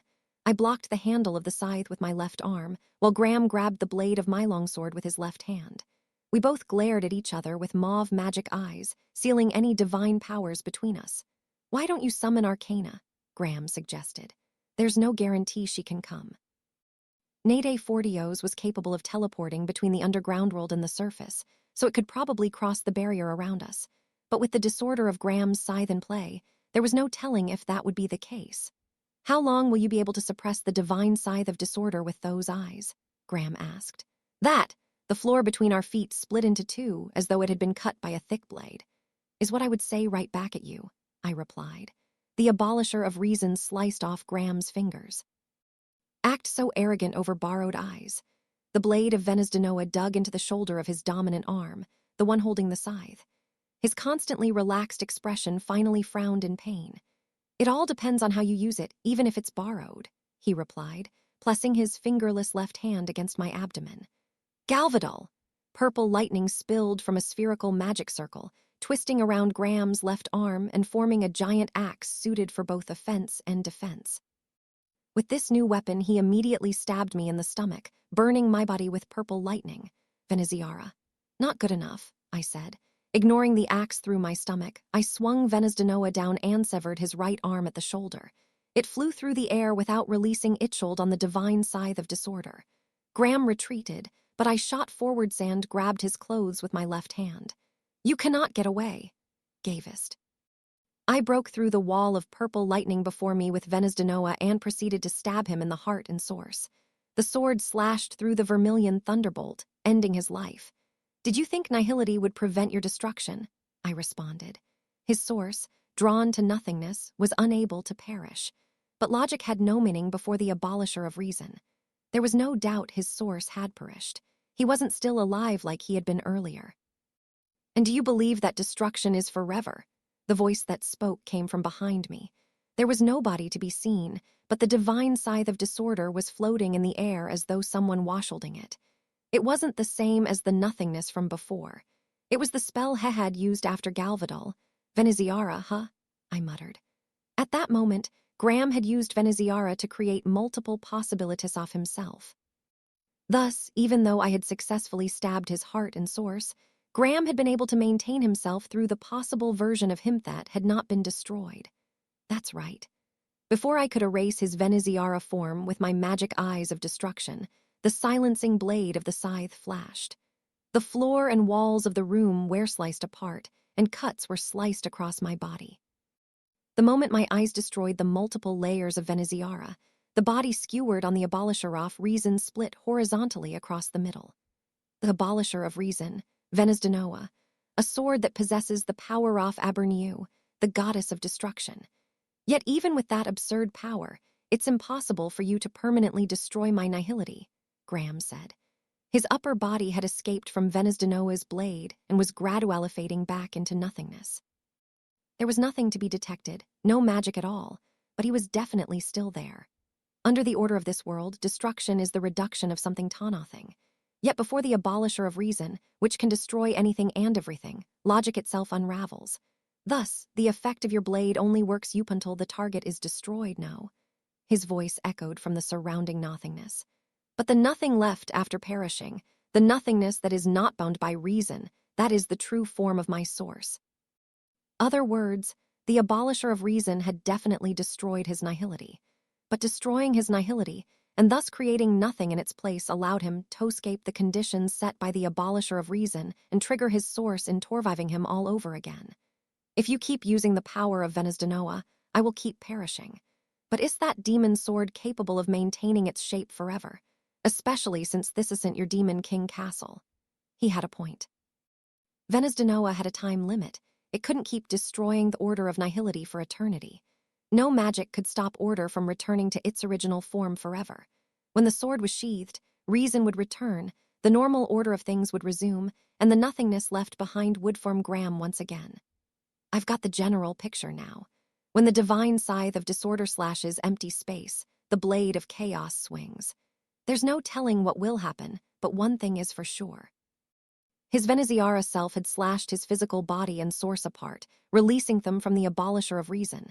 If that hadn't happened, he would still be in a precarious situation right now. There was no way it had happened by chance, which meant, whatever happens is actually convenient to you, I inferred. Really, I've been cut by it before, he replied. You just wanted to convince others it was too unpredictable to be used in more crucial moments, I said. The sound of his laughter could be heard. Newalian, lower half of his separated body completely disappeared, leaving nothing behind. A nothing that couldn't be seen, heard, or felt but definitely existed. The nihility of Newalian dug into my side, opening a hole from which blood poured. Let's assume you destroyed me, his voice said from nowhere. The divine scythe of disorder was pointed at my throat. Even then, I will not perish. The nihility of Newalian vanished, and an unharmed Graham stood behind me. You're so similar to me, and I'm so similar to you. Have you never asked yourself why you're so different from others? He asked. The scythe's blade lightly dug into my neck, causing a thin line of blood to drip. The scythe that supposedly cut at random when it swung through air could apparently also be used to behead a target directly. No one can follow your path. You're surrounded by followers, but you're all alone, Graham continued. The lone demon king, plagued by emptiness. The moment I moved even a little, the blade would take off my head. You're so ridiculously powerful that you can destroy reason itself. I'm the only person in this world that could understand what that's like. I sighed quietly and shot him a pitying look. Are you that lonely, Graham? Will you destroy me and end my loneliness? How kind of you, he said lightly. But you're wrong. I would never bother to do something as impossibly as destroying what cannot be destroyed, not when I can behead you and control you that way. Jydrika, I said, you won't be able to stop me the same way twice. That a bluff, or did he actually have another trick up his sleeve besides Jydrika? Well, either way, it didn't matter much. If you want my head so much, you can have it, I said, turning on the spot. Well, if you're offering, the blade of Beffing's dogma moved swiftly and silently. Using the centrifugal force from my spin, I swung Venusdanoa up from below to meet the blade, causing the blade of the scythe to rotate around my neck without cutting it. "I'll help myself," Graham replied. Fresh blood sprayed as the scythe dug into the fingers of my right hand. Venusdanoa was sent flying away. "Take it." With the momentum of my spin, I grabbed his head with my left hand that had Vebzud, Jurest, and Avias and Ziara layered on it. I then slammed him to the ground. Giganuvenuns. I stepped on his head. Particles of magic gathered around his neck, forming a black restraint. A black guillotine appeared around it. "Looks like in the end you chose wrong as well," Graham said. I moved my fingers in a downwards gesture. "Execute!" The blade of the guillotine fell, cutting off his head, the head of Saris Valdigode. As Saris's head rolled across the ground, Graham freed himself and held the divine scythe of disorder at the ready. "You were in too much of a rush to free your father," Graham said. "I suppose that's one difference between us." I leaped in the direction of the abolisher of reason. Divine scythe of disorder, first hidden art. Graham held the divine scythe overhead. Rampaging wheel. Through Beffing's dogma like a throwing knife. It spun like a wheel past me, striking Venusdanoa and slicing it over and over again. Each time the divine scythe of disorder collided with the longsword of darkness, the blade of the sword became more and more battered and chipped away. Eventually, with a dull snap, the abolisher of reason broke entirely. "See, your sentimentality will lead to your defeat." From his chest blood ran freely. While Graham's scythe passed me by Toadstray, the abolisher of reason, I'd run towards him so I could stab him in Thechist with the very same sword he had discarded earlier, Godegman, the sword of 1,000 bolts. "How does it feel to lose to sentimentality, Graham?" I asked. I released purple lightning from my fingertips, drawing a spherical magic circle and multiplying it by 9 using Veneziara. The moment Saris Valdigode's head had been separated from him, ownership of the sword of 1,000 bolts had transferred to me. Even with my magic power, it had been impossible for me to take the sword from him when he was in possession of Saris Valdigode's power. Thus, I had beheaded him first. "Veneziara!" I thrust Godegman into the spherical magic circle. At the same time, 9 blades of possibility stabbed into the 9 other circles. Deafening thunder boomed as the holy seat hall filled with enough purple lightning to break everything that hadn't already crumbled to dust. The sky roared, the earth shook, and the release of the spell alone was enough to blow away the surrounding grubble. Crackling purple lightning spread across the ground, forming a barrier around the area. I used all my strength to lift Graham's body, still impaled by the sword of 1,000 bolts. I held the real Godegman and the 9 Godegman of possibilities Upinto the air.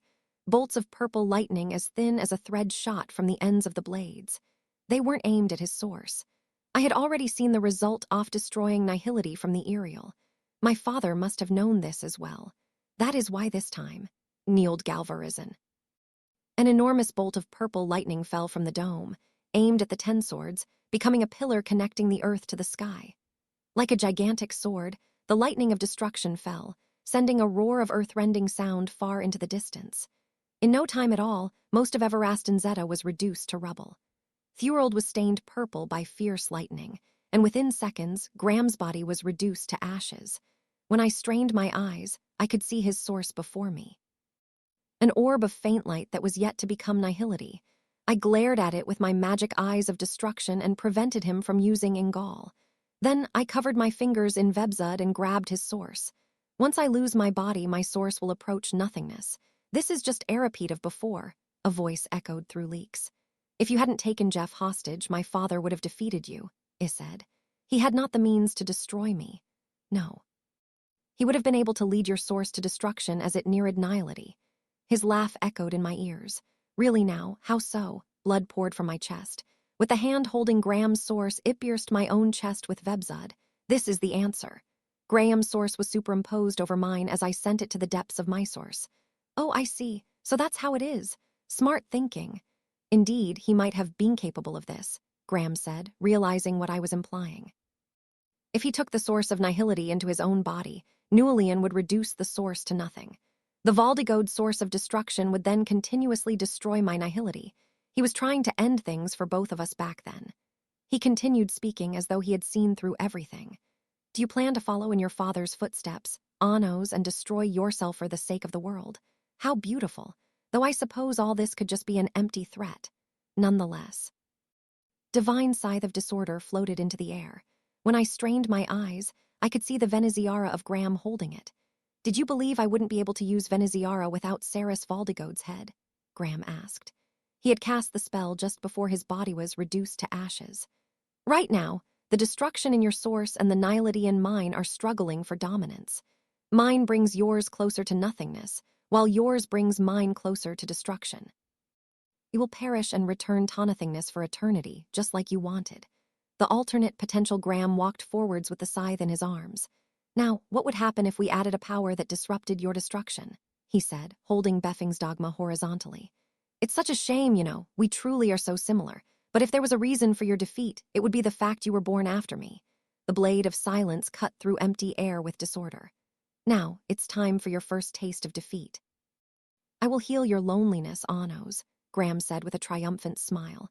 He gazed at me with his magic eyes of possibilities, imagining the balance in my source between destruction and nihility tilting in his favor. But the next moment, nothing happened, not a single thing, not even the wind moved. He said. I took a quiet step forwards. Are you sure you want to approach me in such a state? Graham asked. It may have missed earlier, but I won't this time. Graham's face suddenly fell in shock. What? His feet, the feet of his body constructed through Veneziara, took a single step back. Did you do? Ask your body. It was made through possibilities, and now it has acquired the possibility of fear. He repeated in disbelief. Me fear you when we are each other's mirror image. He swung the divine scythe of disorder in a large arc. Be silly, Anos. The silencing blade flashed again, but nothing happened. Why? Still don't get it, I said. When the divine scythe of disorder swings through the air, something convenient to you happens. I stabbed the sword of 1,000 bolts into the ground and held my hand over it. A shadow slowly extended in the shape of a sword, and I grabbed it with my hand. Nothing happened, in fact, because that is the outcome that is most convenient to you right now, I said. The shadow sword materialized into the abolisher of reason, Venezdanoa. The broken blade was regenerated. Other words, no matter what happens, it's already too late. Do you mean, for every step I took towards him, he took one step back? The more I moved forwards, the more frightened he looked as he backed away. Why is my body retreating?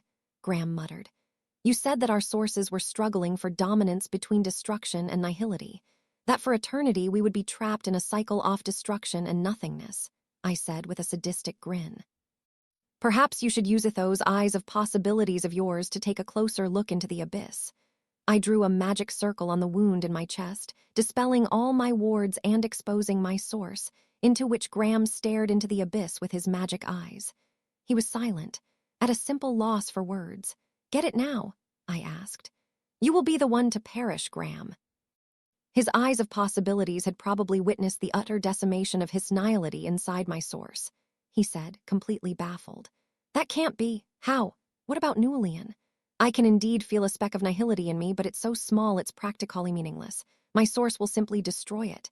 That's impossible, Anos, he said, slicing the divine scythe of disorder through the air. You and I are so similar. Blade of silence slashed through the air with disorder over and over again. In each other, we have found the cure to our loneliness. In this mad world, you and I are only normal beings alive. Order was disrupted and altered countless times with each swing of the scythe. But no matter how many times he swung it, no matter how many Timish cut through the air, nothing happened before me. You and I are the same, he shouted, in a voice colored with despair. I swung the abolisher of reason. Indeed, we may at one point have been quite similar. Graham of Possibilities leaped aside to avoid the blade, but his arms and legs were summarily sliced off. He fell to the ground face first, scythe clattering noisily before returning to the form of the god of frenzy, Aganzen. That is, if the entirety of your source had amounted to anything more than just a fraction of mine. Ah, Aganzen was skewered by the abolisher of reason and removed from existence. Anos, Graham shouted. You guh! I stepped on his back hard. Source was immediately overpowered within mine. All that's left off you is this body you made of mere possibilities, I explained, staring into his eyes that were wide with despair. You had this much power inside you, he muttered. You were suppressing this much destruction the entire time we were fighting. Not quite. To me, the bigger threat has always been restraining my own destructive capabilities. In comparison, your nihility just wasn't as much of an issue. While the amount of power I can safely release in this fragile world is enough to compete with you, my total power is on another level entirely. His full power was, quite literally, to use all the magic power in his source. In contrast, the full power I could use was the mere dregs of my magic that Werenote currently engaged in restraining my power from destroying the entire world. The power that I could put out was that different in strength to Graham, but the power I possessed inside was overwhelmingly different. While you were fighting me, I was fighting myself, I said. You weren't even looking at me. There's no need to be so discouraged. I was definitely looking at you. You were right about the world being a shield against me. I can't even swat a fly without taking the greatest care not to destroy it entirely. I grinned madly and continued. Your nihility may need to be destroyed billions of times in order to completely disappear, but something like that is trivial for the depths of my source. It will happen just on contact alone. WH. I could hear him swallow his breath. The man who had been so talkative until now had finally fallen silent. After a long pause, he mumbled under his breath. The demon king of tyranny, huh? His Veneziara body began to fade. You, he said in a trembling voice. You are far beyond what I could ever be. Deep within my source, nihility was smothered by destruction. The true lonely monster was you. Anos. The layers of reinforced Veneziara turned into particles of light that rose into the sky. I returned the abolisher of reason to its shadow form and looked up, watching the particles rise. Soon after, I turned my gaze to the sword of 1,000 bolts. It felt like I could see a glimpse of my parents' faces there, in the reflection cast by the blade, just as I had seen them in the stars of creation.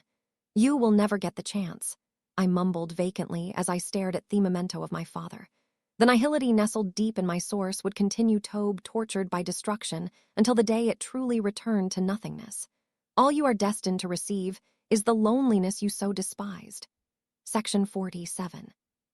The Demon King's face, the source of destruction, was beating wildly, forcing my heart to tremble with intense, heavy throbs. Taking in Graham's source of nihility meant the source could fully demonstrate its true worth. Not even nothingness could escape destruction. Though the depths of my source contained a destruction that far outmatched Graham's, his nihility was powerful enough to withstand Edgelgrown Angdroa. And that power was now rampaging within my source, fighting against a destruction that could devastate the world several times over in order to reduce everything to nothing. If Graham's source of nihility ever escaped from me, Thorold would be fatally wounded. Perhaps this is what it truly means to be at war with yourself. This whole thing would have gone a lot smoother if I had just been a little bit stronger than him. I might not have even had to destroy him in the first place. Perhaps I could have used Jydrika to turn him into a harmless being that couldn't return to nothingness. The world wouldn't have been exposed to such danger that way. In the end, there might have even been other, easier ways off winning than what I had done. But my heart had refused. I hadn't wanted to grant him anything. I wanted Graham to experience the despair of realizing that he and I were not at all the same, and to die alone with that void torn into his heart. Anos, a voice behind me shouted. Two girls had arrived at the Holy Seat Hall, Misha and Sasha. At once they started to run towards me. Stop there, I said without looking back. The two paused in confusion. Are you still fighting? Sasha asked warily. No, it's been settled. Then why? She asked, visibly worried. Misha had the same look on her face. I may have lost my cool a little, I answered. I talked a big game about wanting peace too. I'm just too ashamed to face you now. Sasha struggled to respond for a moment. Then we'll wait here until you calm down, she said, even turning her back to me out of consideration. But Misha continued walking towards me without a care. Misha, what are you doing? He told us to stay away, Sasha said, flustered, grabbing her sister's hand. It's okay, Misha replied plainly. Anos is the same as always. She slipped out of Sasha's hand and came up to me. Still has the same kind face, she said. You can't even see me, I said. She nodded gently, as if to say she didn't even need to look and never would. It wasn't a matter of having good eyes or not. If that's a lie, you have to take responsibility, I said, and slowly turned to face Misha. She smiled. See, kind, just like always. Really? She nodded. Geez, you made it sound like you looked like the great demon king or something. Don't scare me like that, Sasha whined, sounding somewhat relieved. Sorry for worrying you, I said, placing a hand on Sasha's head. I didn't say I was worried. I said don't scare me. Sorry, Sasha looked down. I didn't say I wasn't worried either, she mumbled quietly. I turned and drew a magic circle where Graham had disappeared, connecting to his storage circle. I forced it open and took out a glowing blue star, an Ariel. This one also has memories from 2,000 years ago, right? Sash asked. Most likely, I replied. The first 5 Ariels were all about your father, so I wonder what's in this one. It could be hope, or it could be despair. Since Militia had called it already over, whatever was stored in this Ariel couldn't be good. I guess there's only one way to find out, Sasha said. I'm so curious. Misha blinked twice and looked up at me. It felt like her magic eyes were seeing right through me. Should we save it for later? She asked. Sasha said in realization. Edelthev is still a concern, Misha explained. Then let's check on them first, I said. We still have to sort that out. I looked over at the entrance, but the Netherworld King was no longer there. He had probably left after watching over my victory. And so Sasha, Misha, and I flew up with Fless and left Everrast and Zeta. As we flew up towards the dome, the castle below us glowed faintly and slowly began to repair itself. We entered the hole in the dome I had originally come through and returned to Edelthev. Misha, I said. She turned to me with a blank look on her face. You don't have to worry about me, I'll be fine. She thought for a moment before replying. It's better to wait until you've reorganized your thoughts. She must have been referring to my father. There's no telling what will happen while I wait, I replied. Misha shook her head. Things are peaceful at the moment. I held my tongue at that. Perhaps she had a point after all. True. Yup. In that case, I said, in a truly peaceful manner, let's take things as they come. I looked over at Sasha after saying that, but for some reason she looked rather glum. What? She asked. What do you mean, what? What's going on? She mumbled sadly. I know I'm not as considerate as Misha. I can't tell what you're thinking at all. I don't know anything about you. That was what she was upset over. How silly. Leaving this with you, Sasha. I tossed the star of creation to her. She was startled, but caught it and gave him a look of confusion. Even if I organize my thoughts, as Misha suggests, that doesn't mean I know when it will be best to see this. Give it back to me when you think the time is right. Sasha asked, so I just give it back when I think you've calmed down. I'm counting on you, I replied. Sasha beamed happily. Got it. We were still flying upwards when we came across Eleanor and Zeshia in the middle of the shaft. They waved at us excitedly. The army of the Demon King is victorious.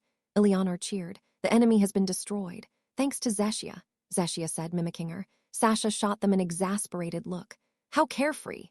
Worked especially hard this time, Eleanor said.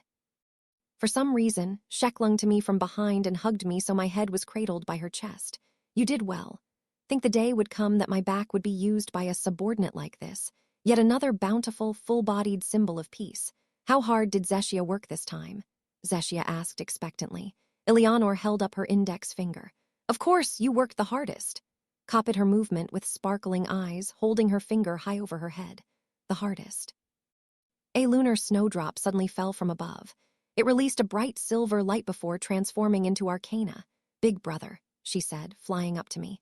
The selection trial seems to have ended. The god of balance perished? I asked. I think so, she replied. Elrolarium's source had been in the middle of reincarnating within Viflair's womb. When Aegis had stabbed her with his spear, the god of balance had been separated from the womb and sent to the ends of Another dimension. With the god destroyed, the order that was the selection trial must they've ended. It may have ended, but that doesn't mean nothing else will happen, I pointed out. Both Jydrika and the god of frenzy had changed the original selection trial quite a bit, so it wasn't unreasonable to think there might be some surprises still to come. Keep an eye on things for a while. Got it, Arcana said. Just then, the magic that had been covering Edelthev felt like it faded. Low masses just disappeared, Misha said. And we had not heard a single dragon cry upon leaving the underground world. Meet up with Emilia and the others, I said, casting Gatum. The world turned white, and in the next moment, we were at the ancient graveyard inside a ruined shaft. The Demon King Academy students had defeated Bamiraz's clone and were resting there, completely exhausted from their fight. I let Lay and the others know that Bamiraz was defeated and that the fight in Edelthev had been settled, and everyone looked relieved. When I looked around, I spotted Emilia a short distance away from the group. She was restlessly glancing at the Fan Union girls, opening and closing her mouth as though she couldn't decide what to say. But she eventually found her courage and marched towards them. That's right, Miss Emilia. Ellen suddenly whirled around, startling Emilia. Why, yes, Emilia exclaimed. Is something the matter? Ellen asked. And no, nothing, Emilia said, dejected, all her courage leaving her. Did ya want something? She gestured for Ellen to speak. The thing is, we're going to Garrodite in the near future, Ellen said. For official duties, Nano added. Official duties? Oh, as the Demon King's choir, Amelia asked. Ellen confirmed. And we were hoping we could visit your house while we were there, to hang out. The rest of the fan union girls gathered around Amelia excitedly, all chiming in. Yup. Preferably to sleep over. Will you have room for all 8 of us? We can squeeze together, no problem. A headmaster should have a pretty big house, right? The girls' chatter brought a big smile to Amelia's face, but suddenly her smile dropped, replaced by a look of guilt. Her face fell. Everyone, she said, voice solemn. Ellen said, I'm sorry. Amelia bowed her head low. I've done such unforgivable things. I was terribly prejudiced. I'm so sorry about that. Tension suddenly filled the air. Ellen and the girls were silent. Amelia bit her lip, unable to do anything but keep her head down.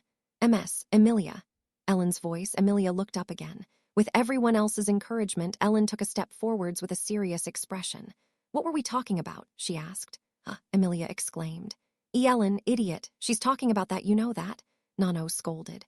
Oh, right. You mean the time we were working on Lord Onos's photo collection in class and you confiscated it.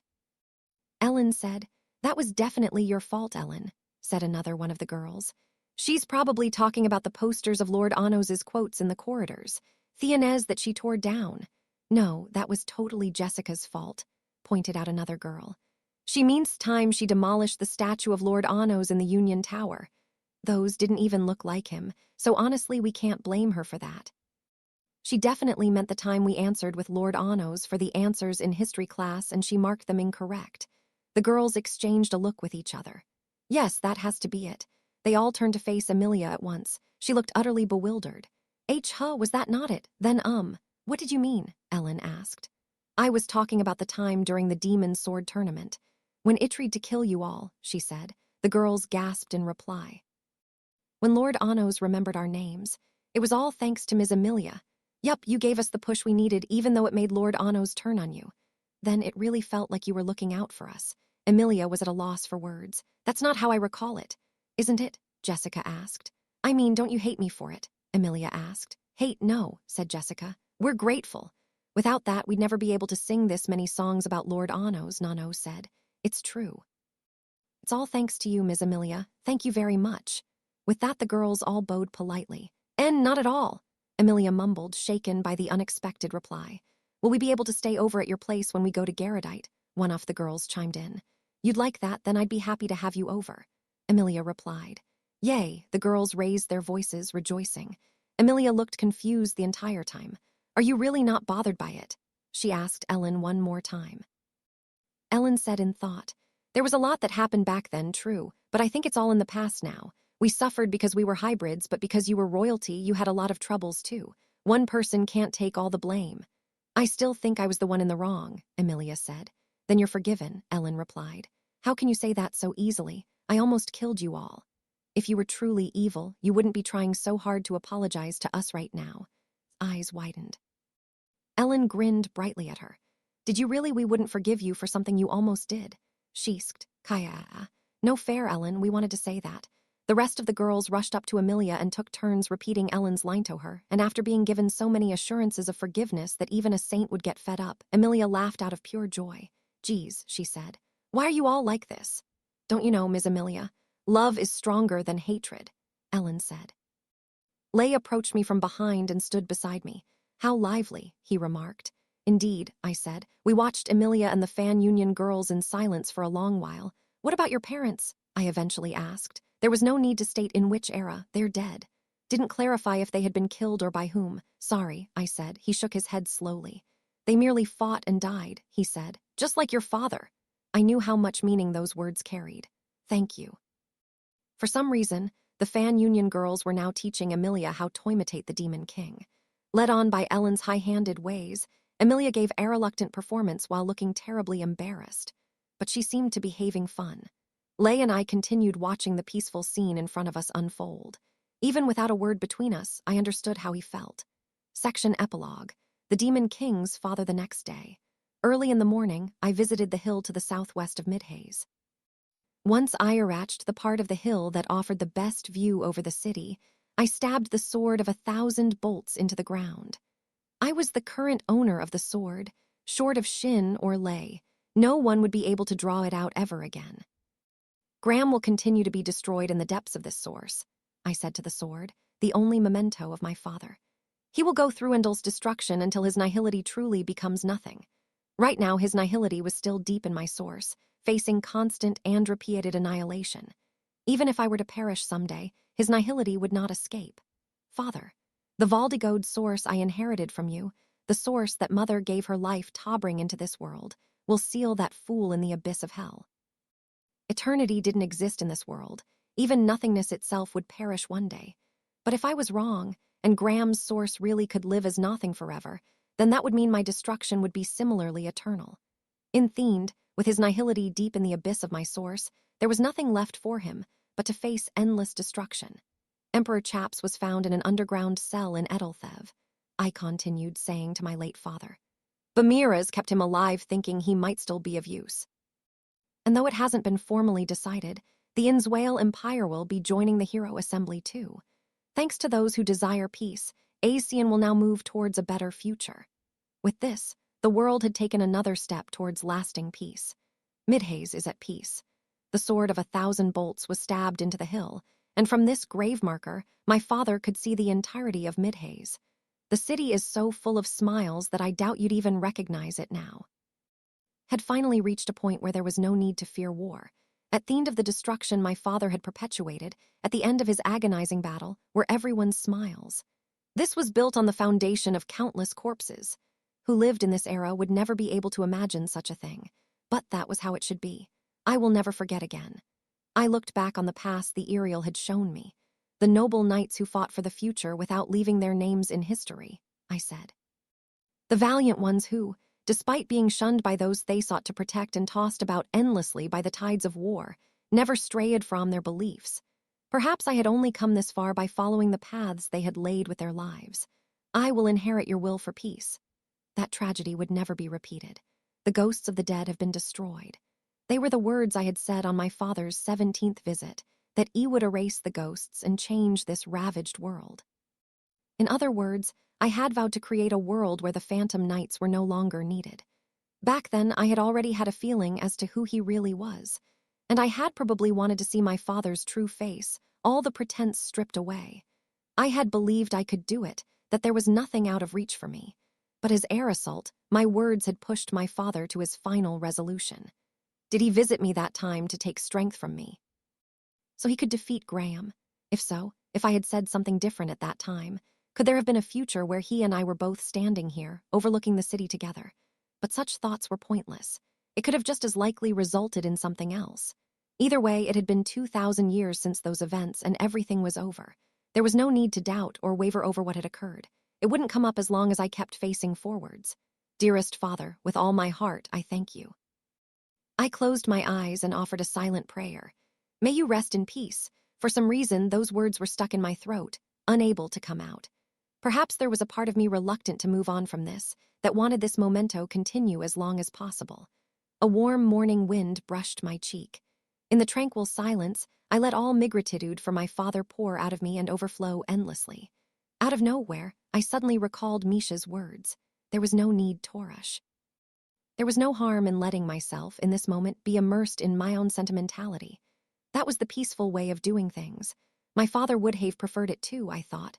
I listened to the faint sound of the wind while thinking of the few memories I had seen of my father in the stars of creation.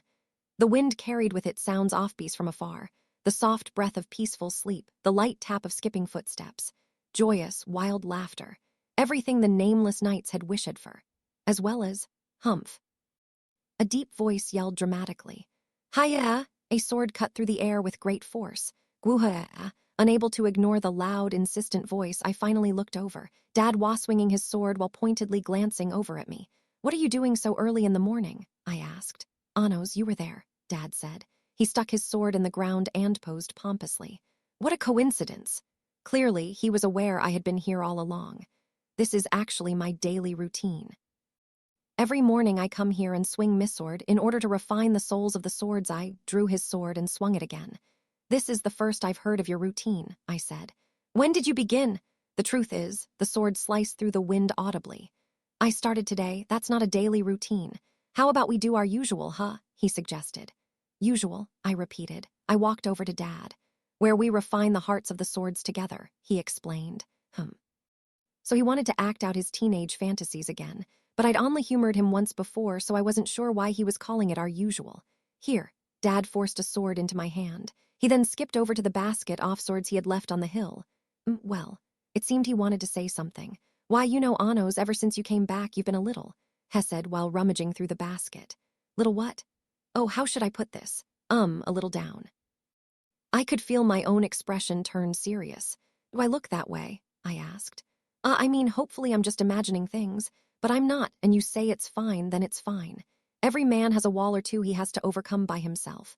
Dad chose his sword and turned to face me. I'm not proud of it, but I once had so many walls I was practically buried by them. I tried to imagine Dad being surrounded by walls and stuck in place. Indeed, it wasn't something to be proud of. What did you do about those walls? I asked. Dad gave me a helpless grin. I'm still buried in them. He hasn't overcome them yet. That's just how life is, though, he continued. But you're smarter than Iam, so I'm sure that even if you were buried, you'd find a way to break those walls. Yeah, Dad laughed. Dad, did you wake up early just to tell me that? I asked. I told you it's just a coincidence.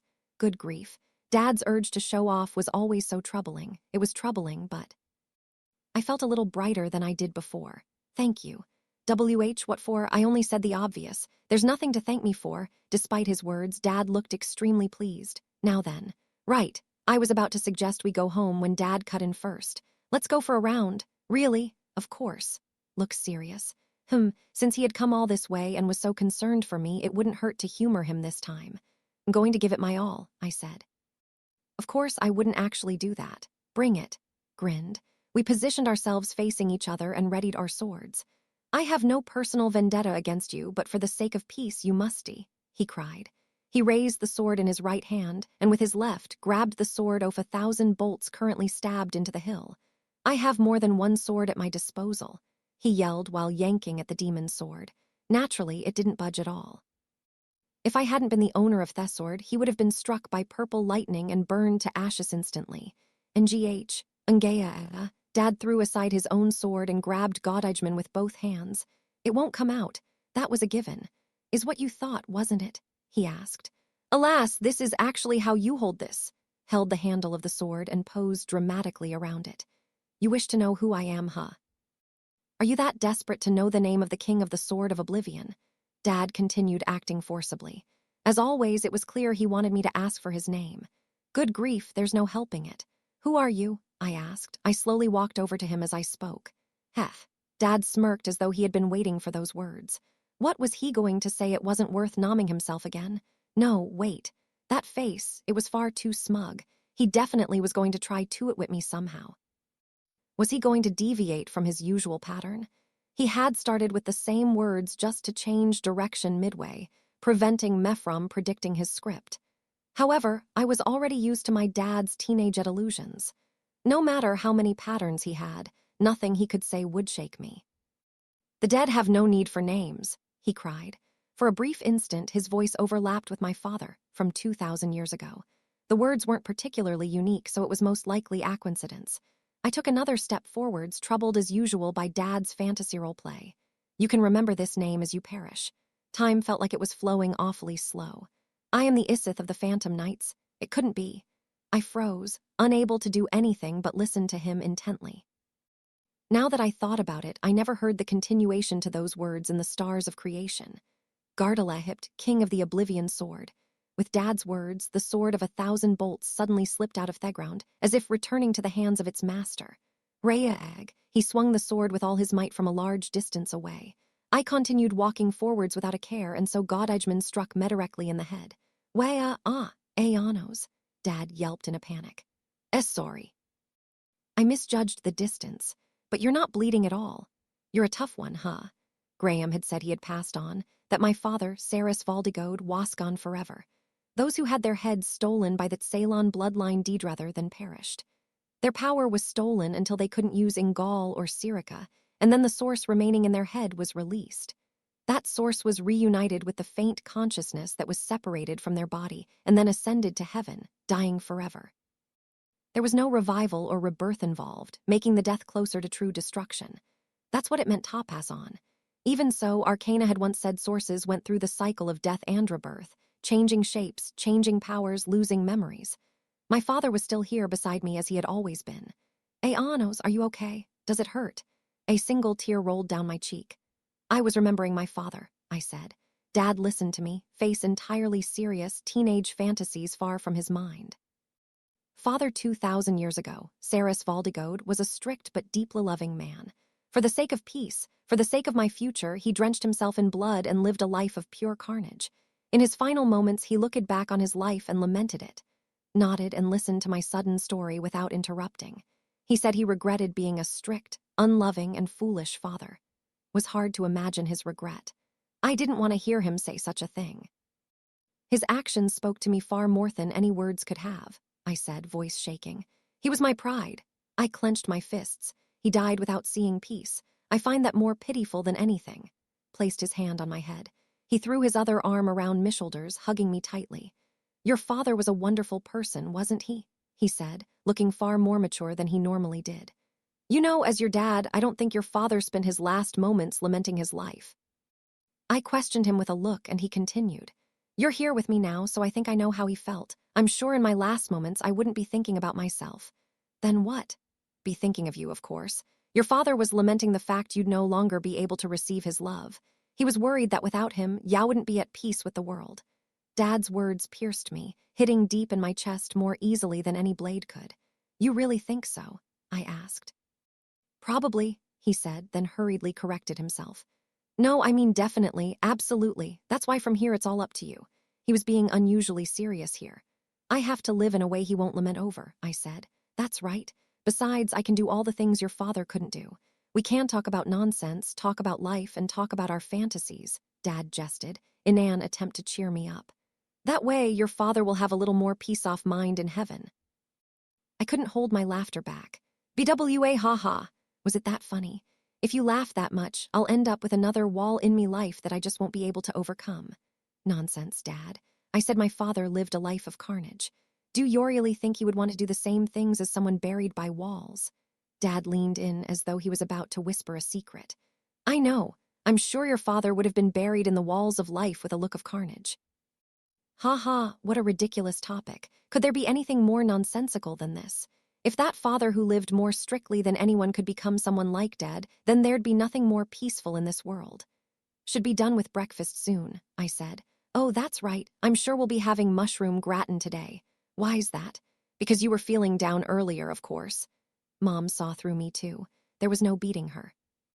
Right, let's go home. Dad started walking down the hill with his arms still around me. Like this. What's wrong with doing it this way every now and then? I've always wanted to walk side by side with my son. Good grief, what a helpless father. Long as it's only every now and then, I said. Dad laughed, then looked at the sword of 1,000 bolts in his hand. Come to think of it, what should I do with this sword? I shouldn't bring it with me, right? It's a memento of my father. I'd like you to keep it, Dad. You sure? Isn't it important to you?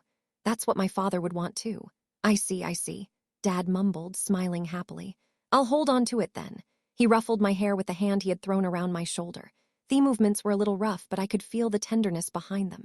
You've gotten bigger, Anos, he said, as though he actually was my father from 2,000 years ago, but it was probably just what he felt like saying in the moment. Not as big as you yet, I said. Ha. That's true. Dad laughed happily from the bottom of his heart. Side by side, we hurriedly made our way down the hill without using any magic, believing this peaceful, silly, and dear time together would continue forever. While listening to our laughter, I suddenly thought of the small goddess of creation. She had said this world wasn't kind. The next time I saw her, I had to tell her this. The world you created is brimming with kindness.